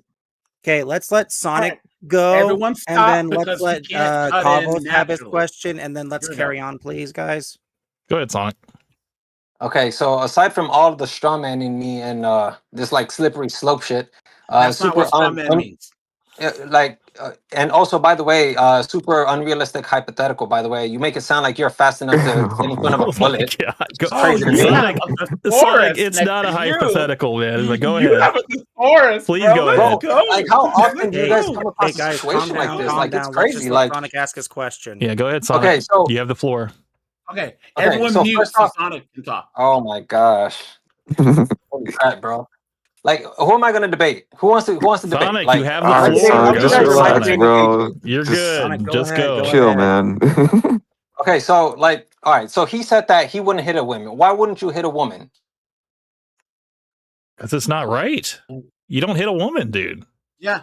Let That's me ask AJ. AJ, why wouldn't you hit a He's gonna have woman? the same answer, bro. Okay. No, I believe you shouldn't. Everyone has the right to defend themselves, right? Okay, but I wouldn't hit a woman unless she has a weapon or she means to do me harm. But there's no point in hitting the opposite sex unless she's really, really trying to do me bodily injury. But I don't believe that it's correct for me as a 6 foot, and then also too for my own outcome. I'm a 6'3" black guy. You really think that me 6'3", 250 hitting a woman's gonna end up well for me unless she's trying to take my life? Come on, dude. You know, I've been on this planet 45 years, black in America, and I know for a fact what I can do around women and what I can't. You know what I'm saying? And Yeah. that's why I've never been to jail. I've never been accused of anything. I grew up in woke liberal Seattle with a whole bunch of white women who have BLM signs will call the cops on me jogging through their neighborhood. You don't think that I have a good idea of what to do when there's women being Let's reel it aggressive? back in. Let's reel it back in. Yeah. The reason why you wouldn't hit a woman is because Okay, the reason why you wouldn't hit a Yeah. woman, it's because It's of wrong. whatever It's you not just said right now. Like that all sounds subjective as hell, but clearly the reason why you wouldn't hit a woman, it's not because of chivalry, like the way you were insinuating earlier. It's because obviously a man, their muscles are so much more robust, they're much denser. A woman is more likely to suffer a major injury compared to me. That's the reason why I wouldn't hit a woman. It's not Yes. because they Would you hit a weaker man? that's a good point. I don't know. That's a good I haven't point, thought actually. about that. Well, Yeah, just thank think you. about it Okay. now. I Think have about a it now, really- Sonic. I'm not making an argument for men though. Like that's different though. Like I'm You talking never about make women. arguments for men, Sonic. Hold on, Sonic, here for a second. I have a quick interjection here. My father, he's a 6 Wait, no, foot come on. Like guys, like we're just going Sonic, like. hold on. Let me just finish my point, Oh my please. gosh. Oh my gosh. But just All as an right, go ahead, example, the woman who I consider my who I consider very much a stepmother, she's passed because of lung cancer. But sorry my to hear that. father, he's a 6 foot white guy. He's done a lot of work in his life.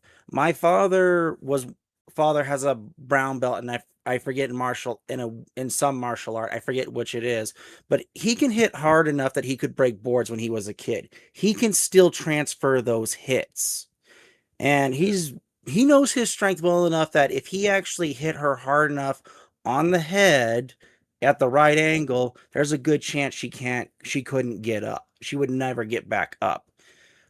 AJ saying here is that, realistically, a man of his size, his weight, and I'm assuming, AJ, you hit the gym regularly, correct? Yeah. Yeah, if he can actually channel the force correctly and you hit a woman, you hit a woman just right or any other guy just right, you can send them to the floor and they may not get back up, to be perfectly honest here. One Punch Man. It's not, Saitama's limiter is broken, to be perfectly honest. Well, I'm just saying it would be 1 punch maximum. Yeah. Sorry. Well, if you can transfer the force right. Yeah. But the point is that if you're strong enough to hit somebody to where you can outright end them, you shouldn't be throwing punches. And that's a especially if they're responsibility. weaker. That's a responsibility that men have.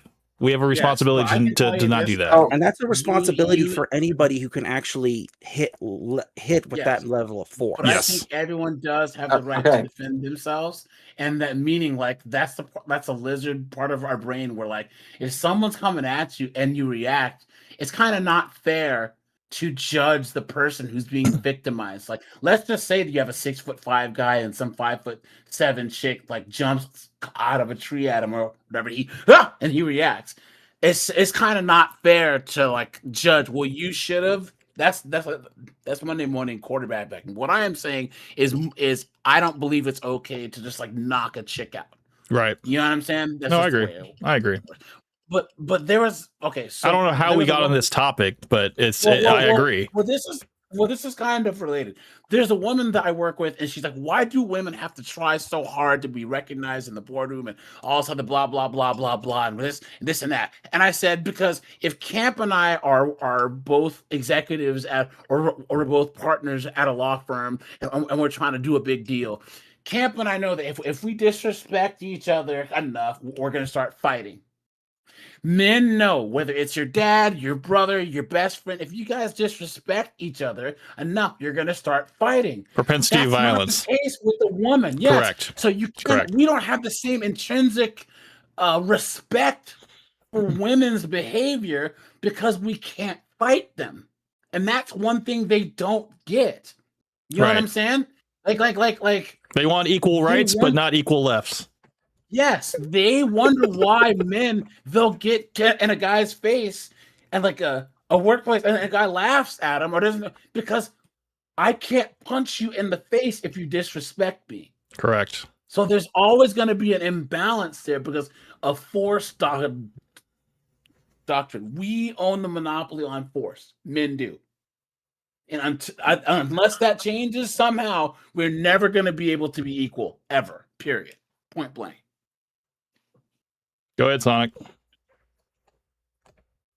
Okay. I have no idea what we're talking about anymore. He was talking to you that whole time.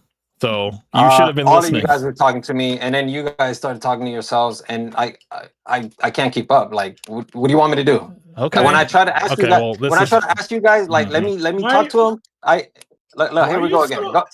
Antagonistic all the time, like you're acting like everyone's coming for you, bro. Like what are you talking about? The gaslighting, the devil is crazy, bro. I like how like straw man me, and you're trying to this and that. No one's trying to do anything to you. We're having a dialogue, bro. So hang on a second, bro. Like, are you just gonna be like doing like all of these like manipulation tactics, or like what are we gonna have an actual manipulating? discussion? Here we are. Dude, you're not as important as you think you are. Okay, guys. Let's no, seriously. This question. No, bro. Why is AJ so? No. Camp. Like for real. Why is AJ so antagonistic? Like, why is he like? It's like he has something to prove or something. All he's doing is basically speaking. Come on, man. Like, listen. That's all I'm doing is speaking and trying to.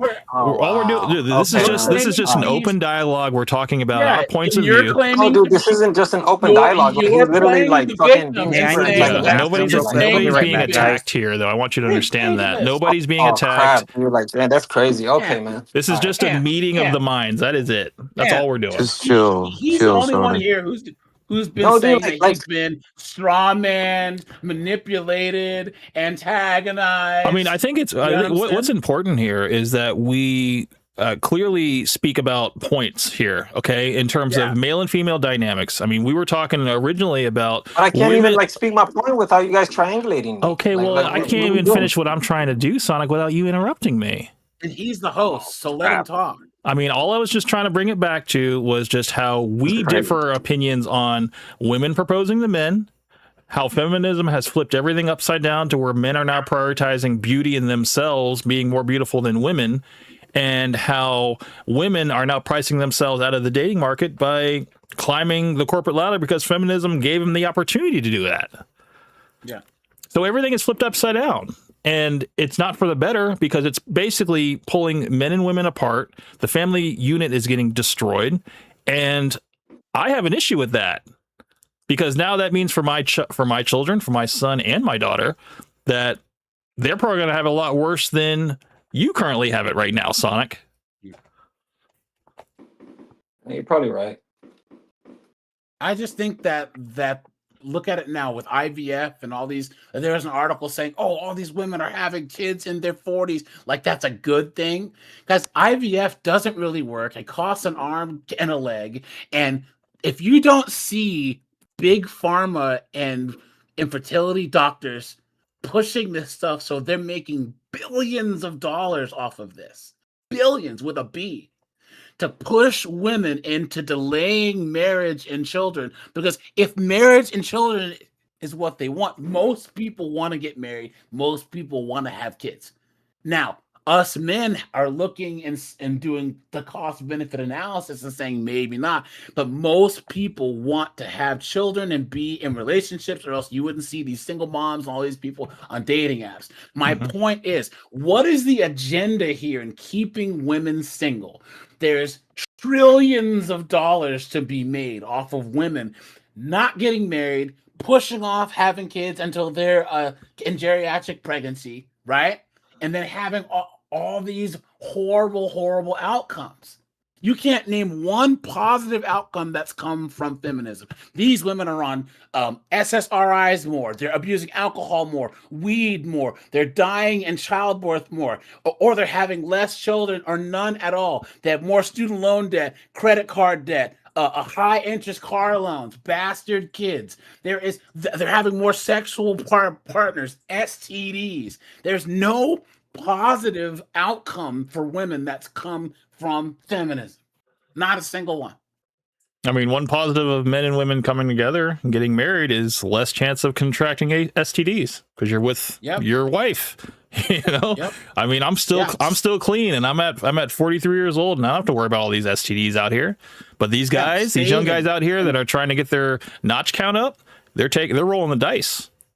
Yeah, say you women who are married spend less money, right? So you have couples who save, invest, buy homes. They can retire. They can send their kids to college or other things. You need two incomes practically, and they're pushing for everyone to just be apart. Why? What's the agenda here? And there's a small group of powerful, rich men who use government and women to redistribute wealth from the rest of us men to themselves. And these women are so stupid that they think that they're winning, but everyone loses, because when men win, everyone wins, and when women win, women win. If I were to give Camp $7 million, he'd be like, I can buy a bigger house, and me and the wife can have some more kids. Women go, oh, I'm going to go on a trip to Dubai. I'm going to buy a Benz. You know what I'm saying?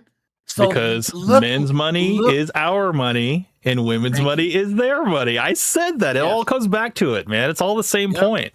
But that's the thing. That wasn't just a saying what I was saying to you earlier, Sonic. I was saying that men and women, they just view resources differently, and women are not built to carry a man long term. Not like how we are built to. We are the workhorses. We are also, the women are the pretty ones, okay? So men are going to be the visual ones that are going to go for the women that are attractive and also fertile, the ones that are able to give us a family. And then, you know, women are going to be seeking for the best man that has the best resources and will probably give her the financial security. And they should. Here's the thing, Camp, If I had a daughter, I would want her to do that. I wouldn't want my daughter being with some nug sitting on the couch playing Madden all day. Why would I want that? Well, about Well, 50 that's minutes not a- ago, I was being I was being the type of father that was barring people from getting together and ruining relationships. When I'm like, no, I'm just trying to filter out the riffraff. I was By the saying way, that AG, earlier. that's a straw man that you just said. Oh, okay. Please explain, Sonic. Please explain. We will all be quiet. We will all be quiet. Please explain how that was a straw man. Go ahead, Sonic. No, what was AJ gonna say? What were you gonna say? Oh, here we I go. thought you said that I strawman. So Well, yeah, let's go. what did I strawman? Please, you have the floor, Sonic. Okay, so it's just like I thought. You really don't know what a straw man is. All right, for sure. No. We know what a straw man is. We just want to know how did he straw man? It's funny, AJ, that you say that. I don't know what a straw man is, or that's not what a straw man is. No. But then you I'm straw man saying and you don't even know what it is. Tell me what I'm strawmanning because I'm not saying your claim back to you. What are you talking about? It's now the point is on you now, Sonic, to explain yourself. Can't just There use is no these point on me. What are you you can't talking about? you Like, can't he just doesn't know use what a these straw man debate is. tactics and No. debate words or Yeah, whatever, what but you are don't you have any talking about? meaning behind it, you know? I'm not restating your position. What are you talking about? Oh shit! You watch too much. What are we? Okay, so what are we talking about then? We're not talking about my position. The entire time we haven't been talking about my position. No. What was he? That's What was AJ? Oh wow. Just- Okay, so no gaslighting too. That's great. Okay, perfect. Gaslighting, straw manning, Sonic. You are falling in flames right now. I'm going to need you to What are you explain talking yourself, about? Sonic, because right now you are playing the victim card, and we're not playing Uno right now. Like this is We're weird, just bro. having a dialogue, and you just think that somehow like you're the focal point of this entire thing. Yes, I was please. talking to Camp and everyone on this entire panel, and for some reason you're in like main character mode. Like I'm the main character. This Bro, solipsistic. AJ, why are you so narcissistic triggered, figure. bro? Like You're just- I just simply say you're a You straw know man. why? Yeah, but You know how? why? How is he strawmanning though, Sonic? That's the Yeah, even if claim I that you explained made. it, look, Camp. I know you want an answer because you keep asking me, but even if I explain We it, it doesn't all matter want an because you guys answer. are It's just not gonna just try. me. It's not just me. We're all going to be quiet. We're going to listen If I to you. explain it, if I explain it, it Go doesn't ahead. matter because you guys are just gonna try to explain it away anyway. So what does it How even do you matter? know that? You don't know that. Just do it. What are you talking about? Like you literally have like a track record of doing that to me all the time. What are you talking You about? think you're so important, and Sonic, you're not, please, bro. please It's hilarious. indulge us, It's Sonic. hilarious. Indulge us because you said that AJ was strawmanning your point. We want to understand what you're saying. So please explain yourself.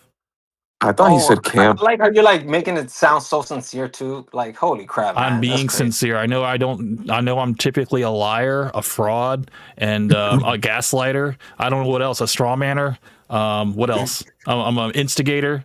I'm a troll. But tonight I'm being honest. Okay, we really want to hear how did you're being AJ honest, strawman your point? Please indulge us. No, you're right. He didn't straw man. What was I thinking? Guys. I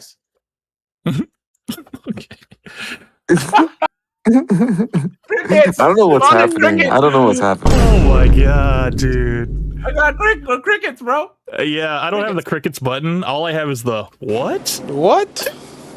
Bro, what are you talking about, Bro, man? what are you talking about, I man? have a crickets button on my soundboard, but I don't Oh, think you it's guys gonna didn't come hear my through on your soundboard? side, Sorry. man. No, I got the what? I got the Westbrook button. I had to add Sonic, it I because think of Cook Benny. you're just getting flustered. I think that's what's just Oh happening. damn. And Okay, I'm Carlos. lost Like right that, now, I'm too, not though. my Like guys. bro, like you don't see what's going on. Yeah, stop making excuses for him, Cabos. Well, no, I'm Guys, lost so because of I've everything that's noticed going on. in some of these panels, there's just people who have to have like everyone's against them, so they feel like they're important.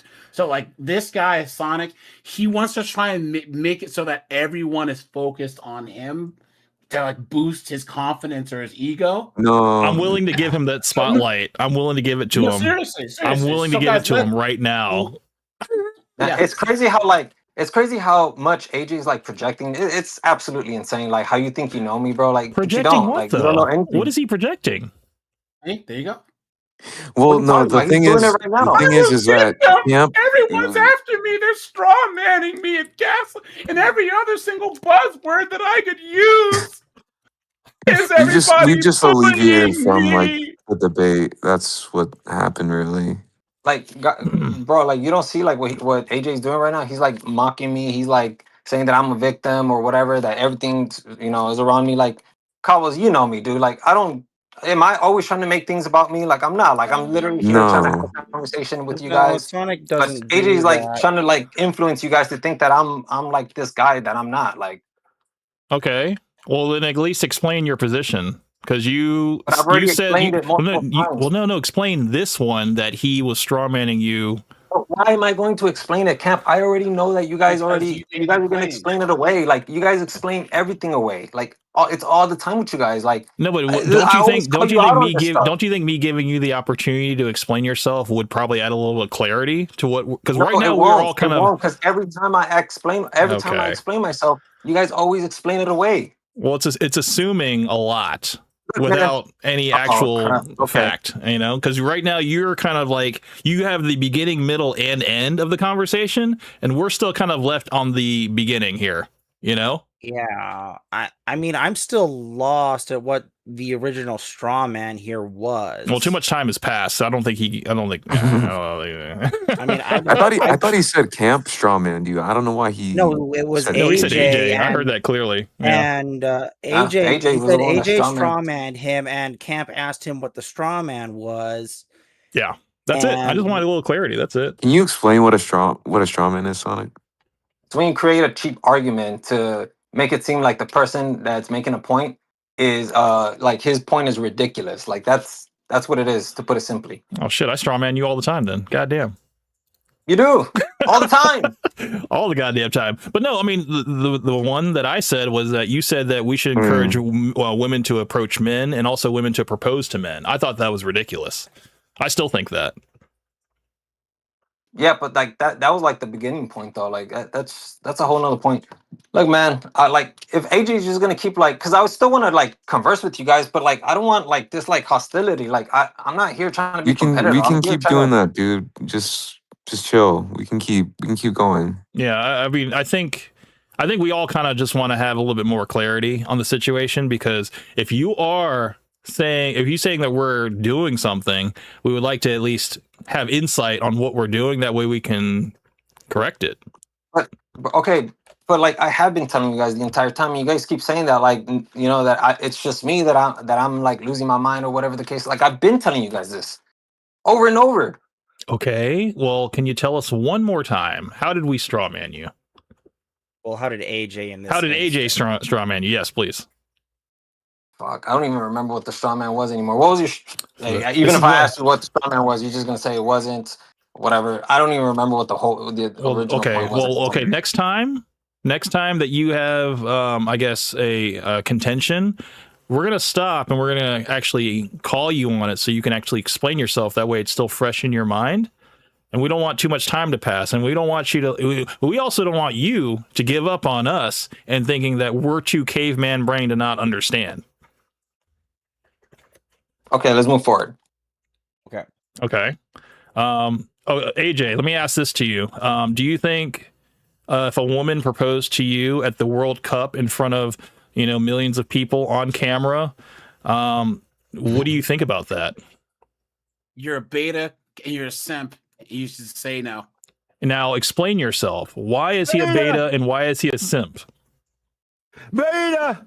Why I think that guy's a beta, or why? No, I'm asking AJ because AJ is the newest one here. I didn't phrase my question in any way that influenced him. I just gave him the situation. I would like to hear, why is he a beta and why is he a simp? Because the woman proposed to him.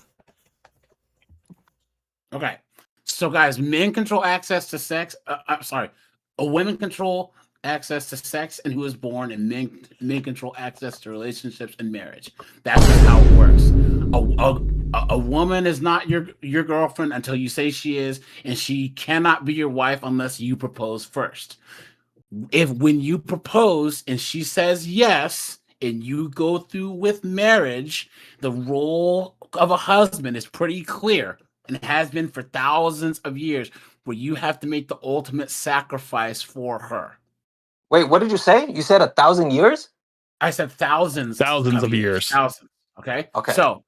So there is no, like I said, there's no sacrifice other than maybe dying in childbirth where that a woman has to risk her life for you, right? And a lot of women, I mean, that most women don't die in childbirth now, and a lot of women aren't even having kids. So once again, it's the onus is on the man to make the ultimate sacrifice when you take that woman on and give her your last name.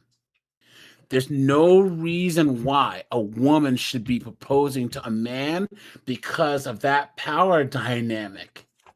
There is not, like, it's just putting you in the ultimate beta position. She's proposing to you and saying yes. So she's forcing you into this position to where you have to die for her. She's not forcing. I mean, he could have said no, but He could have any totally said no. man, Yeah. who gets proposed to by a woman should say no. Okay. Because there is no, like, what is that? That it just doesn't make any sense. It makes no sense from the actual interpersonal and relationship dynamics between men and women and what marriage means. I mean, okay. So that's all of his point. That's nothing from my influence.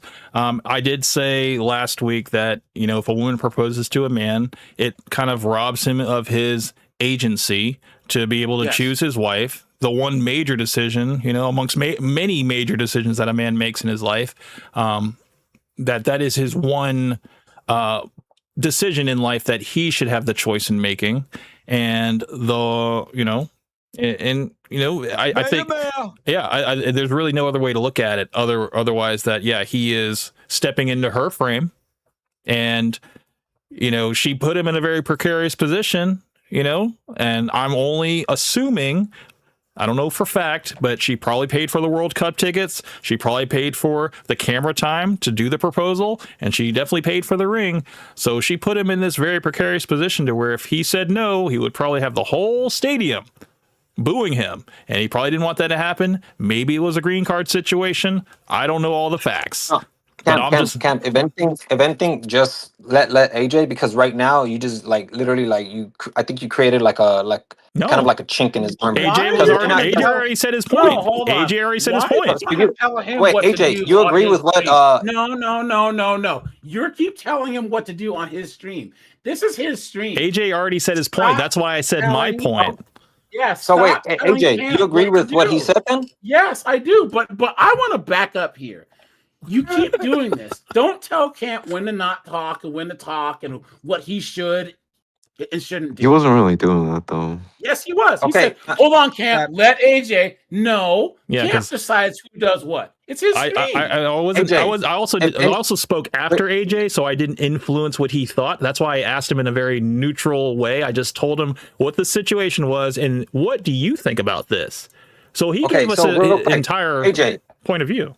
AJ, I was trying to help you out, bro. I don't need your help. Okay, then. Well, then, if you agree with him, then Camp just said that people would boo him if he said no.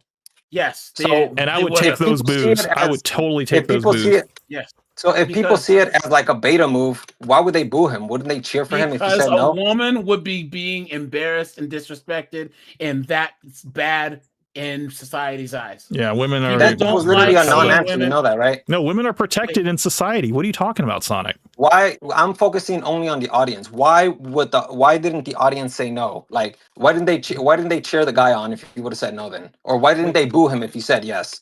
If it's such a beta move. What? Wait. What? People aren't gonna boo men and women coming together. This is what I'm trying to tell you. Camp made that argument, and I was trying to protect you. That's what I was trying to. Yeah, Wait, Camp. You said that if he said no, people would boo him. No, correct? I said if I said no, people would boo me, but I wouldn't care. But if he said, no. You didn't say that. If he said no, I think people would boo him. Absolutely, he was under a lot of pressure. Absolutely, women are protected in society. This woman who put herself out there, and now she's been hurt. She's been embarrassed. People are going to sympathize with the woman. Yeah. Sympathize, absolutely. They always do. Come on now. Yeah, and if the guy proposed to her and she said no, no one would be booing. People would laugh. They would just laugh at him. It happens all the time on the kiss cam when the woman's like, "Oh, I'm not gonna kiss him," and everybody's just like, "Ooh," you know, they think it's funny, you know. But if the guy says he's not going to kiss her, everyone boo, boo, Right. you Right. It's like, you know, women are protected. Women are a protected class in our society. So, I mean, people are going to sympathize with them. That's why they can cry on camera and get all this, garner all this sympathy and support. And a man can't really do that, you know? Yep. Never But trust a then, woman. so in other words, what you're who's saying right now is that the society doesn't agree with you then, What? What do you mean? because you just said that like everybody would cheer for the woman, but they wouldn't boo the guy. Like, But the guy but did see you would boo the the guy. reality is that the guy didn't say no. He said yes. So they all cheered. So there's no timeline where he said no. I'm just saying if he did say no, the crowd would probably turn against the guy and boo him. Yep. Come on now. That's just common sense, Sonic.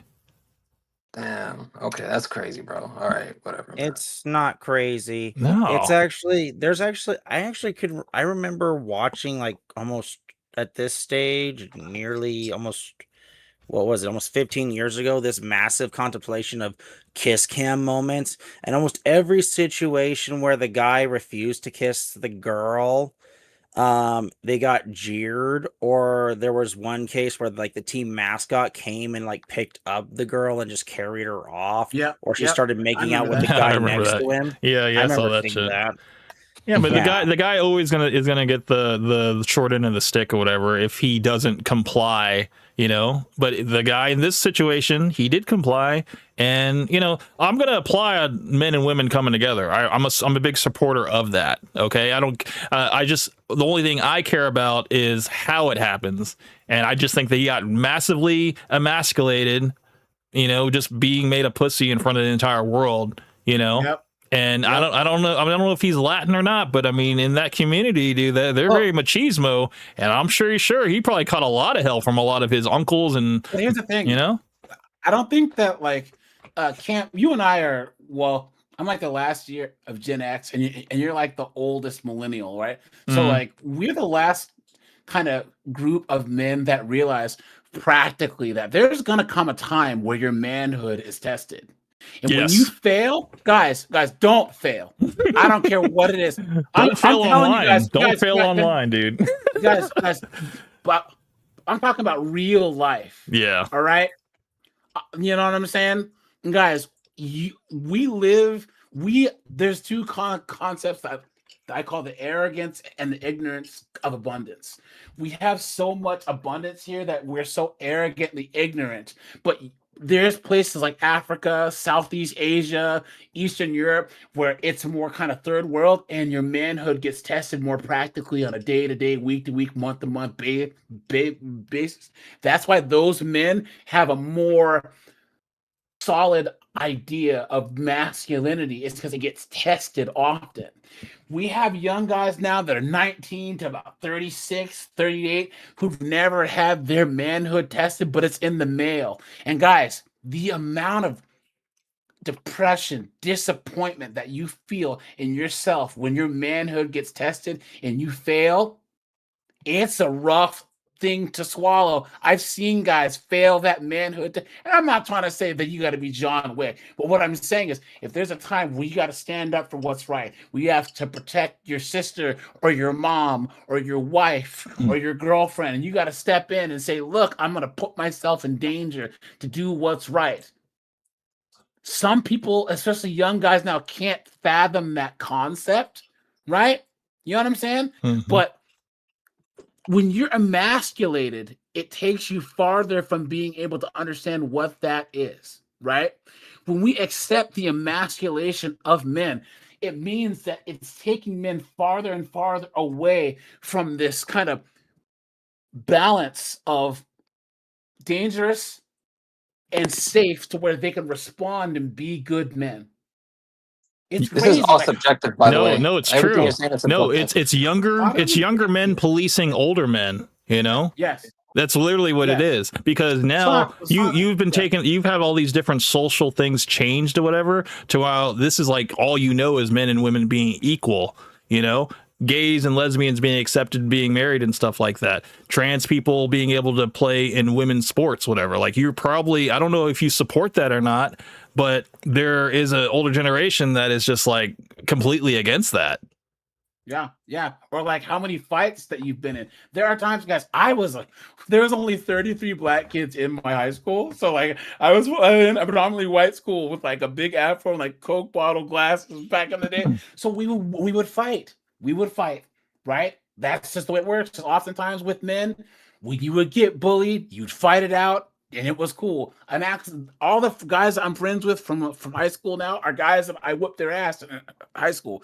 But now younger guys, they just think that you can just act like chicks and talk your way out of things or just avoid it. Men, there are times when we come to conflict. That's just the way that it works.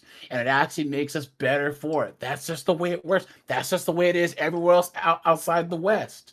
To say that how camp and I isn't speaking means that the whole rest of the world doesn't exist. Guys, the West is a very small part of the world. Europe, Canada, America is a very small part of the world. You just jogged my memory, AJ. I'm so sorry to cut you off, Yeah. but I think we were going to ask Sonic, now that you're here, have you traveled outside of the United States and seen other cultures and the way that, you know, gender norms are observed? No. Okay. And that's your problem. Okay. No, I mean, that's just, I mean, that is literally just a question. It's not a jab at you or anything like that. It is just a perspective that you gain by viewing cultures that are, you know, in kind of a, you know, economic difference than the United States, you know, because let me ask AJ, why is that a problem?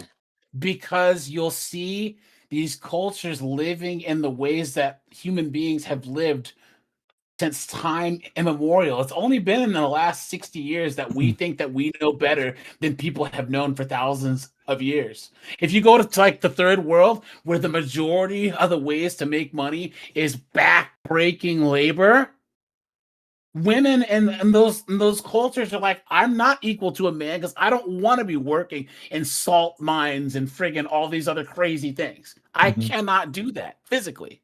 and that's why when I say feminism can only thrive in a first world country. Thank you. That's why in I the say Middle that. East, the entire Middle East, Afghanistan, Pakistan, Azerbaijan proves that. It proves that men, we own the monopoly on force. Therefore, if we wanted to, tomorrow we could throw all women in cages and there's nothing that they could do about it. You know how I know this? Because Afghanistan, 3 years ago, we left Afghanistan and all the men who had guns the other women have no rights. The Middle East, all the way from North Africa to Azerbaijan, the women have no rights and there's nothing they can do about it. But men in the West, we're so benevolent that we own the monopoly on force and we let women vote. We let women have these high paying jobs and all these things. When men run the infrastructure or the engineers, the bricklayers, the concrete guys, or the railroad operators, and somehow we let women actually think that they're as important as us, that's crazy. And I'll even go farther. If white people in the United States wanted to throw blacks, Asians, Hispanics in cages tomorrow, we couldn't do anything about it because they own the monopoly on force. Period. What can we do? What could we do? But we have societal norms and we have traditional norms and laws and all this other stuff where the culture has shifted. But when you look in the basic sense of force doctrine and you look at the dynamics between men and women, there's nothing that they could do. Men give women their rights, period. And you in the Middle East, Pakistan, Azerbaijan, North Africa says backs up my point. And any rights, right. any rights for women that have to be pushed, whatever, they need the support of men in order to get anything off the ground.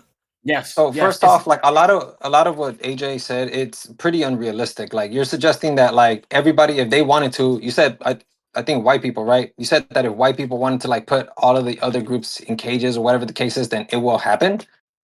In the United States, yes, it could. If they wanted to, yes. How could we stop them? But that's unrealistic, though. Like that's No, no, not. no, no, no. In Afghanistan, recently, the men put the women they in basically cages. They can't talk in public. They can't be seen in public. They have no rights. They're the most recidivist. They're the most recessive regime for women in the world. They have no rights. This is not a crazy thing.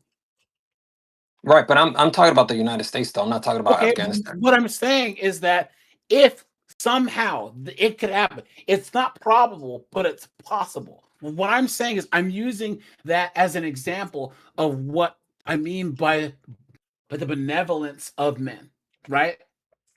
The benevolence. Women didn't fight for their rights. We gave them the rights. What do you really think that? I'm not saying you, but there are women that I know that honestly think that women sharpened up their freaking broomsticks and the spears and ran to the White House to no, men gave women the right to vote.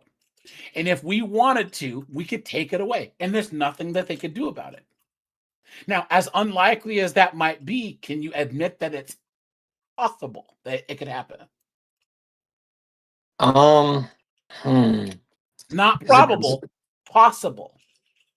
This is something that I would have to think of because if we're like talking. It's because like some of the things that like comes to mind. It's like like we have like independence here in this country. We're like super like gun ho about that. Like it's in our Declaration of Independence. Like like we have the freedom of speech, the First Amendment, all of that. Like I really do sit here and think to myself like, is it possible for something like that to happen? I mean, it could potentially happen, but like with like a huge like fight that we're gonna have to like attempt to do like a civil war potentially, which I don't even know if most people are willing even to like are even willing to do that, but We would just because overthrow the government. Because guys, the Bolshevik Revolution, Haiti, in Africa, like every 5 seconds, there's a freaking coup d'etat, and the men are the ones doing it. You know what I mean?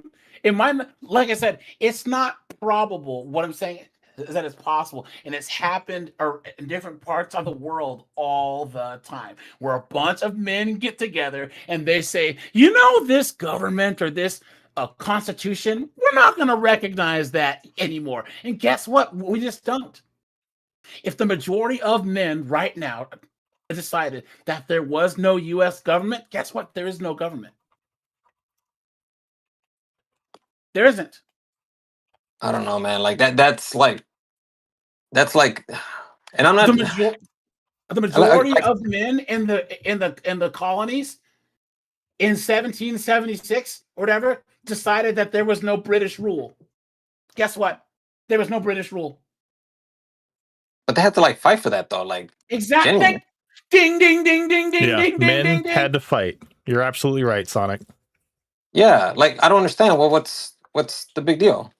What I'm saying is that it's the men who do it and not women. Yeah, men have the force on their side, basically. Yes, women get their rights from men because we enforce their rights. If there's a group of men that's trying to take women's rights away, then us men over here have to protect the women from those men who are trying to take their rights away.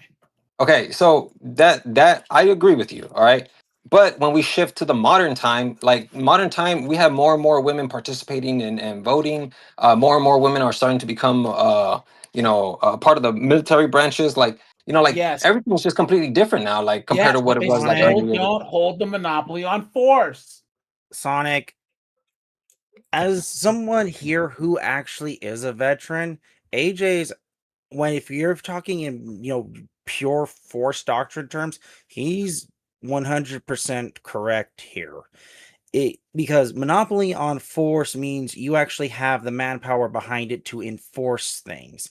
And if every man in this country, regardless of race, came together and said, you know what, we're tired of feminists and we're tired of all of these women acting like they're men, and every man just said, until we get our way, we're not doing jack. Every industry shuts down. There's no food, there's no water, there's no power, there's no industry, and it's Well, you want your food, you want your chai mocha latte, you want your triple pump chocolate whatever latte. Guess what? You give us what we want, Well, you that's get your you get your stuff when we get what we want. Sound But good? Ghostblade. Okay. what about So all the then other women in the past that like Ghostblade. served in Ghostblade. military branches?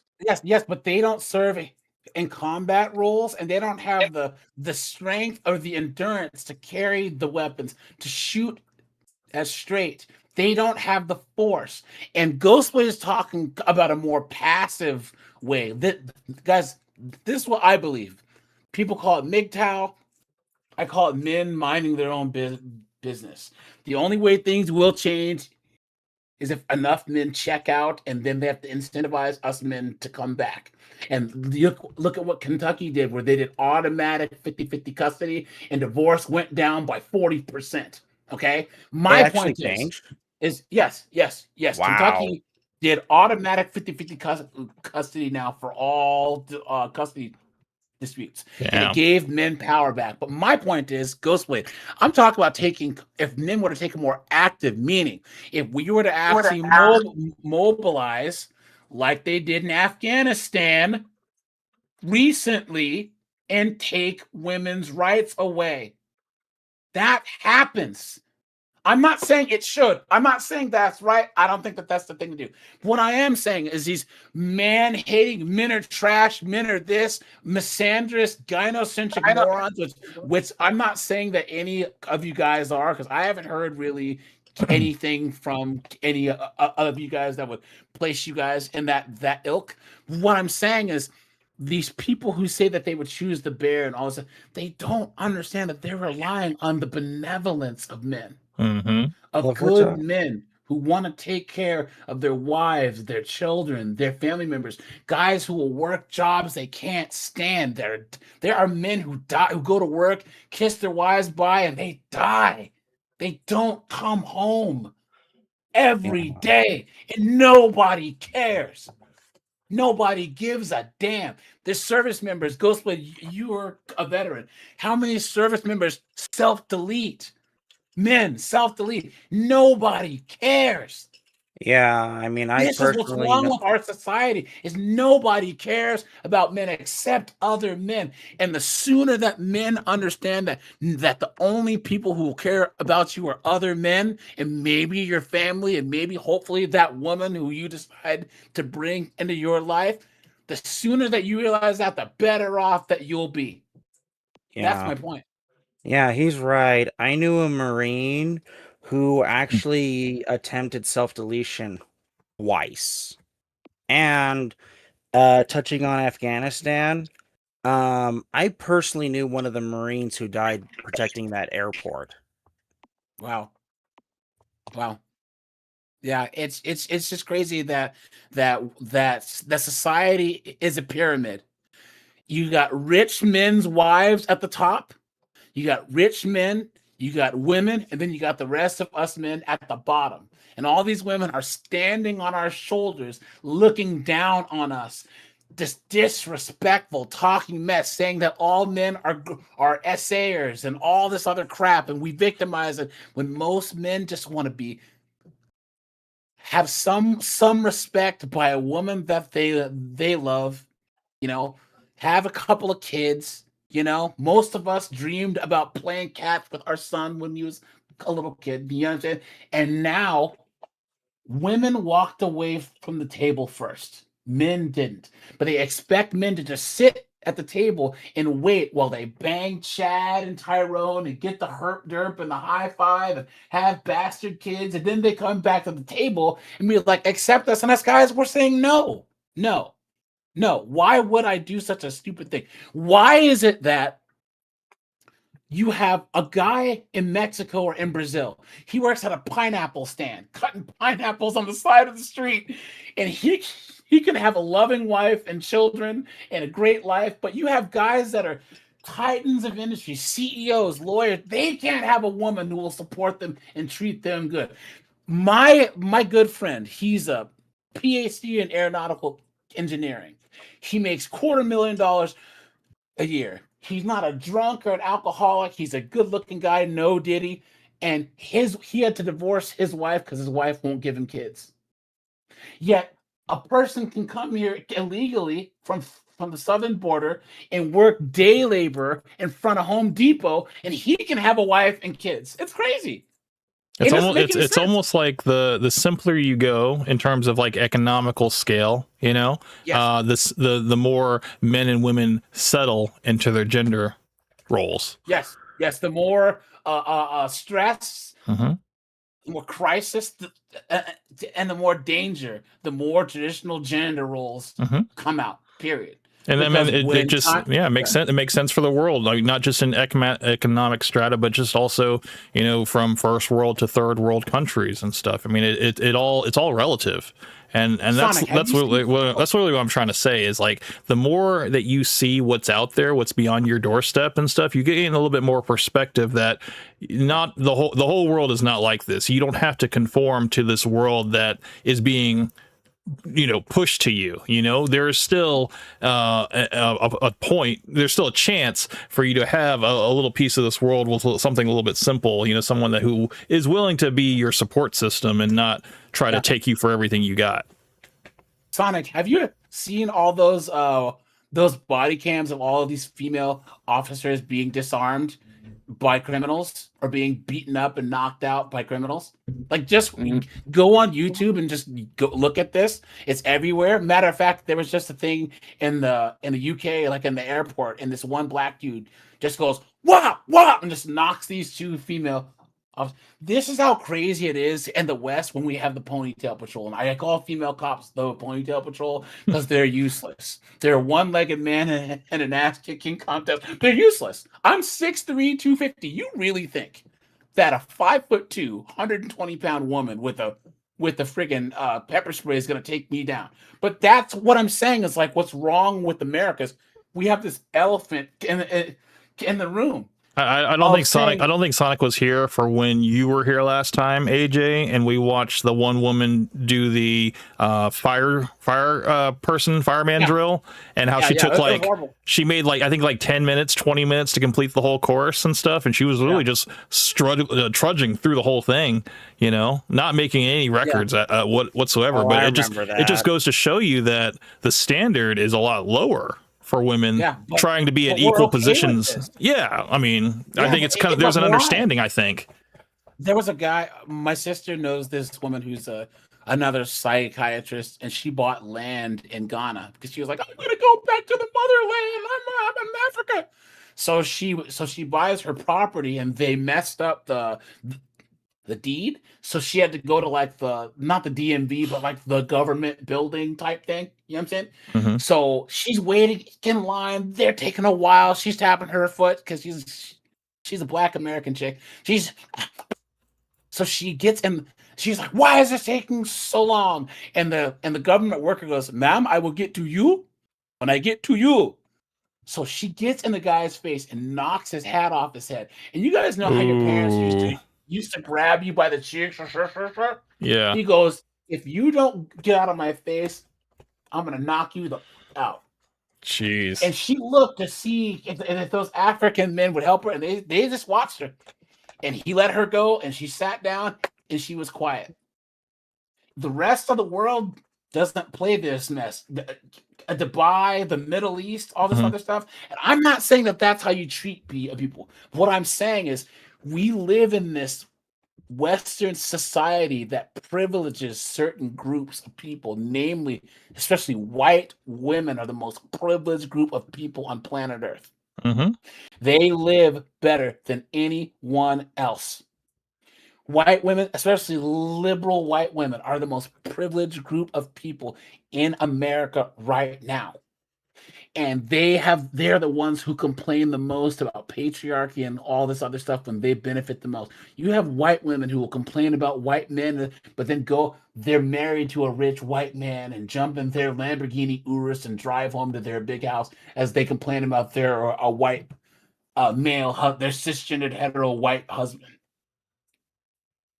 It's the biggest scam that's ever been run. At least the slave master had to go out and whip the slaves. His white wife was in the house eating bonbons. If the British, the French, all the European powers. What do men do things for? Is women.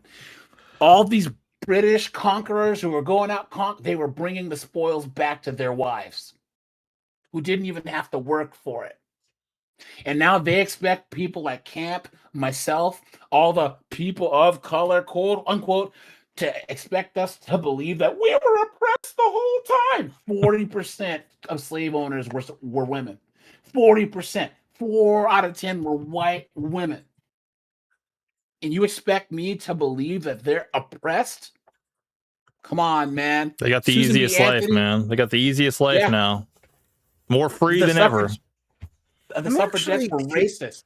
They were racist. They hated black people. They couldn't stand the fact that black men got the right to vote first. If you read Susan B. Anthony's books, she hated black women. She was dropping N-bombs left and right. And you expect me to believe that any woman in this Western society has it harder than anyone on this panel does? Come on, man. That's crazy. That's crazy. You've been had. AJ, are you sure you're not confusing Susan B. Anthony with Margaret Sanger? No, well, Margaret Sanger, yes, but the suffragettes were racist. Look it up. The suffragettes. Oh, I have no doubt of that. I'm fairly certain a good few of them were. I'm just clarifying. You're not sure. Are you sure you're not confusing Susan B. Anthony with? I'm not confusing them. Okay, just making sure. And another fun fact: you guys know who the last group of people in North America to own slaves was? Who's that? Anyone know? The Native Americans. The Seminole, the Creek, the Choctaw, and the Cherokee, and one more. They call themselves the civilized tribes because they owned slaves up to a year after Juneteenth, and some of them sided with the Confederacy in the Civil War. Because my family, my great grandmother was half Creek. We were owned by the Creek. So my ancestors were actually slaves after Juneteenth, up to a year after Juneteenth. They say that those 5 tribes own 10,000 slaves between all of them, and nobody talks about it. I was going to say that's not in the history books. They try to cover that up. Yeah, this was. I mean, it's not surprising considering how many slaves it said that the native tribes took from each other. Yeah. So there's this thing called the Muskogee case, and I think it was the Choctaw, where there was this 40 year long case where now all the black descendants of those slaves are now full tribal members. It's crazy stuff, man. But yeah, actually Google it and you'll see it's a crazy fact about the whole Juneteenth thing. But yeah, dude, once again, men, the only people who care about men is men. Period. The only, Well, men are always I agree that, when we see these situations happen where a man is getting proposed to by a woman, I think it's kind of natural for men to look at the man from the male perspective and not really side with or even consider where the woman is coming from, because we're just like, this is completely out of order. That's literally what I'm trying to say. But I know Sonic in his video, the video that we reacted to, your whole perspective was completely siding with the woman, and not even you were basically saying that the man was probably taking too long to propose, so she just went ahead and did it. That's one of the benefits or whatever. And I was really trying to find out what is the benefit of a woman proposing to a man, because you never got to that point. Because you said that in the very beginning of your video, there's many benefits to women proposing to men, but you never got to that. So I'm here to ask you now, Sonic, if you're still awake. What is the benefit of a woman proposing to a man? I don't know, man. I don't remember. Oh, come on, dude. Damn. Can't. Have you heard of the word? Have you heard of the word situationship? What's that? The word situationship. Yes. Yeah, that is. Who uses the word situationship the most is women. Situationship is a word that's invented by chicks to try and control the relationship status. Oftentimes, nug, he was just shooting up the club, or it was some Chad that they were having a one night stand with, and they said that they were in a situationship because the one thing feminists get mad at is they can't control access to relationships because they don't want to approach us men. They just don't. They fear the rejection, right? Oh, wait. Is that true? Because I've said that, and I've been called incorrect by that. When I said that the reason women don't approach is because they do not want to face rejection. I've said that, and I was told that I was wrong. Am I still wrong? Because you just kind of confirmed what I said. What the hell? Well, to be perfectly honest, nobody likes rejection. But the thing we also have to remember... It's a rite of passage.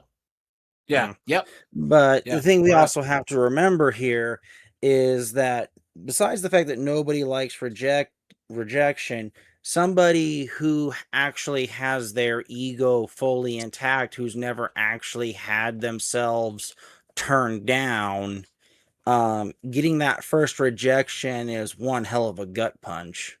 Yeah. But here's the thing: we get that gut punch in like 4th grade when we like hand that girl the note. Do you like me? Check yes or no. And that's, these women don't get it until they've hit the wall and they're in their 30s and 40s, buying their own drinks. Cooked.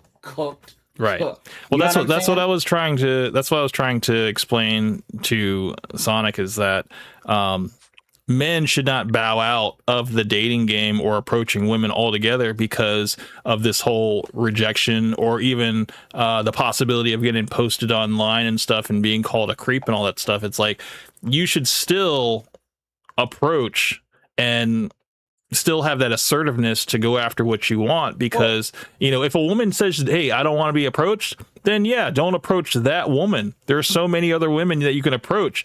But I'm just saying it's like, it all depends on the setting that you're at and where you're at. Yeah. Well, that's what I was going to say, Camp, is this. Like, I don't really give dating advice on my channel, but there's a couple of things I can say. Guys, be the best version of yourself.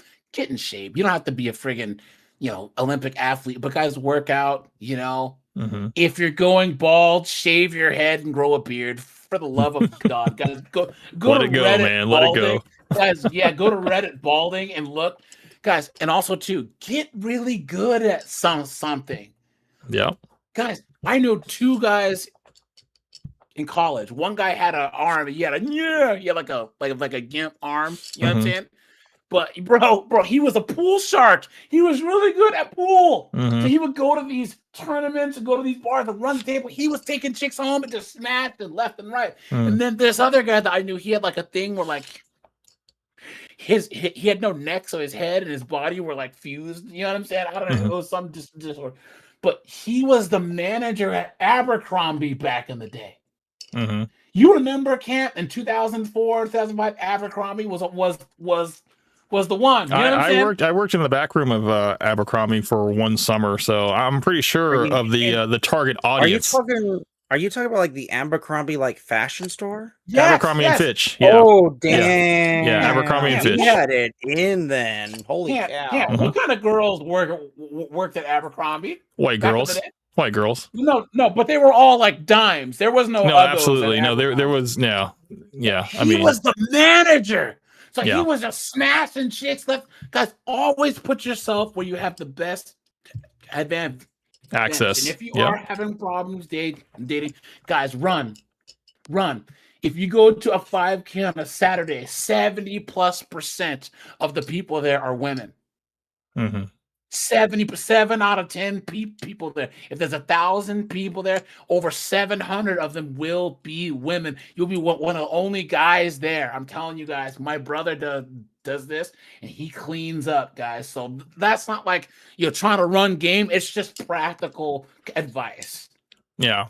I mean, we had the conversation about, how men, what are like the optimal settings to put men in terms of like, you know, approaching women and stuff.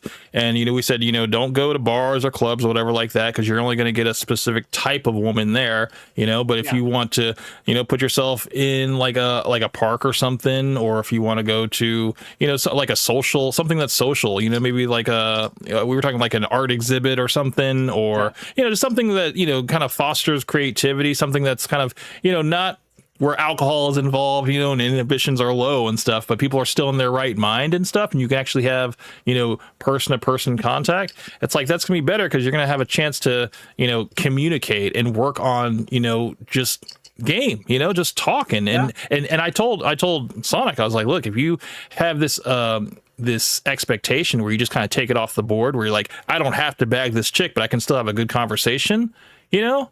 And then it can probably end with maybe like you getting their contact information so you can continue the conversation later, you know? It's like, that's when you know that you're on the right foot, you know?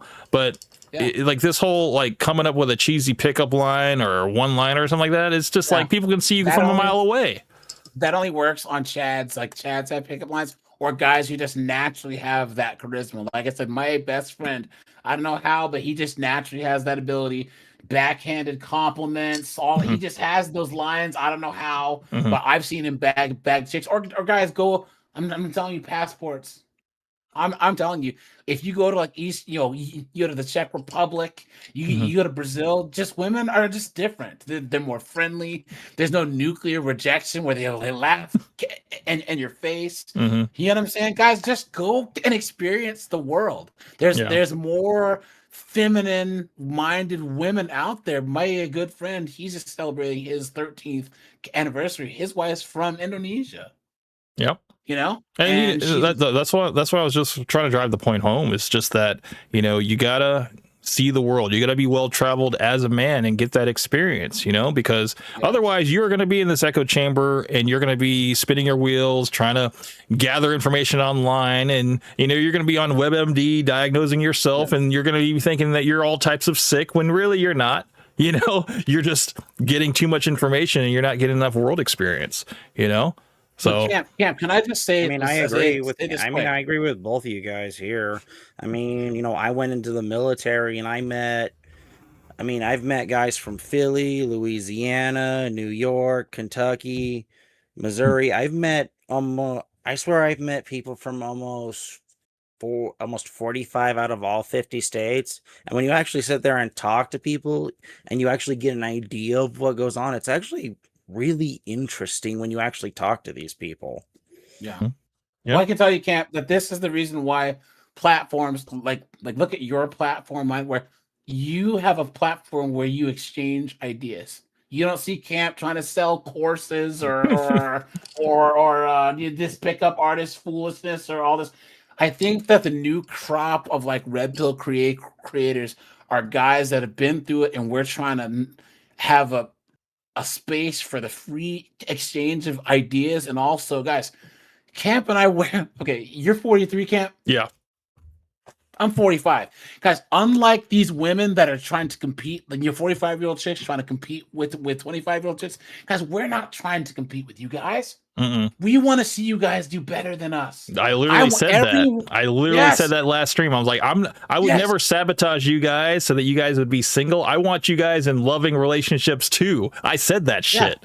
You know, I want everyone who hears my voice, Camp's voice, by the time that you're my age, you're so much farther ahead than where, and I do well with where I am now because you've avoided the pitfalls that I've made. And that's why our side will always win. It's because we're trying to help each other. And on the other side, these modern women, they're trying to compete with each other. These 45-year-old chicks are in the club trying to get the same men as the 25-year-old chicks are. You know what I'm saying?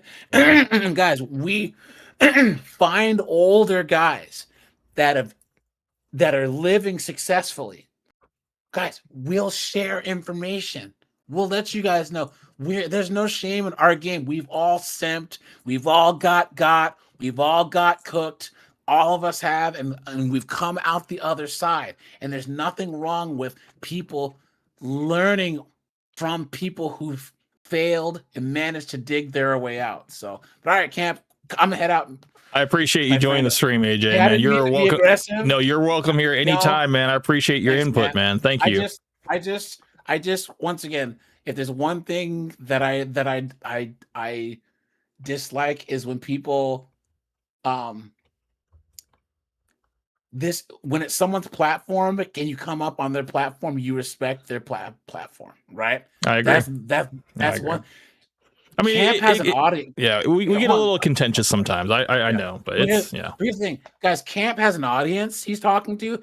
It's not just us just having beers on like a bar stool, right? And I think some people forget that. But he has an audience, and he has to control the show at his pace, and he has to kind of like reel things in for the audience. So it's not about me. It's not about Dakota. It's not about Ghostblade. It's about the audience, and he has a way that he does things, and I just got a little bit annoyed at the fact that it seemed like it wasn't like there wasn't respect going towards the platform. So, but all right, my friends, I all right, appreciate man. you guys. Take Bye, care guys. of yourself, AJ. Yeah, man. Have a good night. Have a good night, AJ.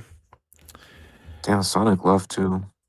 I think he was just tired. He was there was no fight left by the time we got here. But the main thing that I guess I wanted to tie all this up with was that if we're gonna see if we're not gonna see eye to eye on this whole issue of women proposing to men, like it's like I'm not against men and women coming together. That's not it. That's not it at all. Like I'm wholly for that. It's just the way that they come together.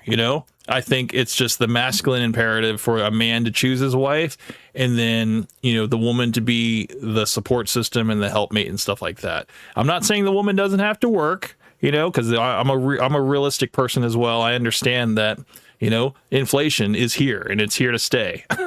So like it's realistic that both people are going to work, and if you have children, you're going to work separate shifts so you can split your time with your kids. That's the ideal. I know some people don't even do that. They put their kids in daycares and stuff like that, but I don't want to do that.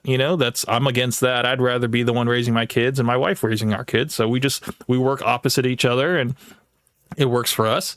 I think if you can find someone that is willing to work with you and do it like that, if you have children, that's the ideal. But going all the way back, also to just how feminism has kind of just indoctrinated not just a lot of women, but a lot of men too, to accept this type of paradigm and just go along with the status quo that, women are now at these high positions of industry and they're heading up all these corporations and stuff.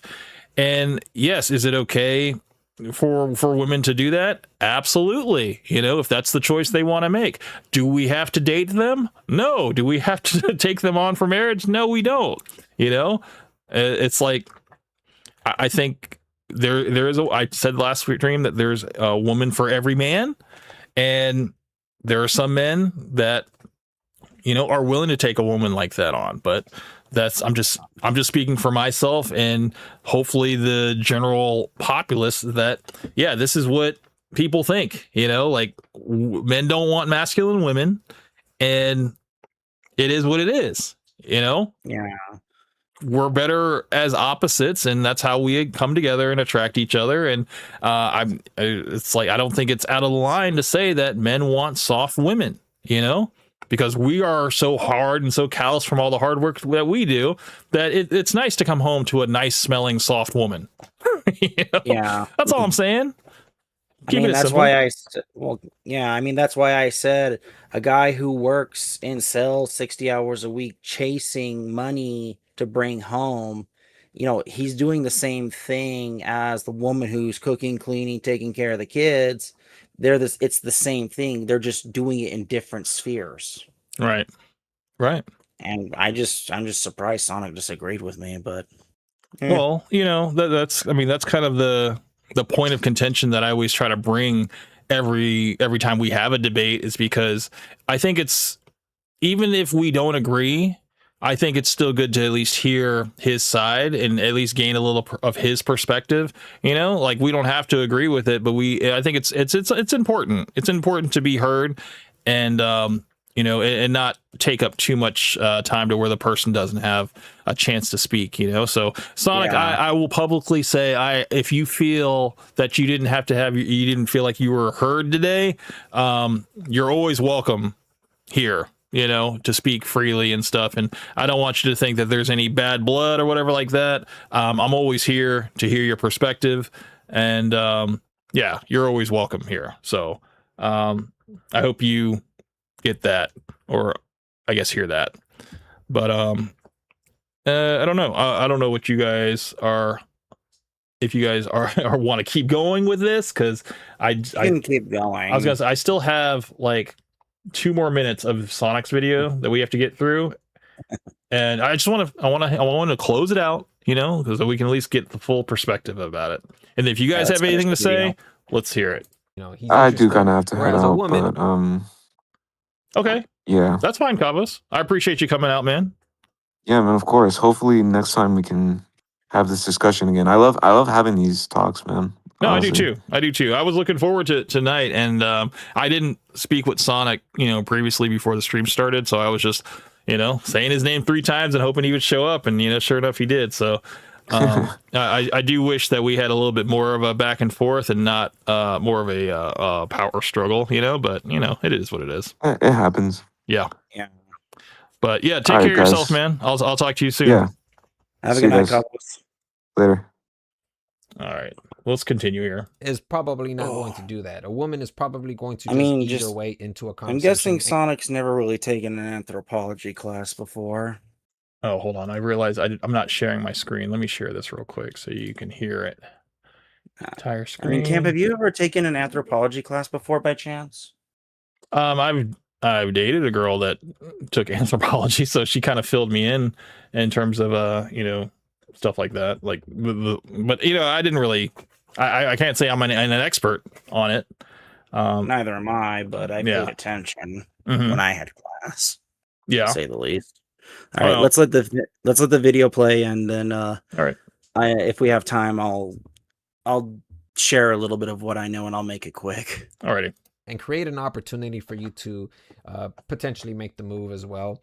So that could potentially look like this, where a woman, she sees a guy that she likes, she goes up to the guy, potentially asks for the time, or like, what's the best you know, coffee. I was trying to say latte or coffee. What's the best coffee at a Starbucks, or latte at a Starbucks? I don't know a lot about coffee. I don't drink it, but I assume that that's what a woman is potentially. I bit myself. Fuck, that hurt. I assume that a woman is going to approach a man in that fashion, where she will ask questions and create a gateway for a man to contribute to the conversation, right? So that's how I think women are going to approach. I don't know what it's going to look like after this recession is done. Who knows? I'm pretty sure that the Gen Zers are probably going to carry the torch, because when it comes to millennials, I think that millennials are cuck. I don't think that millennials are going to have enough time to get together. You know, most of them are single, and most of them are just developing this ambience of solitude. I'm pretty sure that they're eventually going to get used to being alone. Projection. I mean, this is literally projection that he's talking about. He's talking about millennials, but he would be in the Gen Z bracket that doesn't want to deal with women, doesn't want to deal with friends. You know, he is fine being alone. I mean, and I told him this was a phase that he's in, and he might possibly move out of it. But as of right now, this is projection, what he's saying. As far as millennials being fine with being alone and stuff.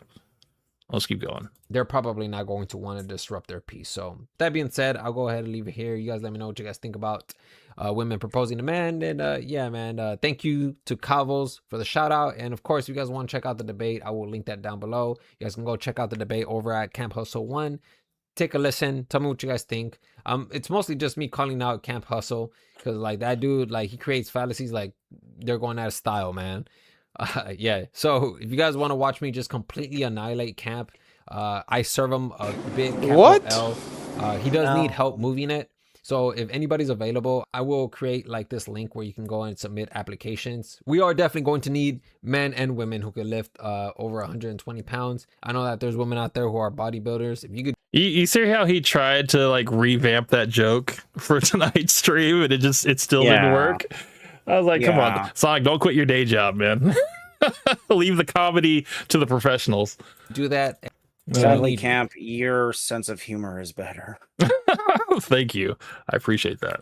Because we need to move that. I mean, I capital give him L an A for into effort, but it's failing. It was a little wordy for me. You know, it's like when you take too long to get to the punchline, it just becomes a lot of effort and not a lot of oomph, if you know what I mean.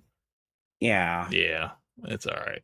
living room, and that thing is massive, dude. I don't even think we're gonna be able to fit it through the door. If honestly, I think if we can get like if we I don't know Still if Camp milking has a it. balcony, or we could just take off the windows and then we'll just like get it through there. It's pretty massive, man. It's a really massive L. That being said, I'll leave it there. You guys let me know what you guys think, and yeah, that's pretty much all I got for you guys. All right, so that went out with a whimper. I mean, the thing is, like, my mind was not changed. You know, women should absolutely propose to men. I disagree. You know, 100%. But that was literally that. I did save this thing from Reddit that I wanted to show you guys. This is how to attract your life partner. So on the male side, you got it says must always have a job, have friends and be sociable, be really good at something, be at least somewhat muscular, constantly approach women, don't be meaningfully shy ever, have no noticeable disabilities, have sexual experience, have relationship experience, have low body fat percentage, have the intelligence to succeed in life but don't actually be a nerd, don't have bad skin, can't cover it up either, be able to provide for kids regardless if she says she wants any, have your own home/apartment, have a car and drive it, have more income potential than her, be older than her, be taller than her, have more educational experience than her, and be willing to give up time and energy to chase her. All a woman has to do is don't be fat. And in parentheses, that's optional. Depending upon the guy. Yeah, Exactly. it is optional. I was like, you know, it's so true that, you know, there is a woman for every guy, regardless of shape and size.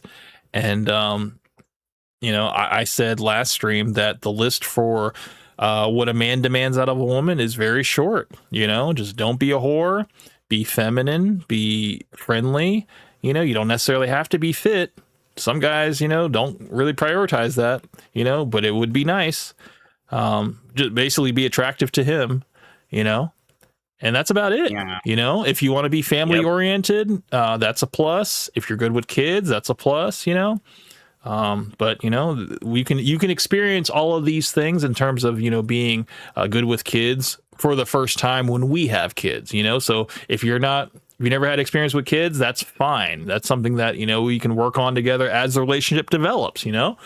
But in terms of men, yeah, there's so many hoops that men must jump through in order to pass the looks department. And then after that, it's just like there's so much more things that could disqualify you outside of your looks. So, you know, going back to our whole thing earlier about what me and Sonic was saying, that, you know, the men are visual, you know, but women, they are visual as well. But I think men are primarily visual, you know, whereas, you know, women, there are outside factors outside of what they, you know, what they visually see of you, you know, that will determine whether you're, you know, suitable or not. Well, Camp, you're not wrong. I mean, you tell that you say. I mean, I don't understand how Sonic says you're wrong. I mean, because from my experience here, you know, when you've seen a whole barracks of guys walk out Friday night to go out to the bars and clubs to hook up, and it's like, yeah, they're looking for the best piece of ass they can get their hands on. You know, how is looks not important? You know. Yeah.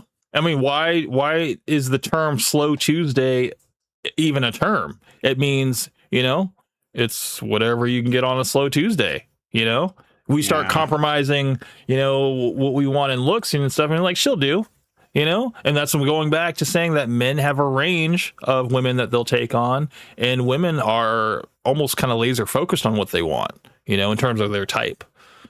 Yeah. So, yes, women. Welcome back, everybody. Sorry. Women are visual in that sense, but also there are other qualities that they look for as well, and, even if the guy is super attractive, if he gives off that player vibe, that's going to be a disqualification for some women. Not all women are the same. So, I mean, for some women, the player vibe is hit and miss. Oh, you're right. The player vibe is yes and no. Because for some women, the player vibe is confidence, and for some of the others, it isn't. To be perfectly honest. Yes. They want a guy that's confident but not arrogant. Yeah. Which there's a very fine line between that. But also, someone who can take control, but also can lead her in the right way, the way that she wants to be led. To where she feels like she still has a voice, But it's complicated. The last video that I'm going to have that's going to close us out, it's only about 13 minutes long. This is going to be the end of Rage Bait content is here. And this is by a video by Scott Leonard. This is the first time I've had him on the channel. He does have a couple other videos that I came across on Reddit. But this one in particular kind of piqued my interest, and I wanted to see what it was all about. And we're going to close out the stream on this one so we can see what this one is. Bro, you're using a fucking script. You're using a script. And then you have the nerve to tell me, bro, all the big content creators use scripts. No, bro, all the fake content creators use scripts. We lost the plot. This shit is called YouTube. It's not called ScriptTube. It's not called FakeTube. It's not called SkitTube. It's not called CorporateTube. It's called you fucking tube. Be yourself. Authentic content creators are winning the YouTube battle. They're always going to win the YouTube battle. Last night, I had a Discord debate with a small content creator that really pissed me off, really got under my skin. I can relate. They were telling me that my content was toxic, that I would never blow up as a YouTuber because I wasn't kissing enough ass. So in this video, I'm going to go over why I believe that being authentic, being real, not kissing ass, calling things out as you see them is the key to becoming a successful content creator. And I'm going to go over the big secret that I learned after 4 years of creating content on YouTube that changed the way I make content and changed my entire mindset when it comes to content creation on YouTube. I wouldn't even call it toxicity. To be honest, this is kind of a clickbait because in my opinion, it's not even being toxic. It's being real. I could tell that this person was a little bit naive when it comes to content creation because in this YouTube game, in this content creation game, drama sells. One of the frustrating things that I find is that whenever I talk to smaller content creators, they think that in order to rise to the top, you need to kiss ass. But the truth is that in this content creation game, what really sells is authenticity. And you know what? That kind of reminds me. Sonic was he stopped posting for a little while because he was kind of frustrated with the way people were not receiving his message, and he was kind of bummed out that the people that have the most contentious takes, most, I guess, what's the word? Controversial takes, whatever, they get pushed more in the algorithm rather than the people that are a little bit more kind of like flatline, kind of normal, whatever. And I told him, I was like, you should just take a stance on something and don't waver from it, and who cares if someone, I mean, whatever you say, you're going to get support from one side or the other, you shouldn't try to be everything to everybody. That's basically what I was trying to say. Yeah, that's really true. I mean, in a lot of my videos, I say a lot of the problems that we're having, I say get out of the digital space and go do something else. Because, digital space is nice to be in because you meet people who you like and you can get along with, and that's great. But inhabiting the digital space doesn't mean that it's good for you socially when you can talk to somebody, but you can't really be there with them. Right. I mean, it's crazy because I can take some of these points that we talk about and bring them into my, you know, actual everyday life and have like real conversations with people. And it's just, it gets people's gears turning, you know, because like the most recent thing was, you know, what would a man have to be in order for you to propose to them in public on national television? Like, what would that man have to be? And the answers that I was getting from all these different women was just hilarious. They were just like, oh, you got to be God, you know, you got to be perfect. And then somebody was like, yeah, I would never do it. You know, it doesn't matter who you are. And, you know, it just, I mean, it was, I think it was a good topic to kind of start off, you know, but it's kind of cool to kind of, you know, at least see what's out there in the real world, what people are saying in the real world, rather than, because the internet can definitely be kind of a microscopic organism of people, you know, whereas if you go in the real world, you might get a different opinion. So, yeah. And a lot of people get on me and tell me like, oh, Scott, your content is too toxic. You're going to burn bridges. People are going to remember you for all of the stuff that you said, for hating on other content creators, for attacking other content creators. My content is all you do, Camp, is hate on Fresh and Fit. I remember when people, that's like, dude, all you do is hate, man. I'm like, no, I talk about other stuff. But sadly, Fresh and Fit have earned all their ire, to be bluntly honest. Yeah, but it's just it's funny that, I mean, that's what I was labeled for like the first year, for like I guess when a lot of people when I got discovered by a lot of people, they're just like, hey, you're just a straight up hater, man. It's like, no, man, it's just like, I'm just speak my mind, dude. If you disagree, then that's great too. Most authentic content I am creating. This smaller content creator was attempting to convince me that I was being inauthentic. I wasn't being my true self. I almost found it a little bit insulting, because how can you tell me who I am and what I'm trying to do? The problem is that I feel like a lot of people have this corporate mindset when it comes to YouTube. They think that they need to have everybody like them. I'm not trying to have everybody like me. Does that remind you of anybody? It's like, well, you're strawmanning me, okay? It's like, I mean, you're taking me out of context. You're moving the goalpost, man. It's like, what the hell? I mean, I actually had to look up the definition for strawman argument just to make sure I was thinking about it right. Yeah, and you were right. And what I was thinking was correct, but okay, the way he was phrasing it wasn't completely accurate to the actual literal definition. But do you realize do you realize what I did though when he was like, "Oh, AJ, you're strawmanning me," or whatever? I'm like, whoa. How is he strawmanning me? I try to get that point like as soon as possible, because I know he has 5 to 10 seconds before he loses it all. So I'm just like, whoa, like, tell us. And then he's just like, no, because you're just going to talk your way out. I'm like, no, just tell us. Like, give us a little bit of credit, man. Like, we will listen to you. You have the floor. And I just, that's why I was like, I know he's going to lose it. And the longer time drew it on, I was like, oh, dude, this is going to be nothing. I already know. And sure enough, it was. Yeah, I mean, I actually wanted to hear what he was going to say the straw man was, because AJ would, despite, I don't think he has a stutter, but he definitely talks a little bit too fast. But he self-admitted that he does have a stutter.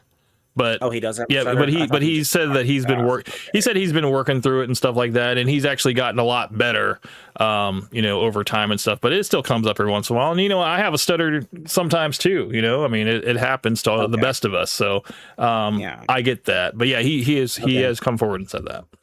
Okay, but I didn't hear any sort of straw man argument out of AJ, even when I looked up the exact definition, because I didn't hear anything that was fundamentally flawed. Yeah, I think when he was asking, do you think that men and women? I think he was talking about how men and women have been. Oh no, what was he saying? He was talking about after we made the revelation that Sonic has not traveled outside the United States and he hasn't seen third world countries and the way gender dynamics, how they work and stuff in those countries. He started to say something, and then I think that's where Sonic came in with the whole strawman thing. I'm gonna have to rewatch it on the stream because that way I'll have crystal clear. But I might not be remembering it correctly. But that's why I was like, I didn't see the straw man either. That's why I was like, please enlighten us, because you're obviously seeing something that we have not seen, you know? Yeah, I mean, So- do you want me to read the definition real quick for you, Camp, or Sure, no? go ahead. Go ahead. Okay, a straw man argument is a logical fallacy where someone misrepresents or exaggerates an opponent's position to make it easier to attack. And I don't think AJ did that in terms of like, because he said it, he's like, I wasn't even taking any of your points and rephrasing it to you know, to make it like an easy dunk or whatever. He said that he wasn't even attacking his points, you know, he was really just telling a situation or whatever. And I don't know, Sonic said that he was strawmanning him, and then that's when AJ went into like, why are you playing the victim right now, like why are you making this all about you and everything like that. And yeah, it was just, I mean, that's kind of where it kind of went off the rails a little bit. But Yeah, I mean, Sonic does have a bit of reliance for empirical data. And then when AJ actually brought up empirical data that I have seen myself too, mind you, what did he do?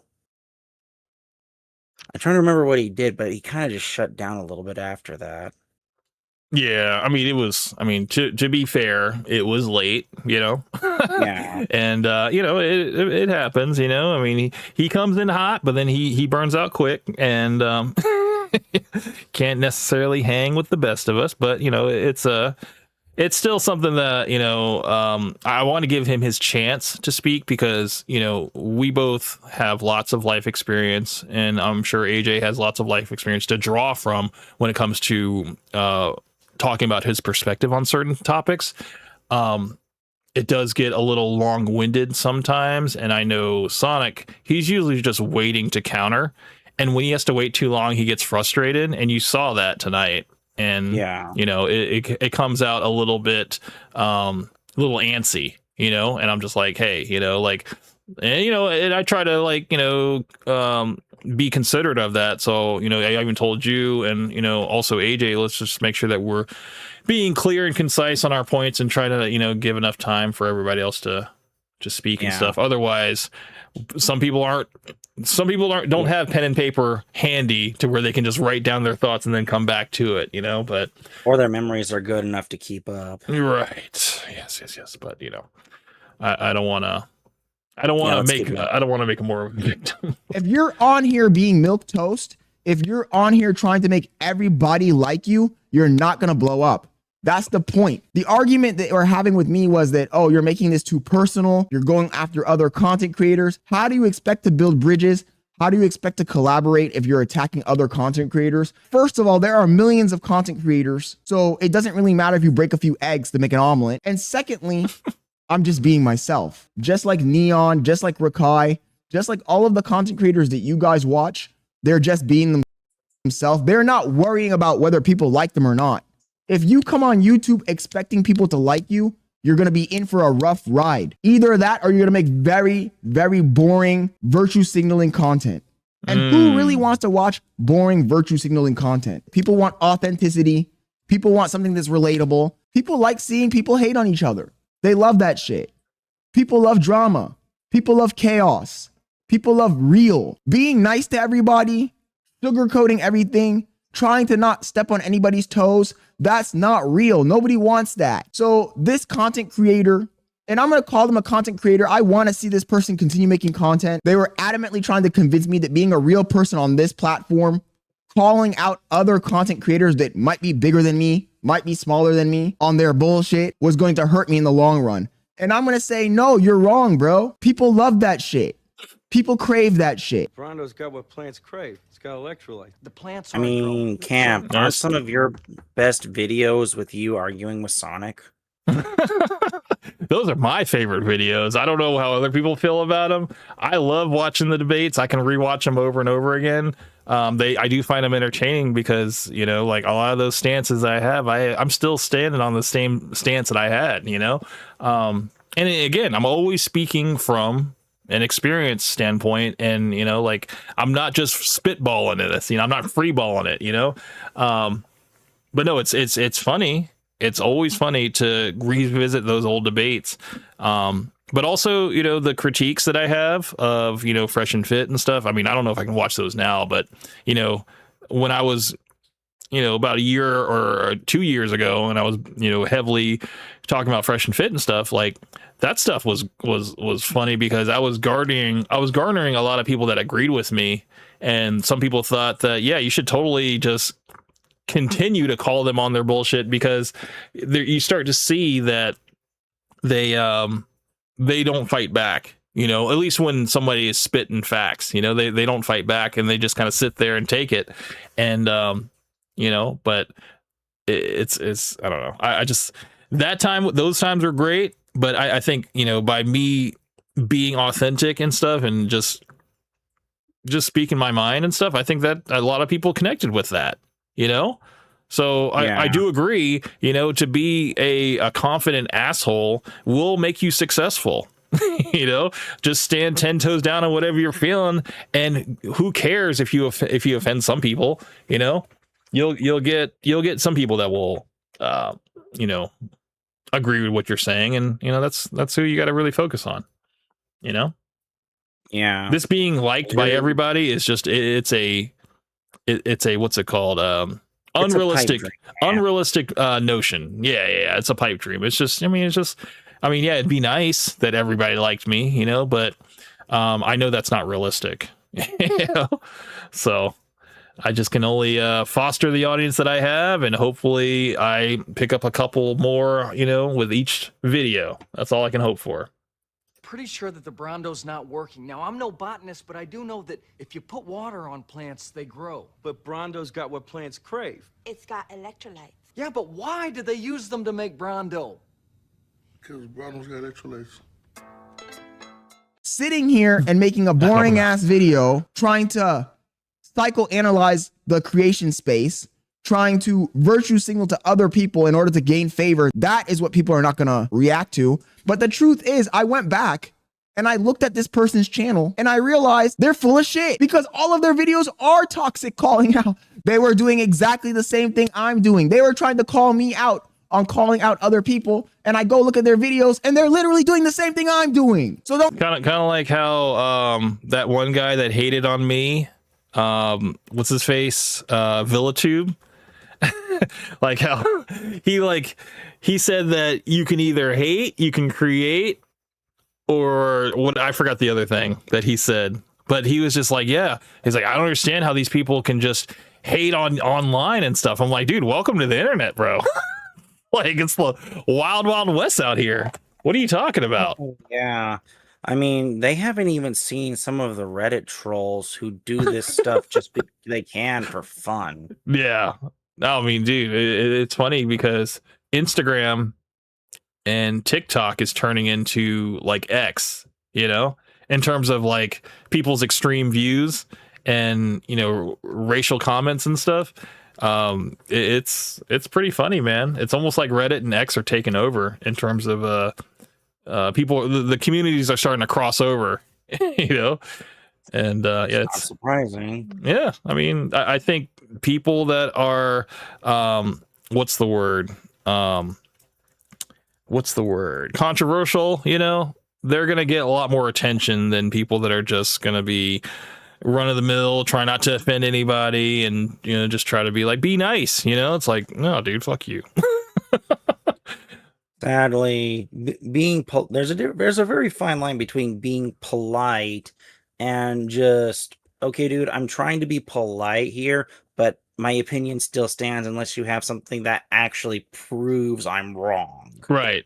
It's like, you can call me a lot of things, but you can't call me a liar, you know.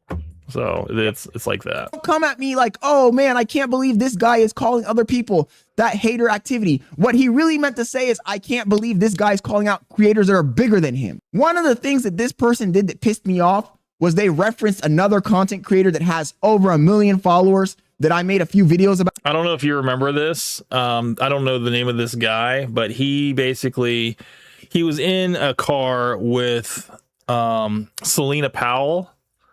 I don't know if you're familiar with her, but she was DJ Academic's ex-girlfriend that he like simped over for like a solid year. She took like $500K from him, and he still was simping for her. And basically, she's been passed around the industry, or whatever. Like pretty much any rapper you can think of has like had a night with her and stuff. And Tekashi 6ix9ine, Future, anybody just you can think of, whatever, has had. Anyway, so with this streamer that's on screen right now, she kissed him on the lips and also on the cheek without his consent, whatever. The stream was going, he wasn't paying attention, and she just grabbed him by his chin and kissed him on his lips and his cheek.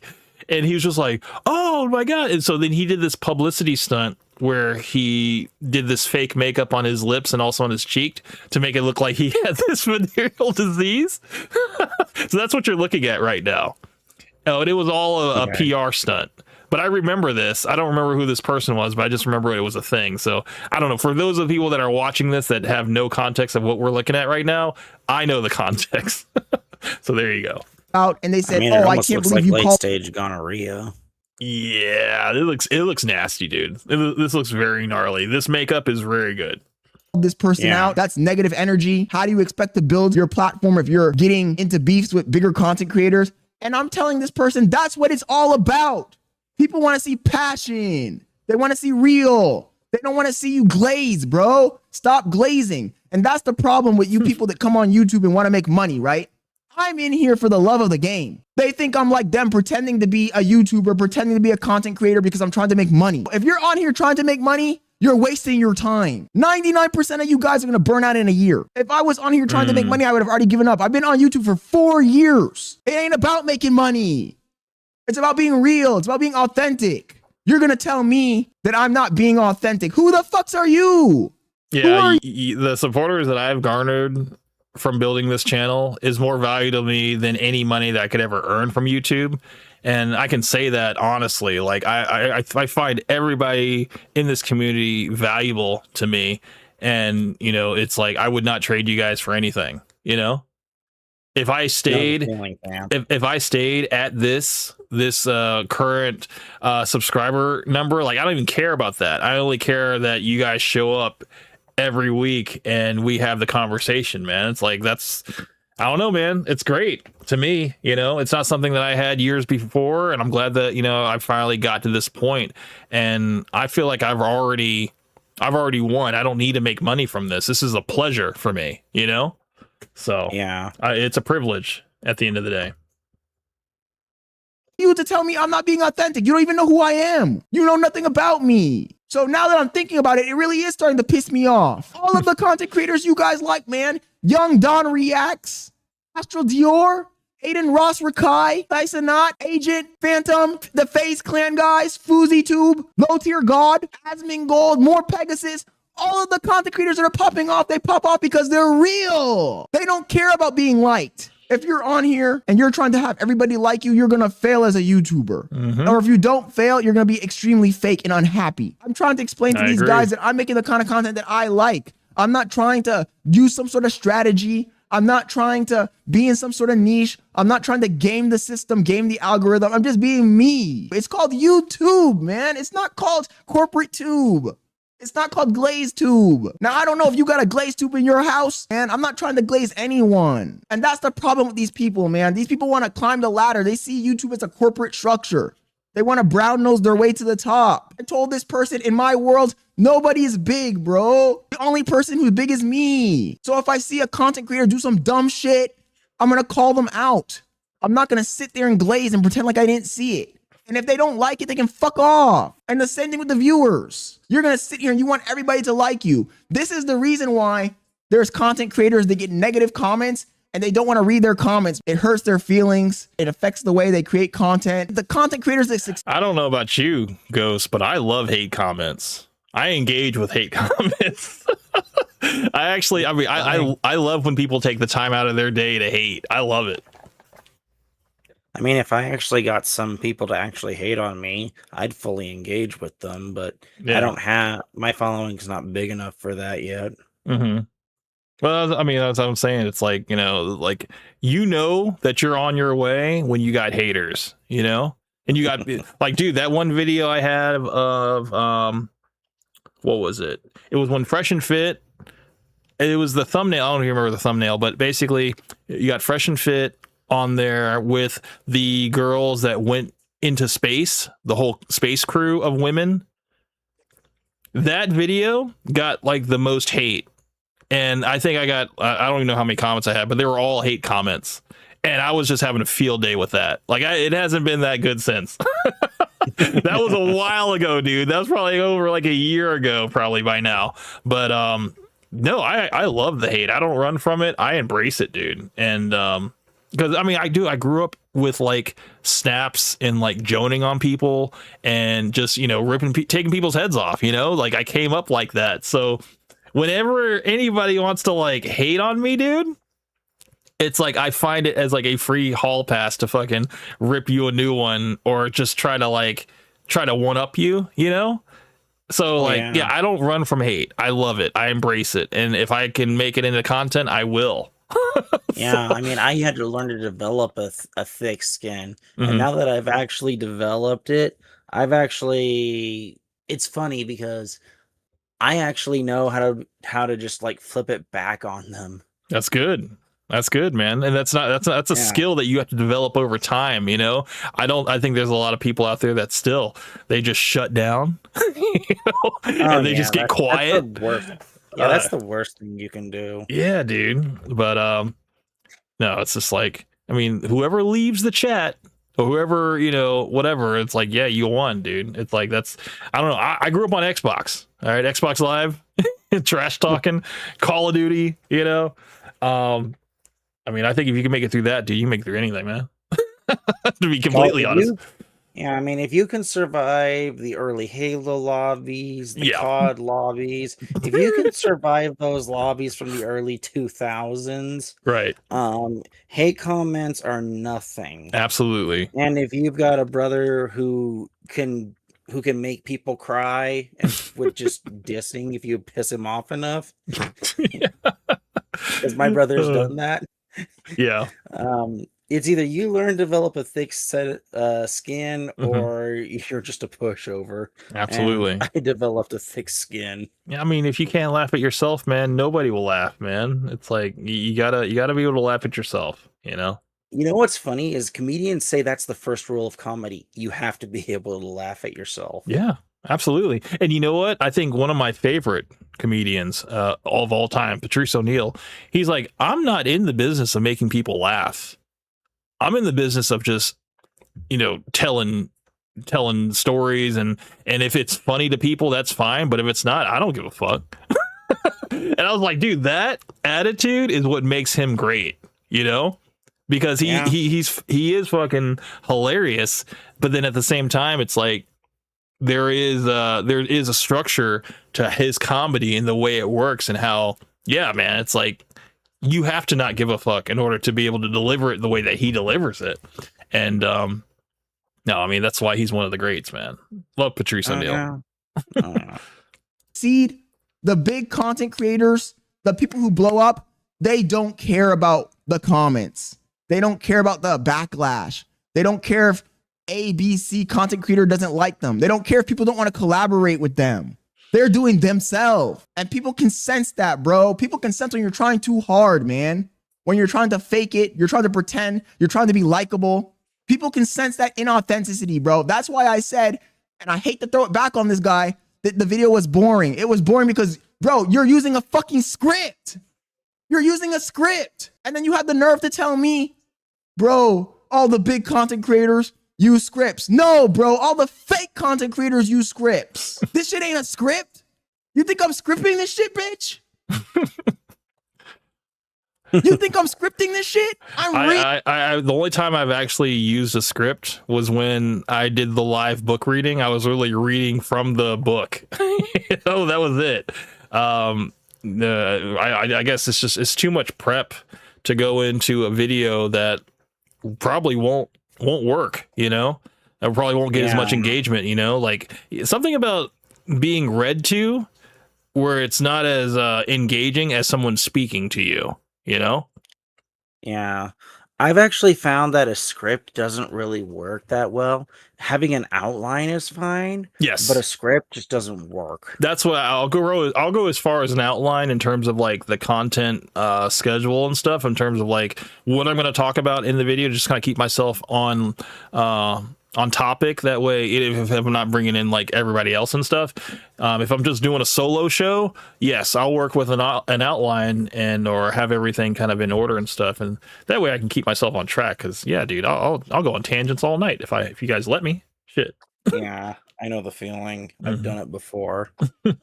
Yo, we need to get back to old school YouTube, bro. That's the problem, man. We lost the fucking plot. We lost the plot. This shit is called YouTube. It's not called script tube. It's not called fake tube. It's not called skit tube. It's not called corporate tube. It's called you fucking tube. Yeah, but think about Mr. Beast and all these other creators, whatever, that spend $1 million per episode to come out with a video. And, you know, it's just like, yeah, of course, you're going to get 1 million eyeballs on you because you already have that built-in audience and stuff. And it's, you know, it's just like the rich are always going to get richer, and it's just, it's harder to grasp at, you know, the piece of the pie. You know, it just seems like it's so out of touch. You know, like the percentage of people that even have 1,000 subscribers is like so low in terms of a percentage. It's crazy. It's like you look at it from like a person that's not monetized and look at how everybody seems monetized. It's such a small number of people that actually get there in the grand scheme. I mean, that's if their accounts stay active, because there are accounts that hit monetization, they keep going for like 2, 3, 5 years, then they plateau, and then some of them just sell off the accounts to somebody else. Yes. Actually, Kevin Samuels, his account, you know, after he passed and stuff, was, I guess, still run by family members, I believe. And they were kind of like, I guess, recutting his content and re-uploading it to his channel, his main channel.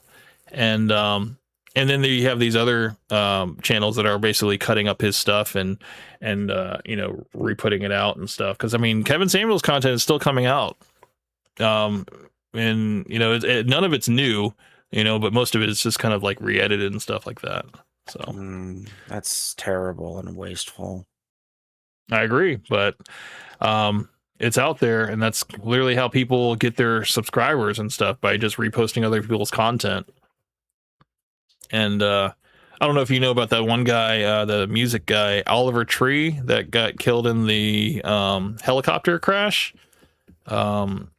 He's basically he's the one guy that was that the one with LeBron? No, not LeBron. The one with the basketball player. I don't know. Maybe I know that he basically collided with another helicopter, and apparently he died. Well, on TikTok and also on YouTube, there are videos of sightings of him where people are like, yo, this is him like at fucking July 1st or whatever, July 2nd, July 3rd. And he's just walking around, and it looks like him and everything. And people are just like, yeah, he's not dead, you know? And or he'll even say in the clip, he's like, yeah, he's like, I just wanted to get away from it all and stuff like that. So people are just like, they're trying to spread this, even though, you know, I think he's dead. You know, last time I checked, it was on the news that he was killed in a helicopter crash. People are coming up with these videos now that are saying that he's actually spotted alive, kind of like the whole Tupac Shakur thing. And yeah, I don't agree with it, you know?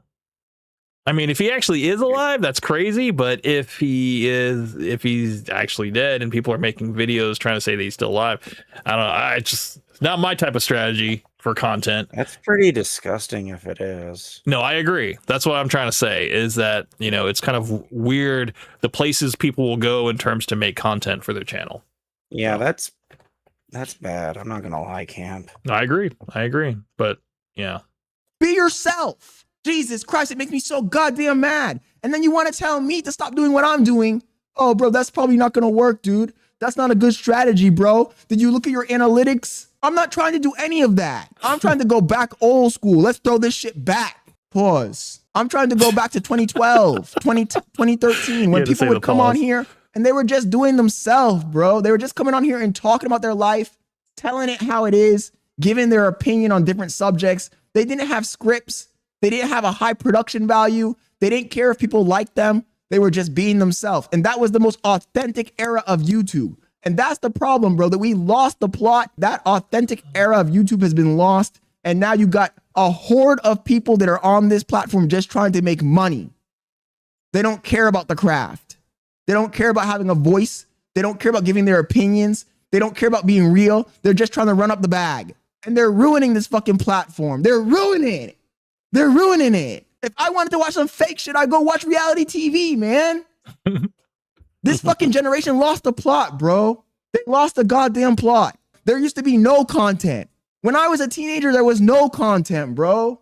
It was just bullshit reality TV, bullshit fake shit. And homies jumped on the internet to get something real, man, something authentic. And now you guys want to make that shit, this shit.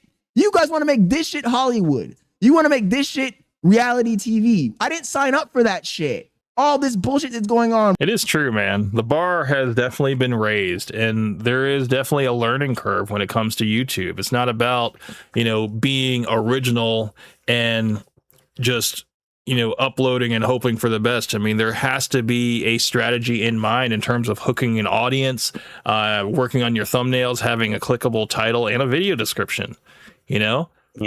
But all of this is learned over time. I mean, I think everybody starts at square one. We all don't know what we're doing until we, do the necessary research to, gain what works and what doesn't work and what changes in the meta and what, because the algorithm is always changing. So whatever new updates and stuff. And, one thing that's good for small creators, at least, is that they're now getting pushed more in the algorithm in terms of like their content, regardless of their sub count. It's just about the amount of watch time.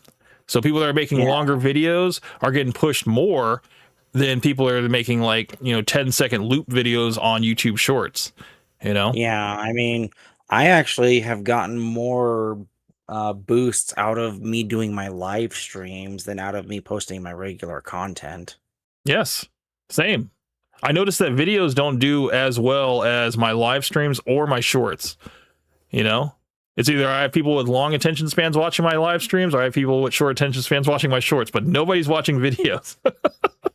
So yeah. It's crazy because even the video will be the same length as the live stream, but it just doesn't get pushed as much as the live stream. So I don't know, I guess it is what it is. Bro, the AI slop, the garbage content, we got to bring this shit back to earth, man. YouTube was about being yourself. It wasn't about running up the bag. I want to make money too. I want clout too, but that's not my priority. My main priority is having a voice on this platform, telling people how I feel about shit. And then if I happen to make money and I happen to blow up and get clout, then those are like extra. I'm not doing that as the primary thing. If I wanted to make money, I would just focus on my job. I had a McLaren. I'm a guy who can make $200,000, $300,000, $400,000 a year. I don't need to do YouTube to do that. I do YouTube because I like having a voice. Damn, humble brag. Very humble brag. Right? I got a McLaren. Like, God damn, you got a McLaren. You're making $200,000, $300,000 a year. That's nice that this is just a hobby for you. A little. I mean, yeah, he's definitely in that position. He can definitely say whatever he wants. He doesn't need to make money off this thing. I do YouTube because I want to be real. I do YouTube because I want to be authentic. That's why I do YouTube. And for you to come on here and tell me, oh, Scott Leonard is a hater. Scott Leonard is weird. What pisses me off? I'm going to tell you what pisses me off right now. When content creators see me doing small content creators, right? Content creators that are desperate for the clout and money. That's why they got into it. They tell me, oh, this guy is weird. And then you ask them, what did I do weird? Well, you called out this content creator. Why'd you do that? Oh, you talked about this person. Why'd you talk about them? Bro, you're being a hater. That's weird. That's not being weird. That's being real. That's being a guy who doesn't care about what other people think about him. I don't care. If I see Mr. Beast do some dumb shit, I'm going to call him out. I'll call him out to his face. I don't care. But you're not that. You're fake. You're a follower. You're a glazer. You don't know who you are. And that's why you're afraid to voice your real opinion. I had a conversation with somebody last night and I was telling them the problem with young men, the fatherless, I'm going to call it what it is, the fatherless. The problem with the fatherless is that they don't have an identity. They invest their identity in other people. They become extremely parasocial. And so when a guy like me comes on the internet and I pick their fucking sacred cow and I attack it, I tear it apart systematically, now they're offended. Oh my God, Scott Leonard is weird. Why did he attack Mr. Beast like that? Dude, this is like, this guy's spitting right now, man. And you know what? I'm wholeheartedly agreeing that, yeah, you definitely, you got to just be authentic, man. You got to be, because that's going to be the thing that's going to set you apart. Because there's so many people that are trying to be PC and they're trying to be, you know, everything to everybody, and they're seeing what works on YouTube, so they're like, oh, I can just grift into that lane and stuff, you know, and just do things similar, because, you know, nothing works like an imitation, right? No. I mean, that's why I cover all the topics I cover. Yeah. Because I try to cover all of society's problems and say, look at all these problems, folks. What are you going to do about it? Mm-hmm. Yeah. And it's just, what do you do? Leave them with the question so that people can actually, you know, engage with the content, you know? Because I mean, dude, honestly, I think that's kind of a good way to really spark conversation. You know, I think that's kind of what this whole thing is about in terms, you know, the grand scheme of things is not just connecting with people, but, you know, having real conversations with people, you know? And if you can collaborate and have people, not necessarily like-minded, but, you know, maybe, you know, open-minded and able to have a conversation, and even if your views don't match up and stuff, I think that's it's still good at the end of the day. I think it's a net positive, not only for, you know, the two people with colliding ideals, but also the audiences of the people to kind of collide and also, you know, have their disagreements, you know. I think it's great. I'm pretty sure supporters of Sonic, people that watch him, you know, they probably have seen some of my clips or images of Sonic come up on their feed, and they're like, oh, is this another Sonic video? And it's not that at all. And they're like, oh shit, look at Sonic, he's like getting into like a shouting match or whatever, and and it's like it's a completely different side than like his view of, I mean, his videos and stuff that, you know, they're completely different, you know. So I think it's cool, you know, you kind of get a different flavor, but of the same person that, you know, you get to see every once in a while, but you just see them in a different, you see them out of their comfort zone. I think that's always good, you know. Yeah, that's always a good thing. Yeah. Why did he attack Kai Cenat like that? Why did he? I did because I'm real and I don't care. And you go back and you watch a Rakai, you watch a Ray, you watch a Kai Cenat, you watch an Aiden, you watch a Dior, you watch any of these guys, man. For the most part, most of them, the ones that are successful, the ones that got the most traction, they have the same attitude as me. They don't care. They're trying to make content. They're trying to have a voice. They're trying to be themselves. And that's why they're popping off. You guys got it backwards. They're popping off because they're probably passionate about the craft. If you're not passionate about this craft, you're not going to make it, man. That's the reason why toxic content creators are winning, because what you guys call toxic isn't toxicity at all. Calling somebody out on their bullshit, that's not toxicity. That's being real. And people are craving real right now.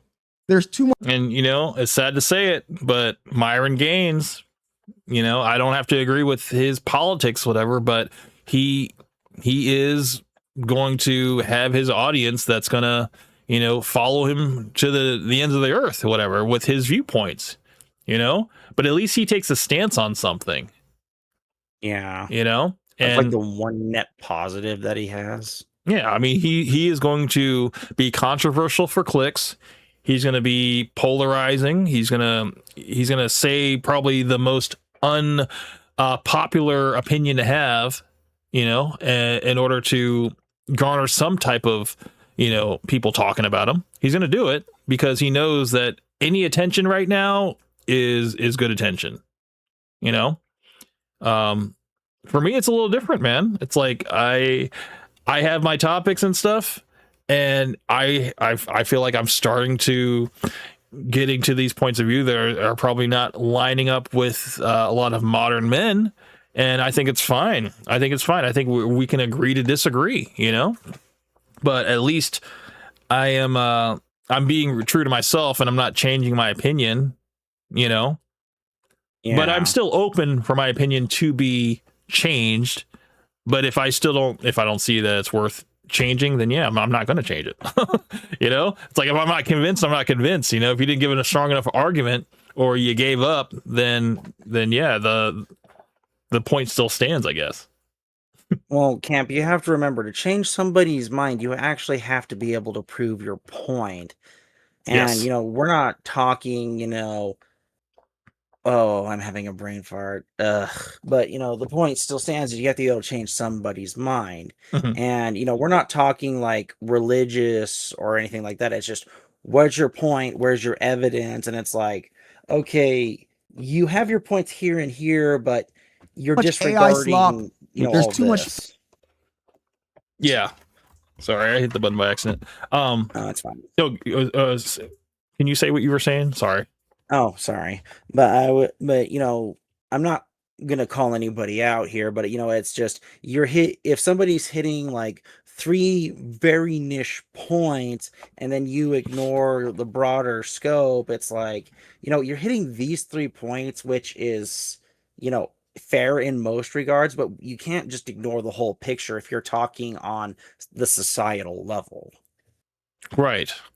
But, like I can acknowledge when, like, say I have a disagreement with someone and, a person is basically speaking from, they say I'm speaking from an anecdote experience, which I could possibly be, but they're also speaking from a lack of anecdotal experience, so you are really, in the end, we're just talking theory, like what if, and I think it's almost like, yeah, we can stay forever in that realm of what if, but I think sometimes we need to kind of accept what is. And if there is going to be a paradigm shift and, I'm going to be too bullheaded to notice it and stuff like that, because I still think things are a certain way. It's like, well, I would like to have someone change my mind about that, but also do it in a way that I can tangibly see what you're talking about. Otherwise, I can't get on board, Yeah. Like this whole, like, what if the paradigm shift changes and, women become a lot more, like men and start taking on the men's role and stuff, and men become more in the submissive role. It's just like, that's going to take a long time, man. I think you're going to be breeding out a lot of like male genes and stuff to get to this feminine energy that men are going to like embrace and completely take on for themselves. I don't think we're there yet. Not to mention, you'd have to lower testosterone levels massively as well. Yeah. And if you did that, it would also impact the fertility rate massively as well. Right.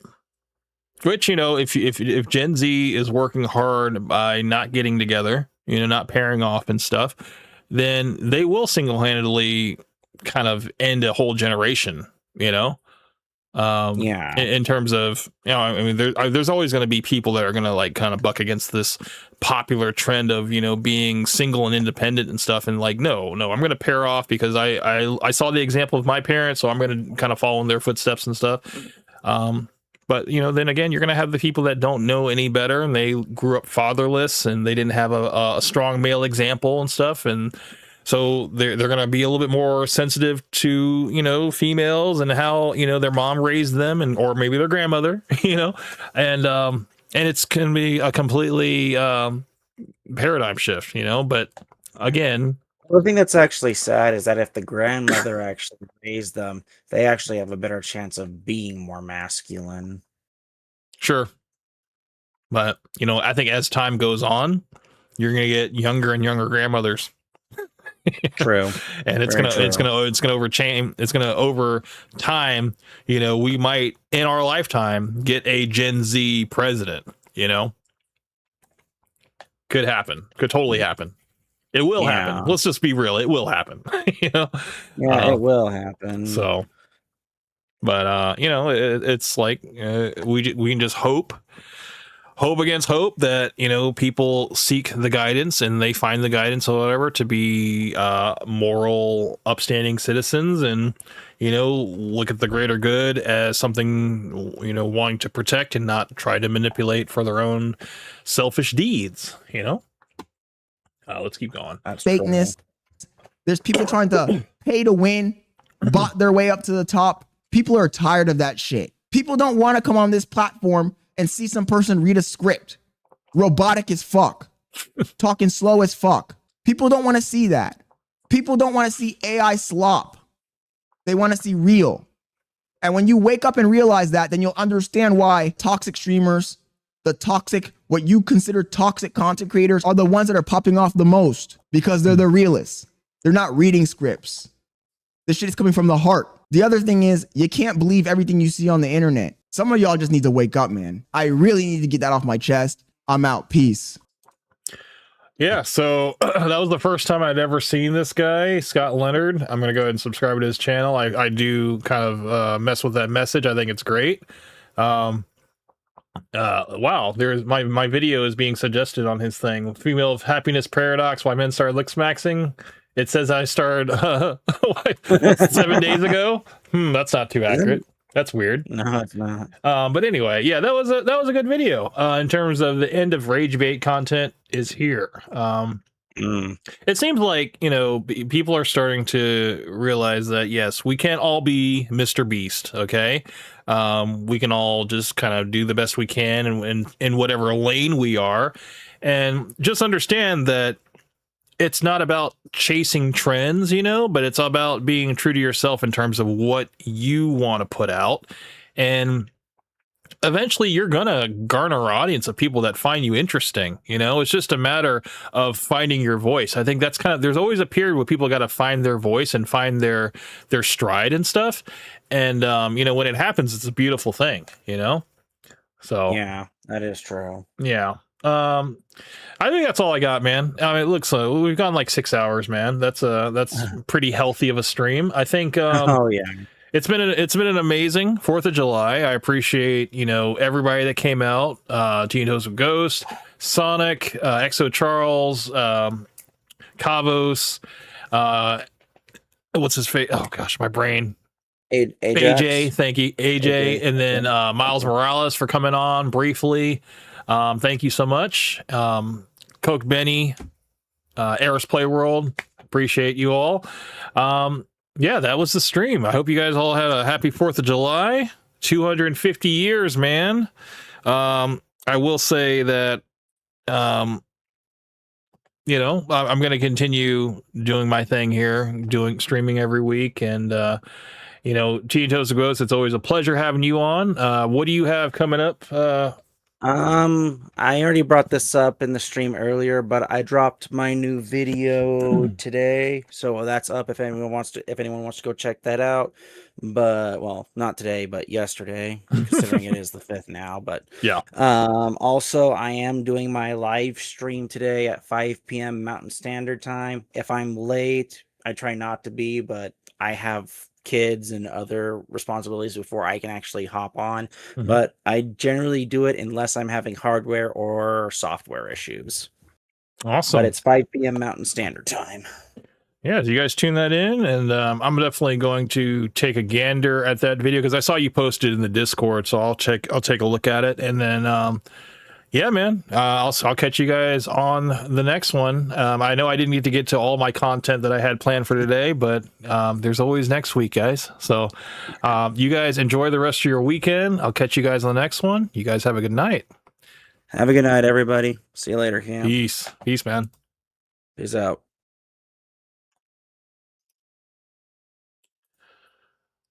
All right, ladies and gentlemen. So that's all we got for tonight. I hope you guys enjoyed that. Again, special thanks to Teen Toes of Ghost, Sonic Mindscape, AJ, and Cabos for coming on the stream and having our little chat. I love those. And yeah, I'll see you guys on the next one. You guys take care. This is Camp Hustle 1. Out. Hustlers unite every Saturday night. We shine bright, got the spotlight in sight. Live stream flames, haters take flight. Popping it with Hank, keep the vibe airtight.